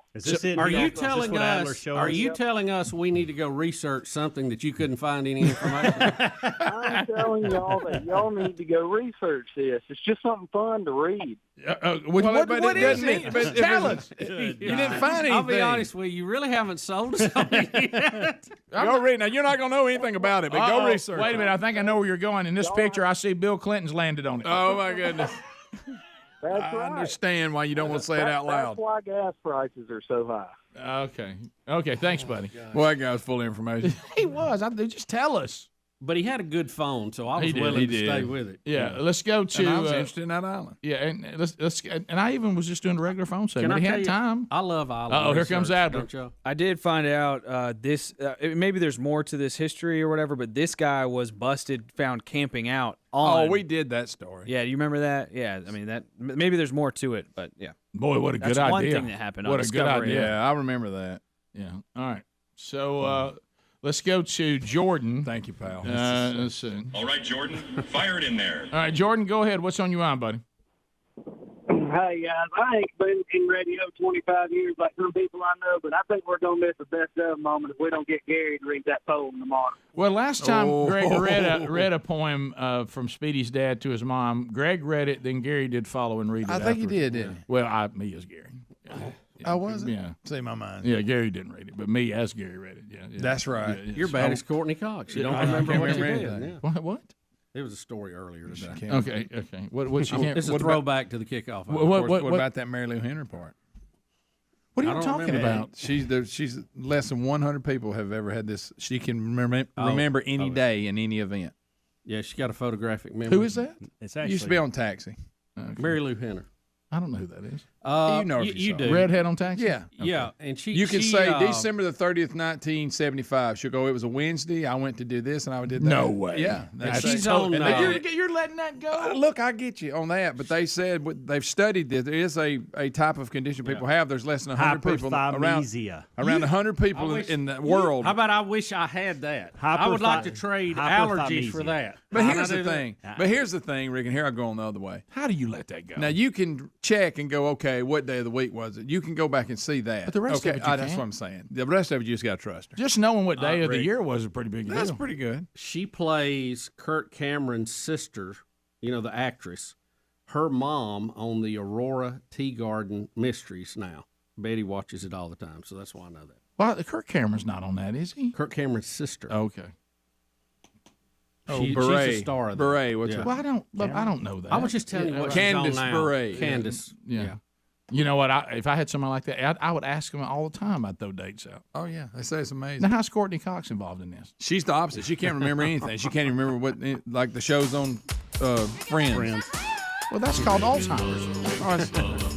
Well, she claims she can't remember any of the episodes when people ask her questions about different episodes, that she can't remember any of it. It'd be like people asking us stuff about the show. Don't say that. Can relate. Don't say that. I'm not making fun of her. I'm saying I understand. We're more like Courtney Cox, it seems, when it comes to remembering shows. Top of the hour. We'll get more phone calls next. Bubba, Rick and Bubba.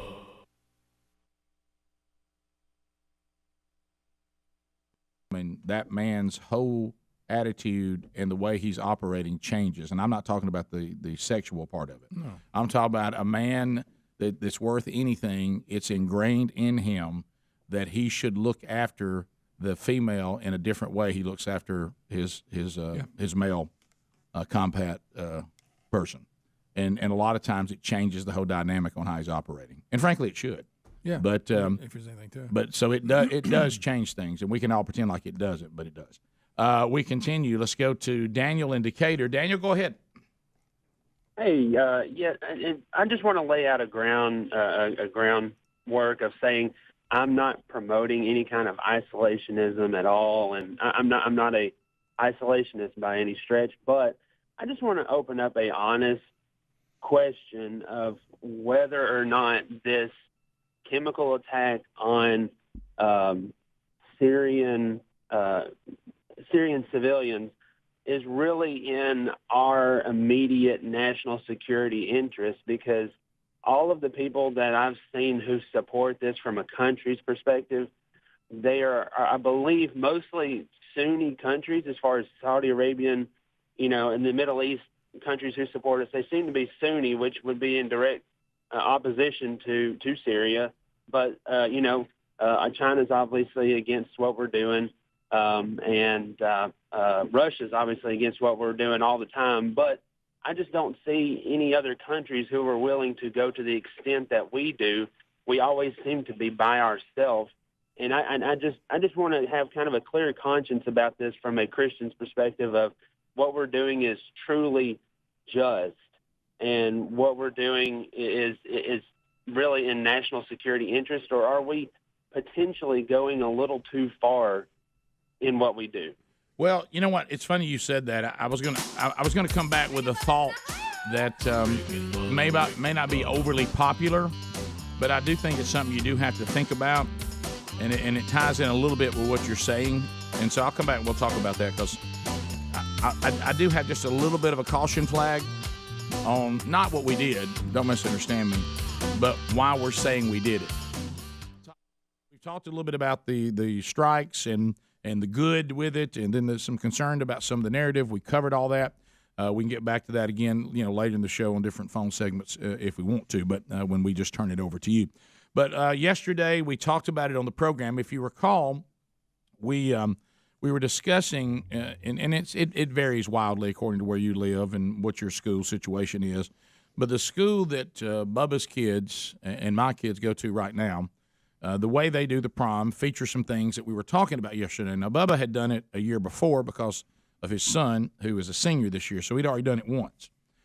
We got great pictures, and Helmsley's been showing those this morning, and later today, whenever you hear the program, you can see those out there, especially on RBTV. We got those. Picture of the day, he's got a good one up there with Big Love and Hunter and their dates, and then we got other pictures of Caitlin, and then this picture of Bubba, who I spotted him. And Rick, who gave Cameron from Modern Family a camera? Oh my gosh, Helmsy!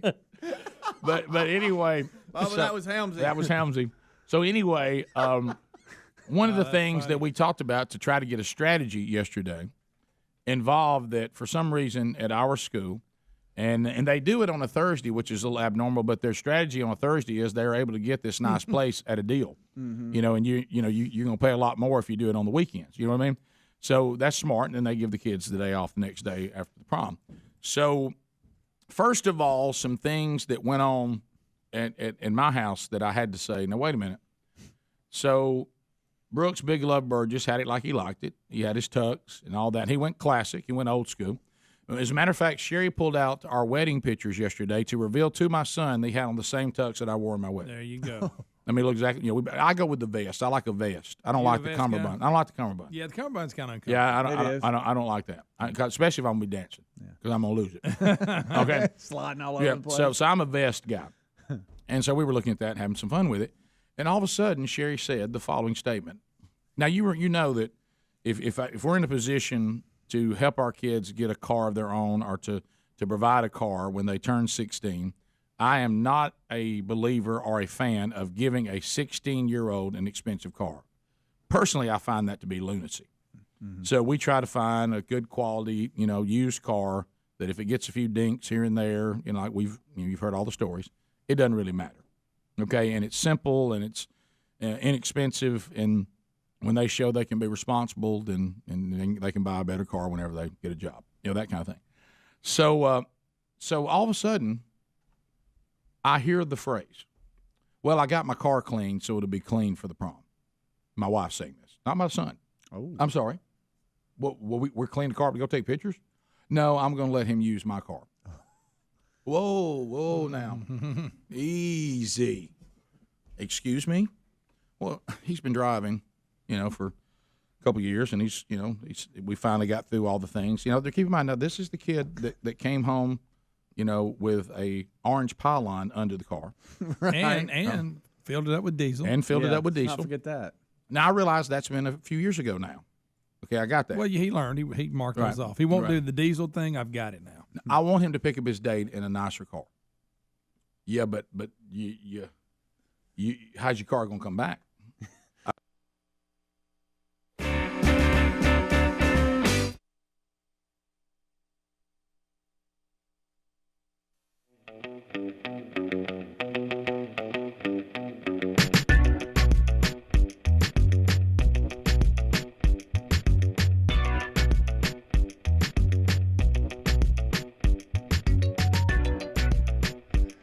It is 6 minutes past the hour.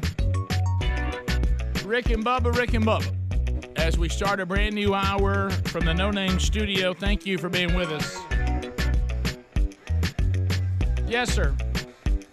Speedy, the real Greg Burgess, Helmsy, Eddie Van Adler, the gang's all here. We'll start the hour with phone calls. A lot of you standing by. Looking forward to chatting with you.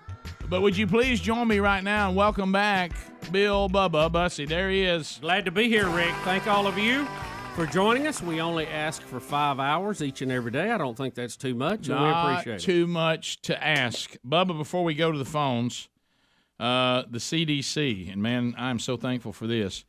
Everybody listen up. This is important from the CDC. They're now recommending that we wear a mask over our eyes when pumping gas to prevent us from seeing the price per gallon and causing heart attack. There's our new CDC standard right there. I'm going to try that. That's so good. Right. That is gold. When it clicks, I'm just pump gas with that on. And did you see the Babylon Bee about masks now that the mandates are gone?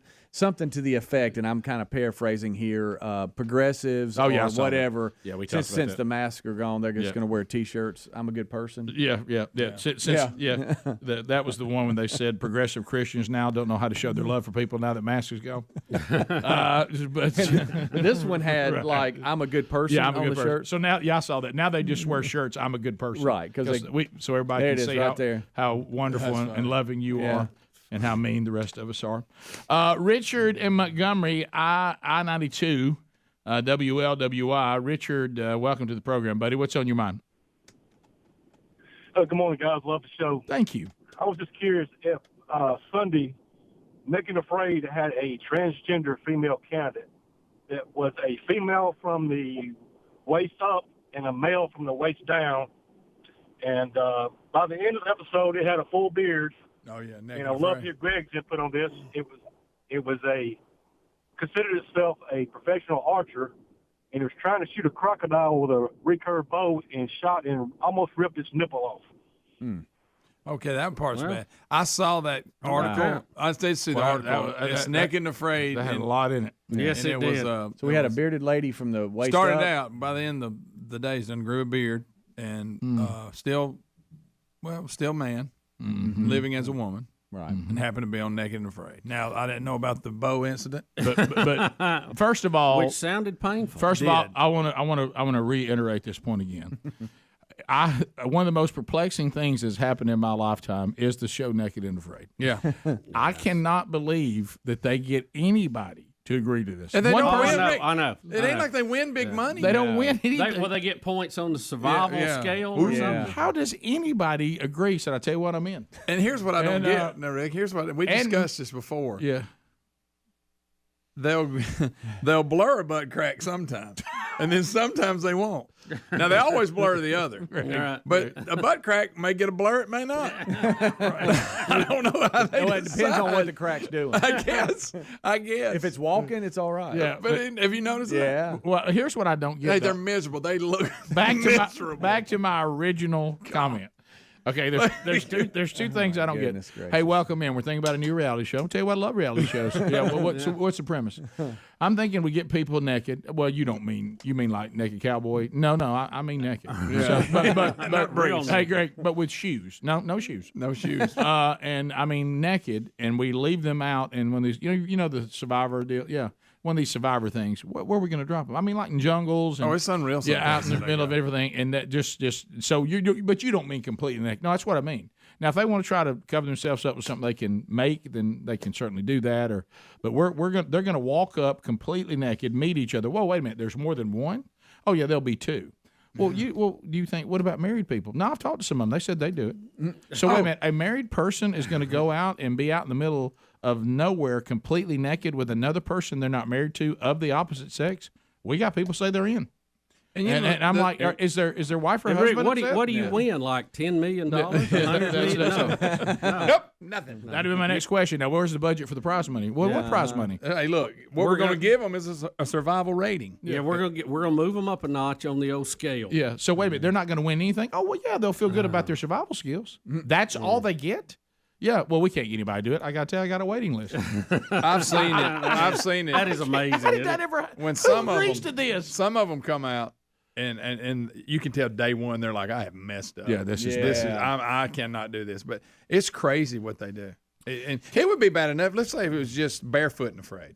You couldn't wear shoes. That would still be a struggle. Right. No. Yeah. No, we're What about just dropped in the woods? I don't understand this show. Yeah. That's bad enough. And now you go down the freak show, and here comes a person, because I got to be honest with you, the minute they said naked and afraid, whether this person is male or female, nature and science makes it's called the minute they walk up with no clothes on. That's right. Okay, and so and not just the beard. And all that's just what if you can't what in the world, folks? I don't know. In the what in the world? The most miserable is showing at night trying to sleep when they get the bit. insects. I don't understand. I don't understand anybody who does it. I really don't understand the married people. Kids, now tonight we'll watch another episode of your mama butt naked with bug bites on her, laying next to another naked man. Yeah, Rick, because it's so cold they have to wrap their bodies around each other to stay warm. Daddy, who's that man? He's just keeping mom warm. Daddy has no pants on. It's all right. They're just surviving, kids. Nice. So, mom's going to get a good camp rating. Yeah. Her survival rating is 8.2. She's violated the intimacy of our marriage, but the good news is she'll get a 7. All right. So I don't understand that. Yeah, it's crazy. So, wow. So they get each contestant gets $5,000. Is that what it is? There's no official winning prize money, unlike with Survivor. The winner might get $1 million. It's a flat rate. Yeah, it's a flat rate to be on. They say they get paid for their time, but there's no cash prize for winning the show. Unbelievable. And then they have to deal with recovering from it. Yeah, and all the diseases that come with all the places. Yeah, some of the stuff on there, it's just miserable. I wouldn't want to walk through I some of those areas that they walk through in full military garb. No. You know? No. It goes, much naked. It goes back to this. Or just barefooted. I remember thinking to myself, I wonder if this show is something. And then I remember a person told me, it was like one of the first episodes, how one of the women caught a fish. And I said, that's it. I said, I can't watch that. Wow. And thanks, Rick. It was creative. I'll give you that. But I mean, when you get pushed to that point, I guess you'll do anything. Well, yeah, but I don't know that we need to be feminine. No. You know? All right, so... and I don't get the blur. I don't get it. Well, I didn't know she'd caught the fish because it was blurred. Stay with that one a little while. Right. Richard in Gardendale, 104.7 WZZK. Richard, go ahead. Good morning, guys. Hey, what's buddy. up? So I just had two questions. The first one being, if we drive a V8, do we now identify as an upper? And the second, how about we drop Pippet from the wheel of meat, throw up a tank of gas, and have it sponsored by WZZK for a little while? Yeah, look, if we start giving away gasoline, we'll have a meltdown on the phone. Todd and Jasper. Todd, welcome to Rick and Bubba. Go ahead. Good morning, boys. How you doing? Good. Great. Hey, I got a dad joke for you. It's terrible, I'll tell you from the very beginning. Great. But I thought it was funny, and I thought you might enjoy it. Well, you're somebody's dad. Of course you think it's funny. Exactly. Starts out, did you know President Biden has been in the hospital this past No, Todd, don't you do this. Todd, do not do that. That was my public service announcement. Todd, love you, buddy. Thank you, and I'm glad you sound like a fun dad. An announcement to the entire Rick and Bubba nation. Announcement. We have heard the joke about Joe Biden being in the hospital because he can't stop Putin. We've not only heard it once, we've heard it at 1 million times. At least 65 times on the air. We've had it emailed to us. We've had it text to us. We've had we appreciated it. We've moved on. Great. It's been direct message to us. Yeah. My family's told me this joke. Everywhere I go, my mom told me this joke. Everywhere I go, I fake laughed all I can fake laugh. I have heard this joke. Shirtless Putin told us the joke. Yeah, right. That was weird. Yeah, He did. I forgot about that. That was good. So that one's in, and we got it. We love it. Thank you. And you're right, Todd. It is a dad joke. It's in. We got it. We've all heard it. Got it. We laughed. I think I laughed at it. You know me. I got a little short fuse on this. I only laughed twice. That's right. The second one wasn't even a good laugh. You know, by the third, I'm not laughing at all. No, you're mad. I'm laughing now at people trying to tell it. Oh yeah. It's almost taking on the legendary status of the little person in the closet. Oh, really? Which that's it's got to hang around a while. We need to study that one. Rick and Bubba.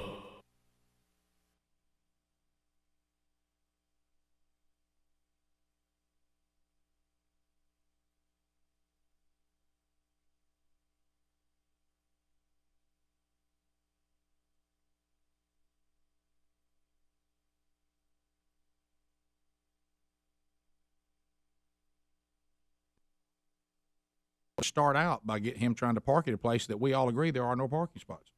That's how we're going to start the night on where they're going to go take pictures where there's not enough parking spots for how many people are going to be there. You got juniors and seniors and all their parents, and we're all piled into one place. And he's going to get there because I know where he's going. I know what time he's declared because they have there's two things that have no concept. No offense to the women in the audience. There's two people that have no concept of time. Every woman who's ever lived and teenage boys. Okay, neither one of them have a concept of time. No. 5 o'clock, you're supposed to be at the pictures, park and everything. What's your plan? I think I'm gonna go by and pick up my date at 4:15. 4:15. That's when you're gonna arrive. I said, now, how far does she live from us? About 25, 30 minutes. Okay. How far is it from her house to the place? About 35, 40 minutes. I got some numbers running in my head right now. Not adding up. And it's not. And they're not pretty. So you're just going to arrive. You going to run out as you drive by, jump in the car? Are you going to go in, meet her dad, shake his hand, look him in the eye, and get some pictures made? Oh yeah. I'm definitely doing that. Okay. Let's run some math here. You need to allow time. Yeah. How about this, son? Son, I'm leaving before you. That shouldn't happen. You know what I mean? Be there to take your picture. Right. I'm just going to take your picture, and I'm leaving before you. So anyway, we worked all that out, and of course he was right there. I mean, it's time. He ain't here yet. Yeah. And that's the thing about Live 360. I kind of liked it better when I could assume he was closer. Live 360 ruins it. I know he's not close. You look well. He ain't even. Oh my gosh! You got to be kidding me. Is that where you are? So anyway, now. So then Sherry comes up with, just have him roll through. He and his date get out. You get in his car and go park it somewhere. You mean in your car because you've allowed him to have yours because he ain't in his car. If he was in his car, I wouldn't be nervous right now. You know what I mean? Wait a minute. Yeah. You're Brooks' valet? Yeah, and so anyway. you were valet. Yeah, so first of all, let's. And you don't even park that good. No. How about this? Nobody's seated. Everybody's standing. There's a new hotel across the street from these gardens where we're having a picture made that has a really good restaurant. Okay? How about this brilliant move? I get there, it's already mania. Okay? Now, Brooks ain't here yet. Okay? And it's already mania. So I say, Sherry's like, and I don't know why sometimes our wives fight us on really our logical minds. I said, I tell you what I'm doing, I'm valeting at the hotel. And then we'll go eat dinner there afterwards. No, you don't need to do that. Just find a place. There's no places, honey. There's none. That's pretty good plan. I said this plan is. Hey, this plan is brilliant. And please I can't believe I thought. How about this? And please don't stand in the way of it. Okay.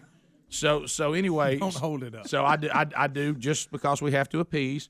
I did one round so she could identify. You didn't look very hard. No, I didn't look very hard at all.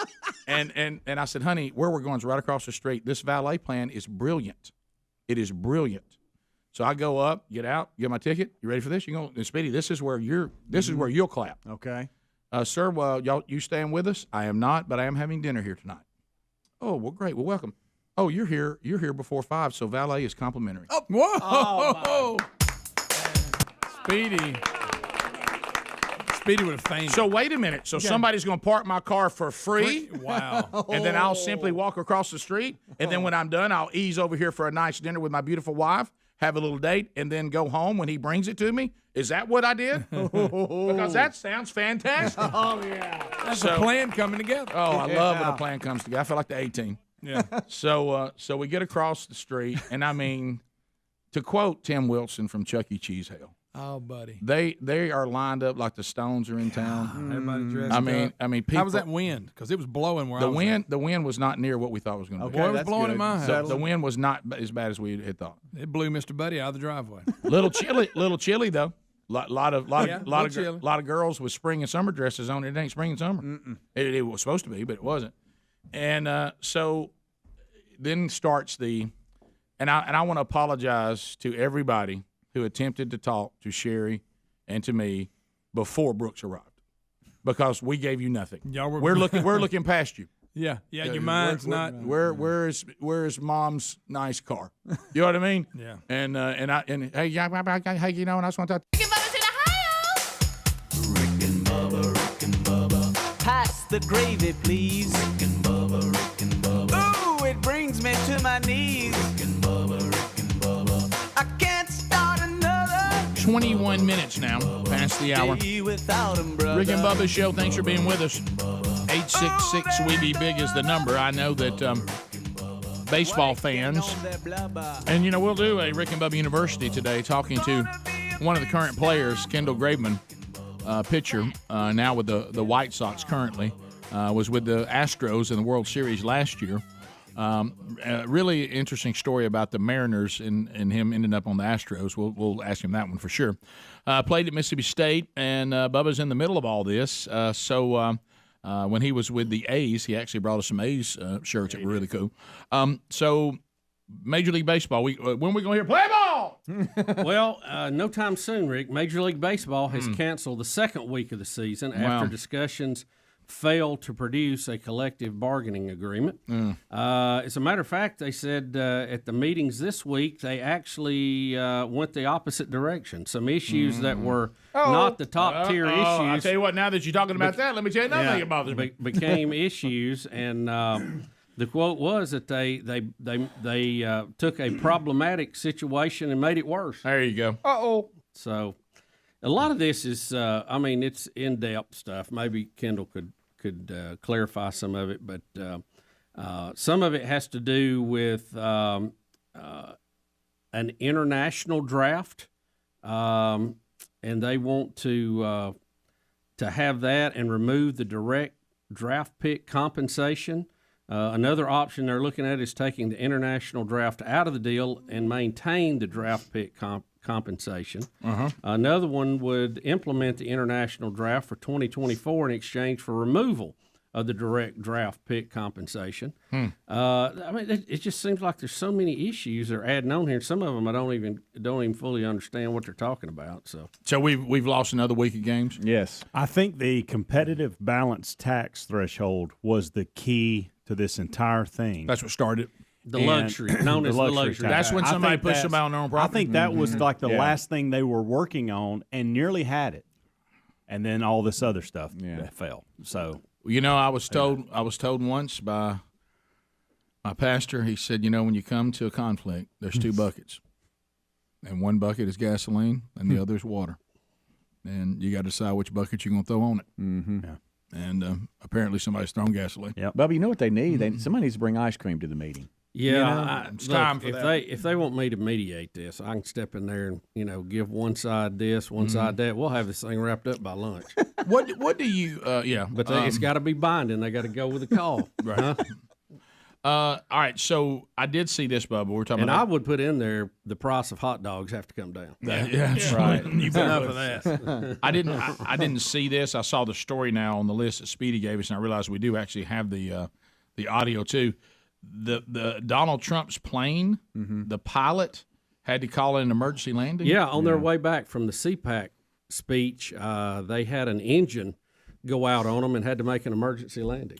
So, Adler, just let me know when you have it, because I didn't. I saw this just glancing on other things we could discuss, and missed that when I looked at all the audio that we had today. Isn't it amazing how people, and I know they're professionals. Yeah. Pilots are professionals. They're going to stay calm in an emergency. But I'd be like, oh my gosh, and they're like, they're just very calm on the radio. Yes. If this is a story, I think you hear the pilot. You actually are making the call. Yeah, and so Speedy, you wouldn't be like Sully. No, I would be like, hey, we lost an engine. I'd be, everybody hold on. I'd be like, we hit a bunch of birds. Yeah, this is a tower. Whoa, we're in trouble. Sir, calm down. What do you mean, calm down? Call 911. Does anybody else fly this plane? Bird strike. Mr. Burgess, you are the pilot. Anybody else want to try it? We're going down. Here it is, and it's a lot of just like technical stuff. I don't even understand. Okay. Falcon 53 Juliet, Norland approach, Norland altimeter 3017, RNAV runway 20, continue present heading, descend to maintain 4,000. Present heading down to 4,000. So they're telling them to make their way to the emergency landing. Is that what's going on? Yeah. Take 11 for 3 Fox Juliet. 355 Juliet, right to turn left heading 285, maintain 5,000. Left heading 285, 5,000, 3 Fox Juliet. All right, then. Riveting radio. I'd be like, you don't understand. Excuse me, Falcon 53 Juliet, descend to maintain 3,000. They sound like two speed readers. Yeah, she's got to slow down. Yes, she is. Hey, I said emergency landing. You got to slow down. Yeah. Like, I don't understand. 355 Juliet, turn left heading 280. My goodness, open Good. your How mouth. are you supposed to know what Open she your said? mouth. I don't feel good about it. I don't understand what you said. This is like taking phone calls. Yeah. Can I tell you what? Falcon 355 Juliet, descend to maintain 2,000. They said there was a fog rolling in, so I'm not sure how it looks for the visual, but the airport is off your right lane in 4 miles. So they're guiding him in. It was a 5-3, now at 2,000. Oh, look at you. So is Trump? Thank you, Bubba. You got any more of that? Says it's Down to 2,000 and waiting to the airport south for 3 Fox Juliet. real calm. Juliet, right here, clear Real visual calm. approach runway 11 and contact tower 119.5. All right, clear visual 211 over to tower 3 Fox Juliet. Wow, calm. Yeah, very calm. And you're over the Gulf of Mexico too. I mean, you're just like out there. So it says it's Trump's loaned jet. Is he on it? No, just somebody using it. I don't know. I made it up. I thought he was on it. He was on it coming back from the CPAC. I don't think this is a story if he's not on it. I had a 50-50 shot. Well, here's what it says. I don't think he's on it, y'all. I really don't. He says he is on it, Greg. Nope. It says it's landing in New Orleans with an air traffic control as former president's loaned jet. Mm-hmm. Does that mean That means he's not. It says here, it says Trump's plane loaned to him by a donor was flying from New Orleans to Florida on Saturday night. He had the plane had traveled 75 miles. Blah blah blah blah blah, and then it keeps on going through the story here. But this headline, here we go again. Plane carrying Donald Trump made emergency landing in New Orleans. Yeah, he was on the plane. Yeah, he was on the plane. It says once Trump was back on the ground, and then it goes on in detail. Well, there. what they're saying is the jet is loaned to him. Was loaned to Trump by a donor, so he could get to CPAC and back. Right. Got it. So he's on there. And a very calm pilot. Well, I'll tell you, very calm. Well, I'll tell you this: that conversation is riveting if you're sitting on that plane. Yes, it is. Are we good? How about the guy? How many times from the back do I ask that? Yeah, I know you got a lot going on. So we good? We're good. We're gonna come on down. How about the guy looking out the window and seeing the engine quit? Oh, how about that shouldn't be happening. I don't want to say that. How about when it says down to 2,000? That's not good. Mm-hmm. Well, they're coming in for a landing. I know, but I'm just saying they're still working through issues, and they're see the airport. See the airport now. We're good. Mm-hmm. Look, I've if you go through one of these where it gets a little hairy, it's memorable. It'll make people not fly anymore. Say the least. Yep. I got one buddy that says, "Well, I'll be back with you on any we drive in. I'm kind of done with the flight." Need a break. Okay. All right. Well, need a break. That's all I needed to know. Hey, man, when you drive, it's a lot more dangerous than this. Yeah, no fender benders here, though. No caution lights off on the shoulder of the road here. We'll be right back. Rick and Bubba, Rick and Bubba. Okay, thank you. So I don't want everybody to think I'm rude. I honestly could think of nothing else until he actually got there. Brooke's not here. Brooke's not here. Brooke's not He's here. not here. Somebody else's beautiful daughter with him. He is not here. Expensive dresses, expensive things, and now in Mom's car. You know what I mean? That's all I can think of. Please not many places to park. He's going to dink somebody. This is absolutely going to happen. How many You know what I times did you look in that direction that he's supposed to be coming from? Greg, You know, you're talking about my wife has a black car. The various A lot of black black cars that cars. were not his. Yes. Huh? Oh, there he is. There he is. Ah. Yeah, and then what I was going to tell you, listen, and at one point I reached it. That's it. And I started moving toward the road. I completely left the scene. Sherry says she turned around, she goes, and you were gone. I said, I had to find the car. So that was making you closer to it. Yeah, I thought to myself, you ever done that when something won't happen? If I get closer to it, it'll happen. Yeah, I will force it to happen. I'm going to force that car to come in this driveway by walking toward it. We'll be back. Rick and Bubba. Fireflies. Sing it, Greg. It's Tim Tebow's on the rain. Everybody sing together. It don't rain on Tim Tebow. It's Tim Tebow's on the rain. There it is.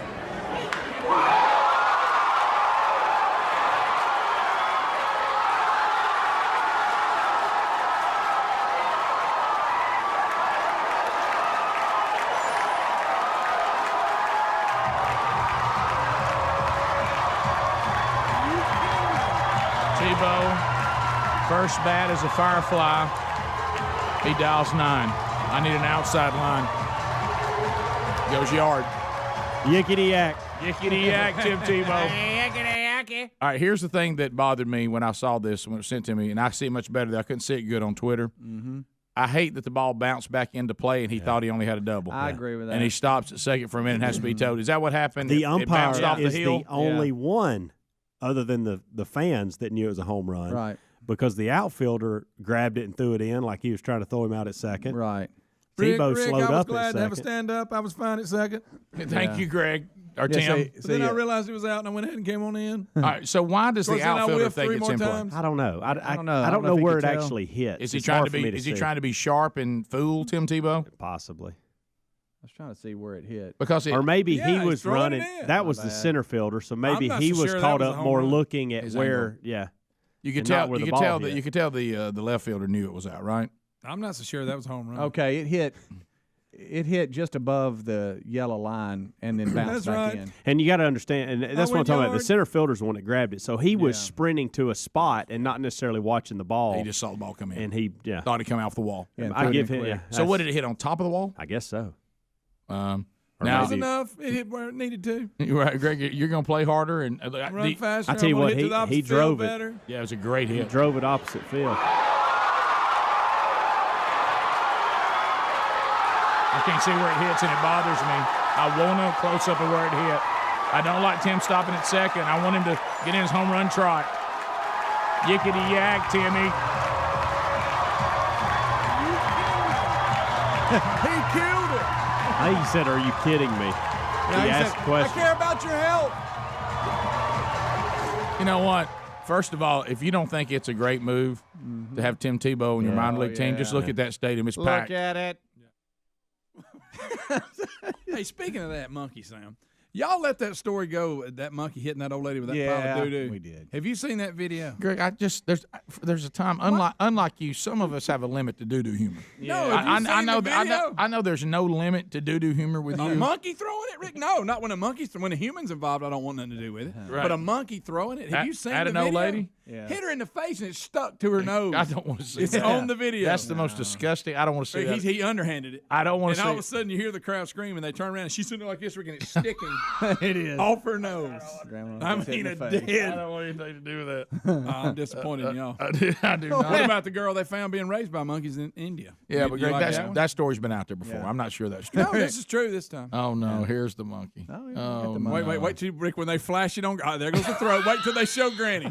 Stay with it. Stay with it. Stay with it. No, wait, you ain't seen nothing yet. And looking around with it on her nose. Oh my, that's Somebody much give her a better than I napkin. thought. Did you see her? She didn't even make no effort to get it off. Somebody do something. I mean, I hate to say it. It looks like she's got a fake witch nose and it's doo-doo. It does. I mean, it's Let me just tell you this. If a monkey throws doo-doo and it sticks to my face, I'm like this. Immediately. I'm not sitting there. She's going. Oh, my God. Oh, great. Wait, go back. Please look at the two kids. Don't look at them. Look at the two kids up here. Please. Ooh, it brings me to my knees. I can't start another day without him, brother. Ooh, there is no other waking on their blubber. 35 minutes past the hour of the Rick and Bubba Show. 866-WE-BE-BIG is the number. SimplySafeBubba.com is the sponsor. And SimplySafeBubba.com has, of course, been voted again. This time World Report, PC Magazine, Popular Science. They all say that SimplySafeBubba.com is the best home security system of 2021. U.S. News named the system the best already? In 2022, yeah, first 90 days. They've already named it best in 2022. So I guess this kind of shows you that the folks at Simply Safe have taken the security industry by storm, and they're producing a product that's better than what we had. And so people are moving to it. And I'm sure at some point there'll be people that will try to copy this to some point, but this is the best. So go to simplysafebubba.com. You install this yourself in about 30 minutes. Or if you're like me, probably 45. And they'll help you if you have any problems.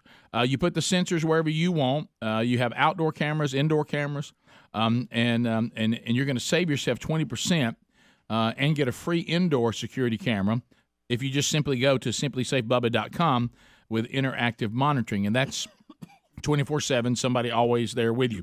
You're not in any kind of contract. You're not going to see any upgrades. You're not going to be told to sit around your house all day to wait for someone to install it. There's not going to be anything intrusive, meaning that if you're in a rental, you can't use it. You certainly can, which is why it was created, by the way, to begin with.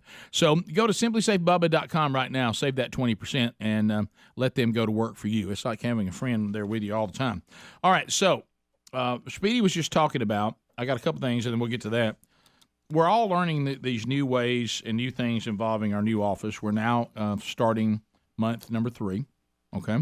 And so my new route to work is shorter than my route before. It's not as big a difference as people might think. This is in the part of town I live in, but it's not like it's just right down the street. But it's about almost half the time that it used to take me to get to work, maybe not quite that. On a good day with no traffic, I could get to work at the Broadcast Plaza in 18 minutes, 15 to 18. Here, 10 to 12.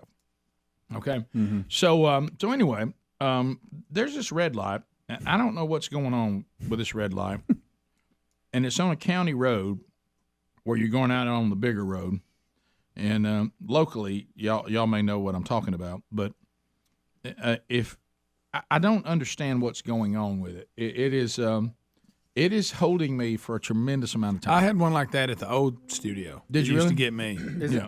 Because like I said, it's on a road where there's no traffic. Mm-hmm. None at that time of the day. Can you see everything around you? Yeah. Then I say go. Treat it like a four-way stop at that point in time. Now, I'm not talking about like you can see everything fine. It's a long, and like I'll come up on it red, like it's been red, who knows how long. That's exactly and it just won't, like it won't change. And I'm like, at the time of the morning that you come through, it may be on a different schedule than it would be. I have to deal with one too. Do you too? I look. I wait for about 3 minutes, and that's it. I'm not waiting anymore because I can see all around me, to the sides, and I realize if there's a police officer there or a camera, I'm going to get a ticket. But I can't wait on your technology to kick in at certain past times. I have found myself. It's a four-way stop. It's funny you said that. I found myself after about 2 minutes. You know, I don't really have the patience to go through. I don't know that I'm waiting 3. I just threw that out there. It feels 3. It feels like 8. It feels a long time. Yeah, it does. Yeah, I know what you mean. I'm at the point now, even though I look around, you know, like I said, I don't see nobody's coming. I'm not doing anything dangerous, but because we're talking about when the time I go, there might be one car come through, maybe, but But what I'm almost willing to get pulled over so I can explain what's going on. Just go, look, can you talk to somebody? That's a great point. Yeah, so I would get to talk to somebody. Hey, man, what's up with this light back here? Yeah. I mean, any other time during the day, it doesn't act like that. No, I go through it multiple times a day. I do too. And it doesn't act like it's on that pre-5. Yeah, pre-5 o'clock. It's almost like someone said. Nobody's coming down County Road 14 at this time. Now there's going to be people out here on Cahaba Valley, so let's open up Cahaba Valley. Let them just go. Yeah, but ain't nobody coming off 14. But I come off 14, and I need to get to work, and I'm sitting there, and I'm like, oh yeah, I know. Mm-hmm. You know, I mean, I could return my emails. You know, I could go ahead and get everything done. Yeah. I'll say this: in the last 2 weeks. It has never turned green. Yeah. How about that? Never? I've turned every time after a certain amount of time. I've never made it to green. We have a light in our parking lot going out that's been messed up for weeks. You can't turn left on it. Really? Did you know that? Uh-uh. Yeah, you'll finally just give up and go right. I didn't know that. Yeah. I So don't know what's wrong with it. Yeah. So it's so bad. Some of the people who are in the crossing know that you're over there and hung up, and they'll all just start motioning you through. Right. You don't see that much. Come on, you're good. Come on. Yeah. So I just FYI to the county, we I don't know what we're doing there, but people really do come down County Road 14 early in the morning. You know, or at least one person does. Yeah. I've never seen anybody else with me. I'll be honest with you, but I need to come on through that. I mean, that's not that y'all got to sit in a long. I don't know how long it is. I've never made it. Yeah. You know, it's so. I think one time I got there toward the end of it, and you know, and there was cars coming, so I wasn't gonna move anyway, and it turned green. But I don't know how long you've been sitting there red. Long time. Yeah. Long time. Yeah. It's too long. So that's not necessary. So I completely get it. All right. So then the next thing Speedy brought up is that a friend of yours told you, and he was asking us how many times a day do we change clothes. Yeah, right? it was a silly discussion when we were trying to do better yesterday that came up because you're changing into your workout clothes and then you're changing back into your work clothes if you have to go back to work. But if you don't, you know, those people are changing a little bit more. Have you ever seen those people that will put their clothes back on a sweaty body? Yeah. I don't get that. Yeah. And go back to work. Mm-hmm. And the change in the car people too. There's a lot of people that change in cars. Yeah, but what about after you've worked out and you're sweaty? I know. And you don't take a shower. Right. That's tough. That's real tough. I mean, I've seen people like that have to put a button down on all that. Right. Tie, everything. And I've never been up a little bit. One of the things I need to be thanking the Lord for more, you know, is that I was fortunate enough to make a living that doesn't have to put on a coat and tie or a shirt and tie. I've done that. It's tough. Oh my goodness. Yeah, it's tough. Yeah. He gave me a pretty high number. I mean, we just barely get dressed now. So how many times does this guy change his clothes? He gave me a high number, but I think he was counting putting back on work clothes as one. But that is changing clothes. That is changing. Not. Same clothes. No, doesn't count. Well, it would be like I wake up. I put on my business clothes. That's one. Right. Then I go to the gym and I put on my workout clothes. That's two. Then after I work out, I put back on my same clothes, my work clothes, no, my business clothes. So I'm technically changing clothes. I'm not you changed that many times, right? But you only I'm just telling you what he said. Yeah, I'm not going to. Then I get home from work and then I change again and get on something comfortable. Yeah, now we're still approaching 4. Right, and then if and most guys don't, but if they wear something different to bed, that's 5. Wait a minute, does this guy wear something different to bed? No, I'm just saying that some if you change from lounge around clothes or it's cold and I got sweatpants on, but I'm not going to sleep in sweatpants. I might sleep in shorts. You never know, but that's changing again. Well, I'm going to ask you a question. You know, he's from Mountain Brook, so it may be a pajama top that matches the pajama bottoms. You know, he's an upper. Not me, the buddy I was working with. Does anybody we know? Does anybody you know? Does anybody you know? Does anybody you know that's a male that sleeps in pajamas? Anybody? That matters. How about a sleep cap? Remember that? Yeah, you remember that? I mean, like they hear the term "I'm putting my pajamas." No, I don't own a pair. You know, I used to sleep in a shirt until I started work here, and there's no way I can do that anymore. Right. Well, you have to feel freer. Yeah, we wouldn't have it. Yeah. My gosh, that wasn't going to happen. I think I did too at one time. Yeah, right. Yeah. But I Rick got me thinking I couldn't move. Right. I know. It always twists. It twists on your body. Oh, it twists on your body. Who sleeps in his shirt? I'm just kind of a three change guy. I think I wake up. Now you still wear the same underwear all week? All right, ask me this because I'm trying to figure my change here. Yeah. So I get up and I've got my grippies on. Okay. and then I go and take a shower. Right. And then if I will put on what I'm wearing to work. Okay. Right. All right. That's one. That's one. All right. And then if I'm going to try to do a little better, I've got some shorts and a t-shirt in the truck. That's two. Okay. And then I go work out and put that on, but I don't work out till my day's over. So I ain't going back to work and putting something on sweaty body. How often do you wash your workout clothes too? Every day. Every time. Yeah. At least you twice remember a to week. do that every day? I have to. I throw them in the dirty. I just toss them in the dirty. Well, you clothes. have more than one pair of Yeah. workout clothes. Yeah. Well, different combinations. So anyway, so what do you do? Lay them over the car or something? I hadn't used any to work out long. It's been a minute. So. I was about to say, Bubba's talking about in the 80s when we all played sports. Yeah, right. But I used to just wear my workout clothes to work. Right. Yeah, that's true. And I did that for a while too, and I was kind of like, "All right, Rick, you got to try harder than that." Right, so you remember 2 days when you had to put them wet get pants back on in the afternoon for the second day practice that you sweated in that morning. You do them inside out and hang them, hope the inside dries. Yeah. But anyway, that's why I won't do this. So then I get home. I get home and I take a shower. Right. And then I will put on something like sweatpants or another pair of shorts in the shirt. And that's kind of where I land. I'm a 3 guy. Standard 3, sometimes 2. But when I go to bed, it's back to grippies. Okay. So, and here's how I try to work it. I try to put something on that I'm going to lounge around the house with that I would work out in the next day. Okay. So that means I go in grippies, the next day grab it off the floor, throw it in the truck as my workout clothes. Okay.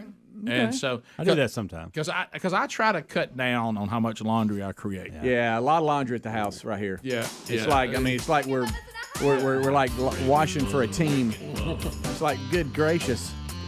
So, right. And then if I don't work out, I just wear this all day. Right. And then I'll get rid of it at night. Yeah, that's it. So you could go down to a 2 guy 2 times. Yeah, I'm a 2 or 3. Okay. Yeah. But it's an interesting conversation. Yeah, I'm not putting stuff back on a sweaty body. Rick and Bubba.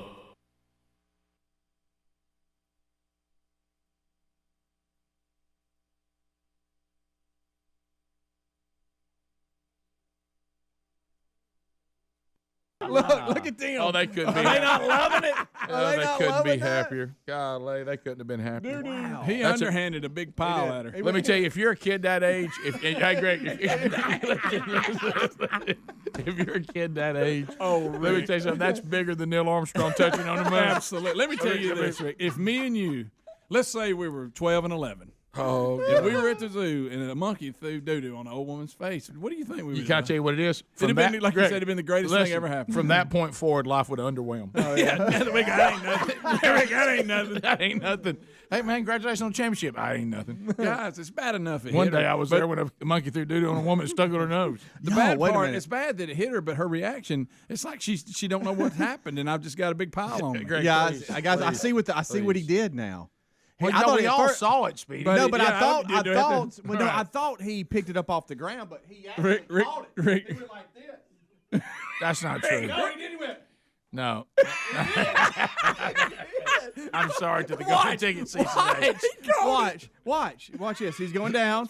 Watch this going. Caught it. Caught it. Oh, no, you're right. He's right. Slung it. Greg, he's right. He caught it and he slung it. Show us again. You're right. You're right.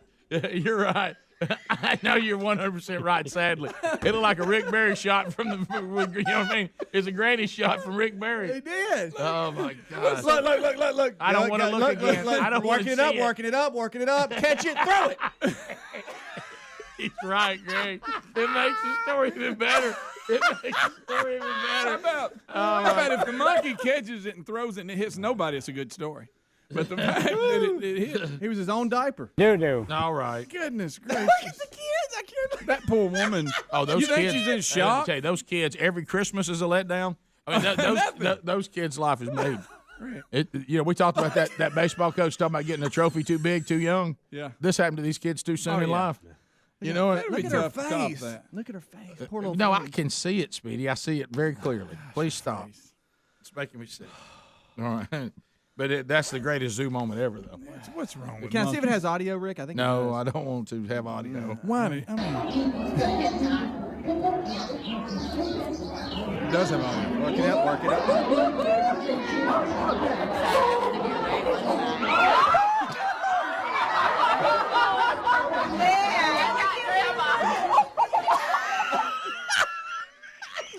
Got that confused. I said it. Oh, we got Grandma. Give it to me again, Rick. Give it to me. I want to add something else. What about that confused face? Listen, I want to add something else. If you'll listen, she does look at us and get it off. Does she? Yes, Does she listen, really? pay attention. Okay. When they say it got Grandma. All right.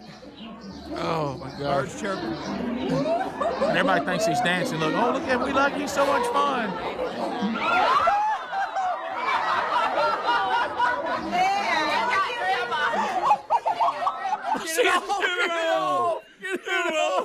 It's so long. It's hanging down in front of her mouth. In it all. Oh, that's awful. Oh. That Well, is I thought awful. watching her eat would be bad. Wow, Rick. Wow. I get nothing on that.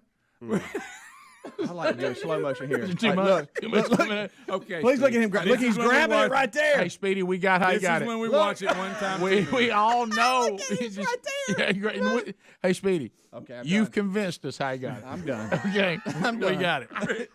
Don't forget he acted it out. We got it. Speedy is the best at he's Oh, the charade. he should have been a mime. I mean, he can. He should have been a mime. He should have been a mime. It hit Grandma. Greg, he should be at an improv group. Rick, the whole it's thing. unbelievable. His physical. Your physical humor is unbelievable. And acting out things is terrible. Golly. That's horrible. Some of it I wish I'd never seen you some do. of it you don't need to do. But We need to move on. All right. 866 we be Gosh, there. I flew by today. We go to get it off. Let's go to Casey in Montgomery. Casey, go ahead. Hey guys, just one real quick on the Tim Tebow story. As a diehard Mets fan, this is the third great story in Mets history in the last 3 years. World Series, Wilmer Flores crying on the baseball field. Tim Tebow hit the baseball for a home run, first major league at bat. I get to get his picture and autograph the week before after 25 years as a diehard Mets fan. I'm sorry. I just. Yeah, I should have cut him off. I'm sorry. I just. Because we're not diehard Met Rick. fans, so we really don't know what he's talking about. Hey, let me say that. Can I just say this? That's on me. Once we have this monkey story, no call should come in. Rick and Bubba's in Ohio. Rick and Bubba. Pass the gravy, please. Rick and Bubba. Ooh, it brings me to my knees. Rick and Bubba. I can't 8 minutes to the top of the hour, the Rick and Bubba Show, 866 We Be Big, as I mentioned today, but worth mentioning again because it's tomorrow. Helmsy heading down to Mexi, Alabama. Mexi Baptist Church, Man Church, kicking off tomorrow night. Helmsy will be the speaker. If you want to eat, you need to go to rickandbubba.com under upcoming events and let them know that you're coming. If not, if you're not worried about the meal, you can come no matter what. Also, the real Greg Burgess out tomorrow. Lunch, Hendrick Hoover Auto Mall. We're all Hendrick drivers in Birmingham, Alabama, where you hear us on 104.7 WZZK. Go by and see Greg. He'll be there. Have pizza for you and have it, walk up there. Hopefully, you'll have something he can make fun of. There's no greater badge of honor. Yeah. And then looking ahead, I do need to make a note. We had to change one here. I told you Garnett was going to Columbus, Mississippi on the 17th of March. They realized that's actually the schools there. That's their spring break. So they've changed that date. And Garnett's still coming, but he'll be there on the 24th of March now for Man Church at First Baptist Church, Columbus, Mississippi. I'll be speaking to the men of Bethel Baptist Church in Dora, Alabama on March 19th. I'll be doing that via video as part of our kickoff package. That is also an option at themanchurch.com. So men make plans to be there.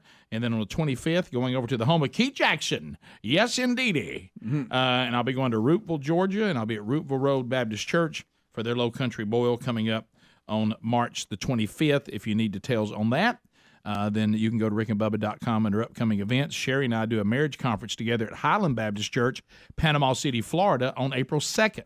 The dinner is almost sold out if it's not already, but you can find out by going there and clicking on that. But if you don't care about the dinner and you just want to come for the sessions, you can still come.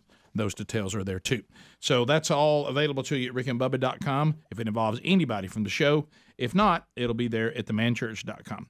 All right, so phone call standing by, 866-WE-BE-BIG. We go to Cindy, who's in Florence, Alabama. She's got us on WLAY.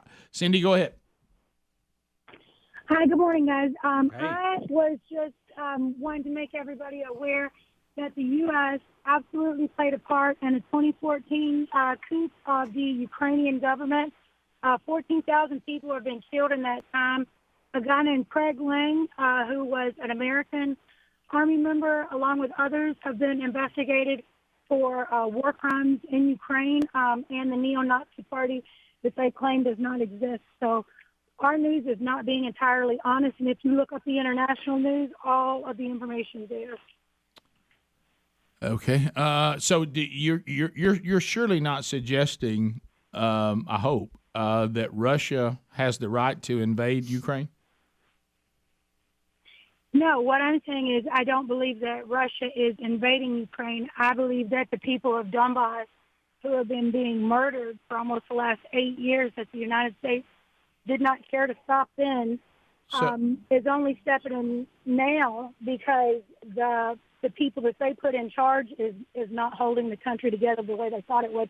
The last democratically elected leader that they had, we threw out in a coup in 2014. Yeah, but I'm back to my original question. There's a lot of controversy with Ukrainians' corrupt governments over the years. No one's ignoring that. But do you think Russia has the right to invade a sovereign country? No, I do not. Who is no threat to them? No, I'm not saying that. I'm not saying that I think that anybody deserves to die. I do not think that that's correct. What I'm saying is that we are being lied to about the pretenses that all of this is happening. So you say when Putin says, "Hey, there's some neo-Nazis in there," that he wasn't making that up. There really are, and he was. So he's a hero to Ukraine. Maybe not a hero, but I don't believe that our news is being exactly accurate.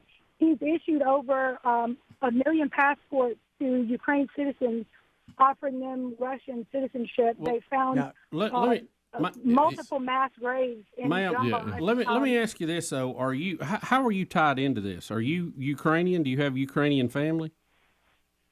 I have Ukrainian friends that I met when I was in the military. I used to be in the Air Force. So you're getting your information from sources that Fox News and CNN and the major networks, they're all hiding this information from us, but you found it. Well, it was all played prior to recently. Most of these stories are on our news. Well, let me ask you this: you're familiar with the area. What about the president of Belarus now? Was he not in a coup? Didn't he take power in a coup also? But he was backed by the Russians? Yes. And I'm not saying that was correct either.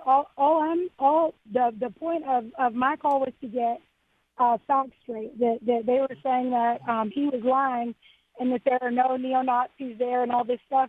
The DOJ has been investigating Craig Lang and 6 other American service members who have been over there murdering not only Russians but Ukrainians, Jewish people, for the last 8 years. All right, so Adler, what now? Okay, so this woman is talking about a lot of what is going on in Oliver Stone's 2014 documentary, Ukraine on Fire, where it talks about all of the coup that America played a part of. But ma'am, that doesn't give Vladimir Putin the right to do what he's doing right now. And those citizenships that he's offered them, they don't want to be Russian citizens. The freedom that they've experienced in Ukraine is nothing compared to the oppression that people have in Russia. It's a different world. And yes, there's a bunch of terrible things that have happened in Ukraine in the past, but that doesn't excuse Putin right now. And sure, there are neo-Nazis in Alabama, but Alabama is not a neo-Nazi state. Just because there is evidence of a small number of those people that doesn't give Putin the right to invade Ukraine, if that makes sense. Don't let small examples of stories taint your entire view of an entire country. Well, the people that I know who are Ukrainian, who I have spoken with, who have family there, are all against this invasion. I mean, it's not even up for debate. Mm-hmm. Yeah, I mean, they're calling him a butcher. Well, I didn't hear any. I told you. I guess it was Hannity. I heard last night, not to the detail that you have, but I'm sure that's what he was referencing. He said, "Look, I've been very critical of Ukraine. I've been very critical of their corrupt governments of the past. And that's one reason they wasn't in NATO already, Right. by the way. They were very shady. But Russia's invasion of this sovereign country is wrong, and it's evil, and it's inexcusable. And I don't think just because somebody thinks that, they're acting like Ukraine hasn't had their own problems in the past. So you got to separate those two. Yeah. Thanks for being with us. Rick and Bubba, Rick and Bubba.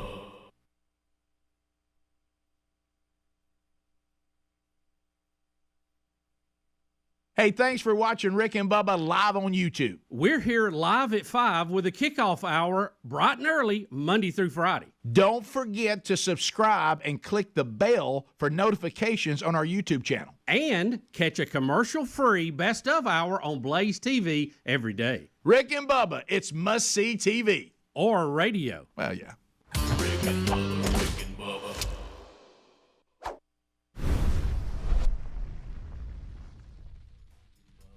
Waking on the blubber. Rick and Bubba, Rick